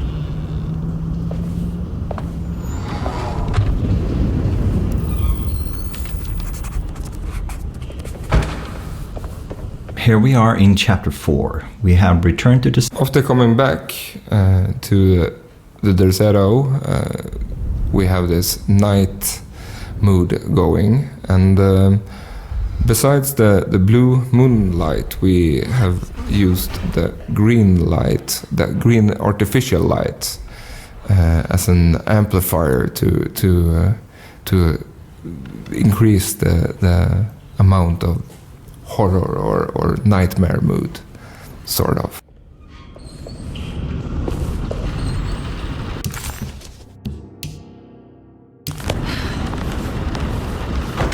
As I was naming the thing in our story that wasn't at the very center, but rather that I needed another doctor for Dr. Gray to be corresponding with, for instance, I tried to pick things found in the original game that seemed to have an essence of the thing I was naming.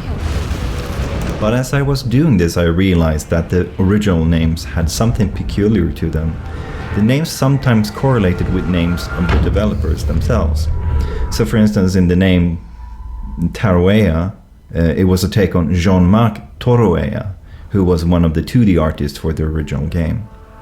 Or for instance, the text named The Book of Yael, written by a Monsignor Bachet, both fits the first name of Yael Barros, another 2D artist, and Hey, little lady, how's your evening been going?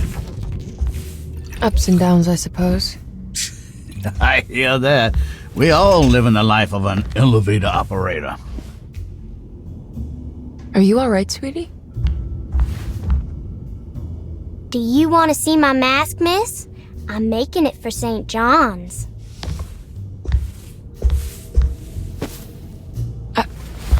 How did you... Is that supposed to be my... Ow! You should learn your place, little girl. Why are you acting this way? What did I ever do to you?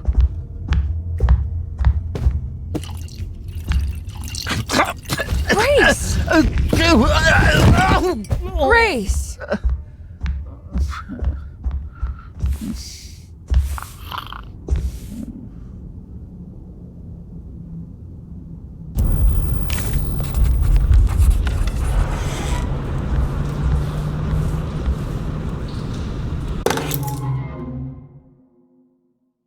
I'll just borrow these.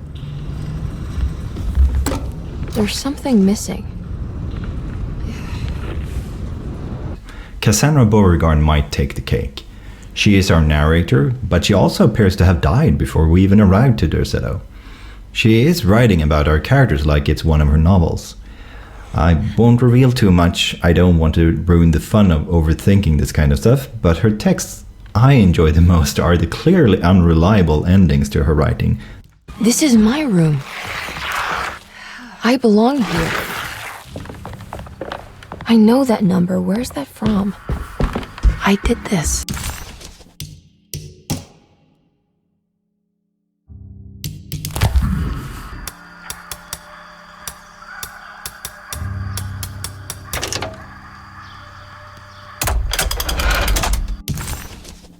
Darling,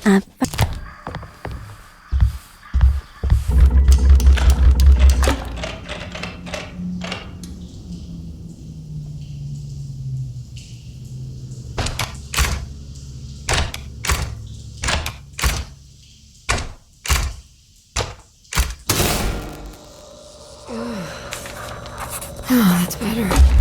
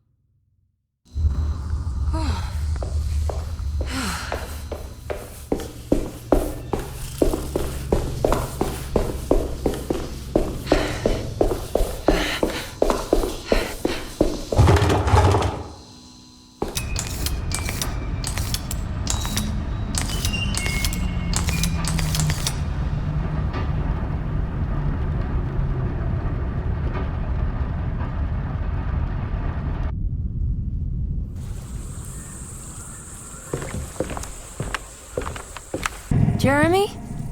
Can you hear me? The motor is dead. I can't do anything more.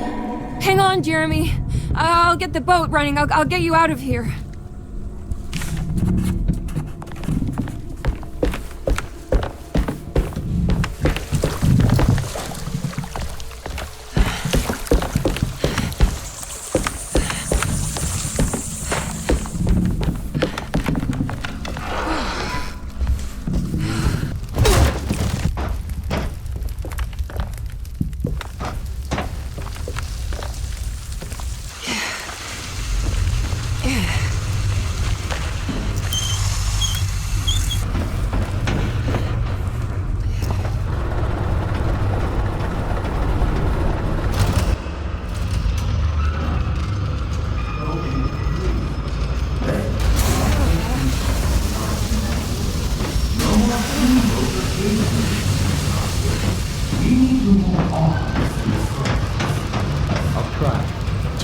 Are you ready to tell me what happened?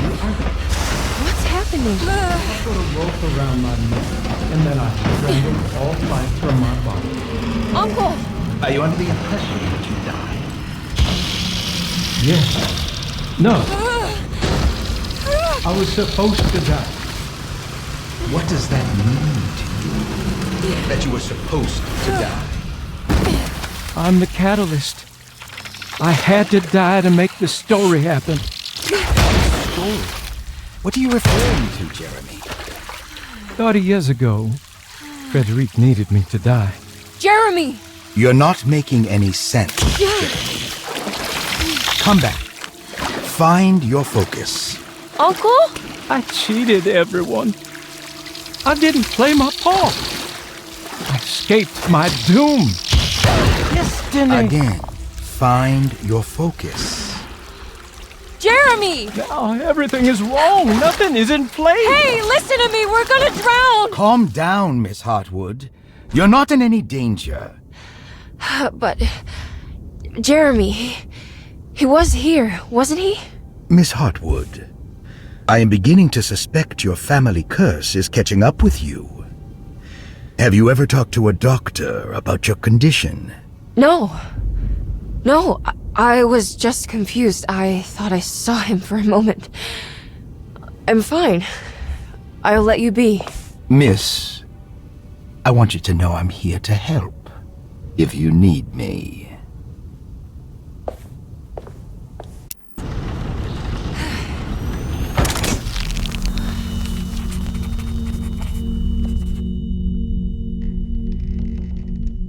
Is this how you travel?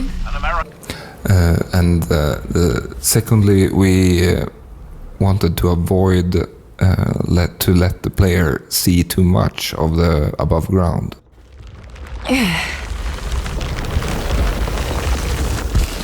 If you get up close to the mound beast, you can see his head is actually really cool. It doesn't have any eyes, and it kind of resembles how a bat looks.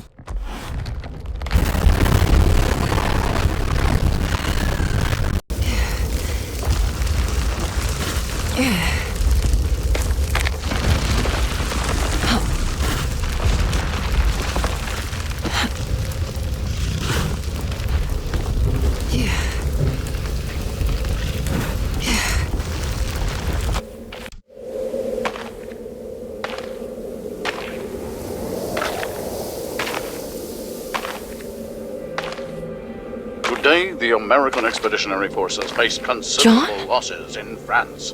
The brave men fallen on these Elysian fields will forever be remembered as defenders not of just Europe, but the world. What's the matter, Emily? President Woodrow Wilson spoke to our I can't do country's this. war widows, asking them to stand tall. What's the and matter? remember their husbands. I can't take you dying again. Speak of them proudly, and remember I'm them still hurting. What's the matter, But Emily? the war effort in Europe is not our Your death was just so... Death numbers on the home front are on the rise due to the influenza known as the Spanish flu. The New Orleans City Council decided to open yet another emergency hospital in the old Derceto plantation.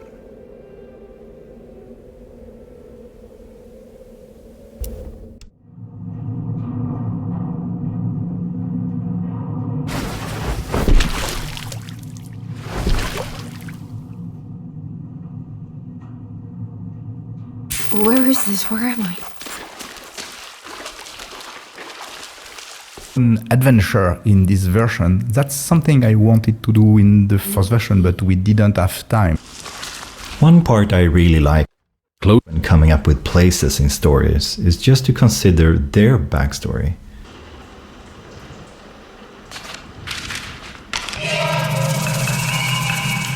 What's that?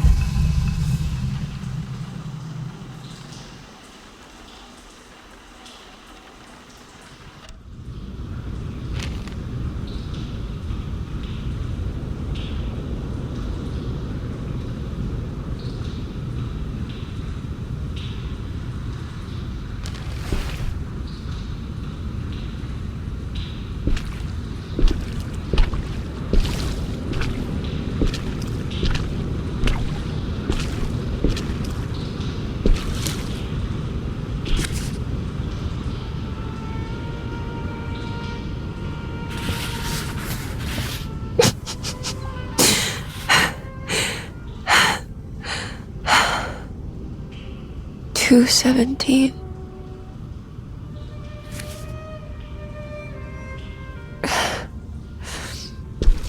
Oh, John. I didn't know this is where you would end up. I didn't want to know. I stopped visiting you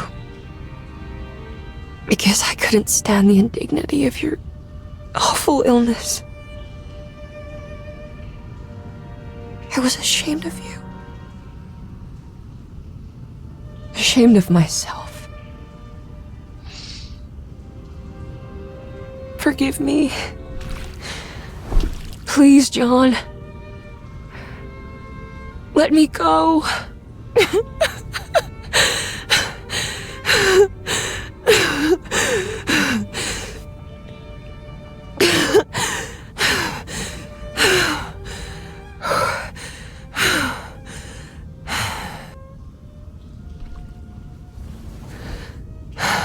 Are we done here? Is this what you wanted?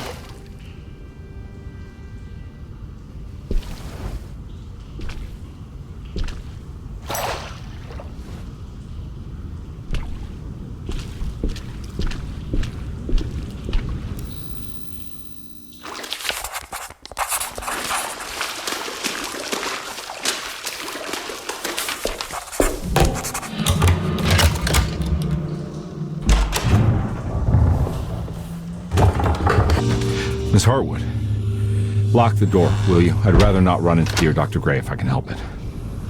This feels strange. So very strange.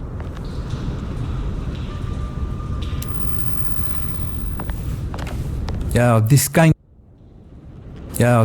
of static camera in the game reminds me a lot the original one, but actually I hated it because when the character face a room, a new room, from the player point of view, you cannot see inside the room, so you are scared to walk in, but actually the character in the game can see inside the room, and it disturbed me a lot during the whole dev of the game.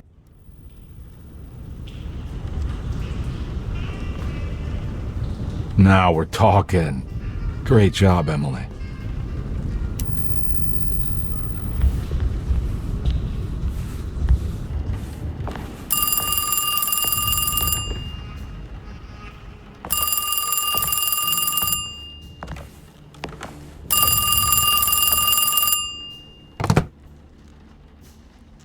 Hello? Who's there? Jeremy? Jeremy is with the Dark Man. You can't save him. Jeremy is with the Dark Man? Where? Who is he? What is the Dark Man? The Heartwood curse. He will come for you too.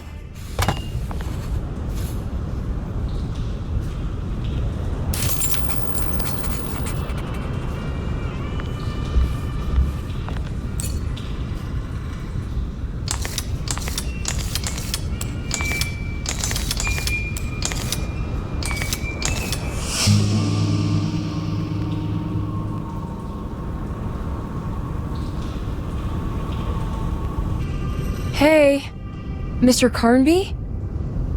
What? Nothing, right? It's a closet. That's right, Detective. I'll see you later. I have to finish this. You're going inside the closet? I know what it looks like, but I can't explain it, much less justify it. All right. You do what you have to do, miss. Goodbye, Detective.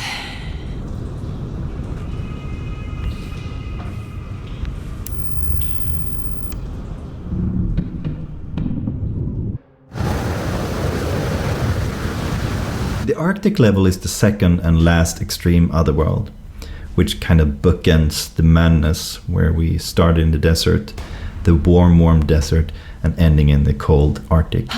And the warm desert, of course, is being the lion's nest, so to speak, for the Dark Man. And the cold Arctic is therefore the opposite. It's a world dreamed into existence by Jeremy to protect his own manic personality. And in charge of this protection is Jacob van Ostad, who we find and fight on top of a cliff. I could go on about how the last layer of hell in Dante's Inferno is a cold wasteland, but that was an afterthought. It really was a lot less complicated than that. It was just a text in the original called The Unfinished Chapter of Terra Incognita by Jacob van Ostad, which conjured this vision of an Arctic landscape, and that really fitted well with our narrative, so we incorporated it. Who are you? What do you want? Emily, you should not have come. Hey, we can talk about this. It's too late for that. It's too late.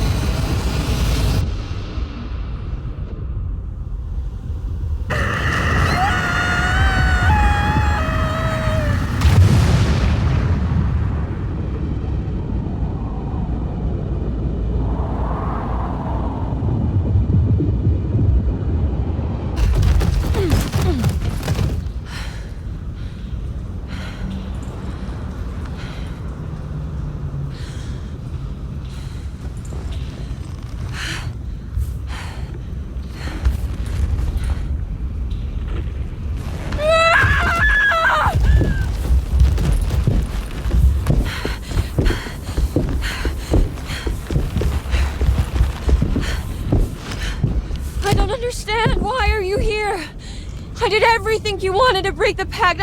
What else can I do? Wait, it did work. That's why you're coming after me. You're in my head now. In that case, I hope you enjoy your stay. Emily, stop! Don't worry, we got you.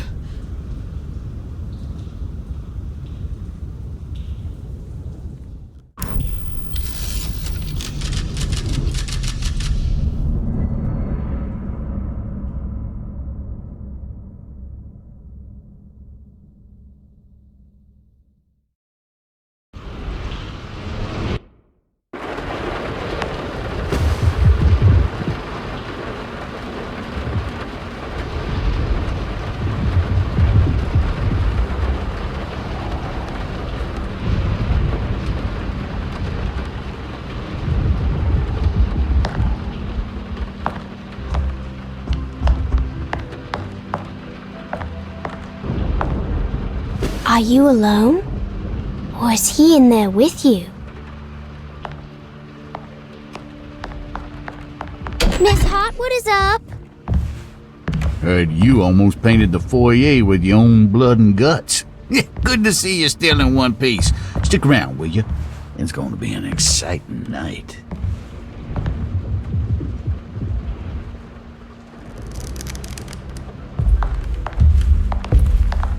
Good to see you made it, miss.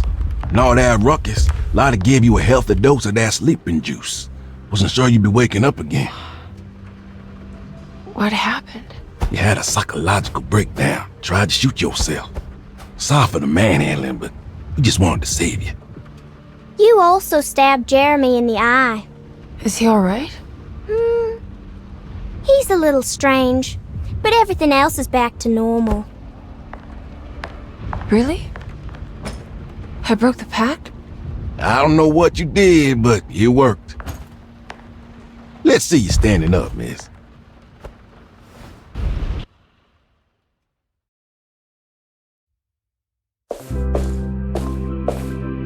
Jeremy, are you okay?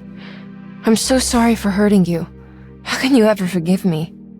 Emily, I missed you so. I do hope you'll stay with me for a while. Uncle, what's wrong? Is it anesthesia? He seems so meek. I wish that was the case. It turns out that you managed to lobotomize him. It's actually quite impressive considering your technique. This is permanent? You sacrificed a piece of his mind to save the whole. It's a little like treating a bad knee by cutting off the leg. It's blunt, but it works. That's terrible. Perhaps. But at least he won't suffer anymore. Do you remember the Dark Man, Jeremy? Ah, yes. Where did he go? I hope he is doing all right. You see? With a violent stab, you made any future treatment quite redundant. I assume you will be bringing him with you back to New Orleans. I will. I just need to find Detective Carnby.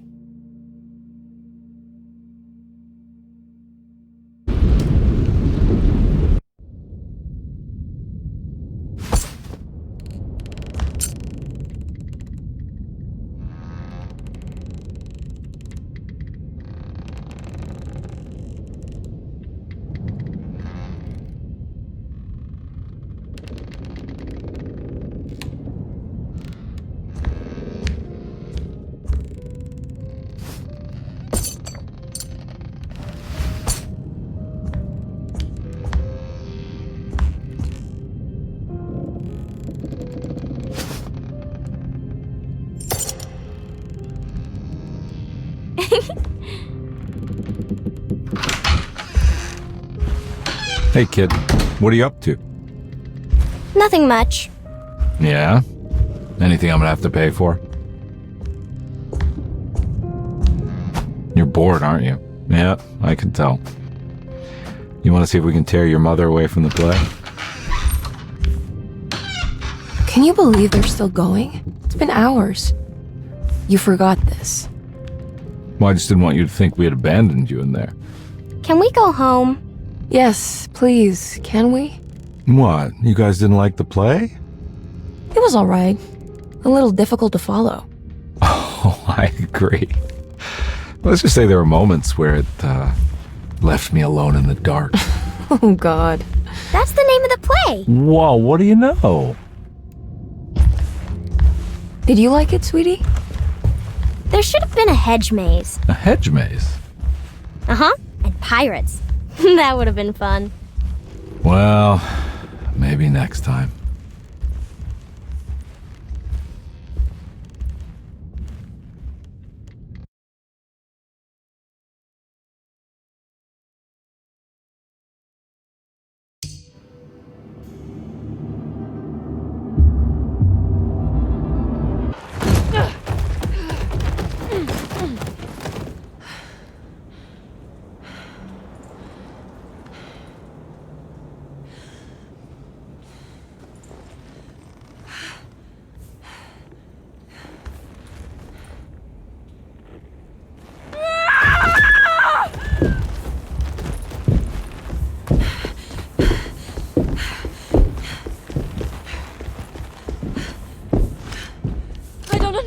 Why are you here?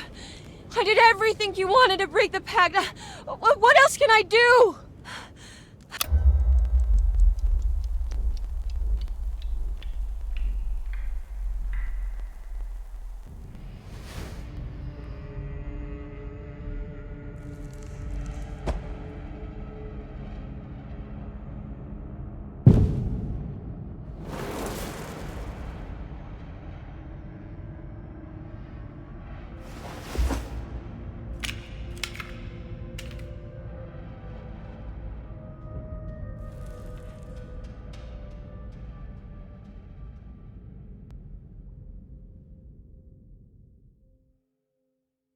Where are you, Emily? I'm in his temple. Why? It's what I see when I close my eyes. Are you afraid? No. Not anymore.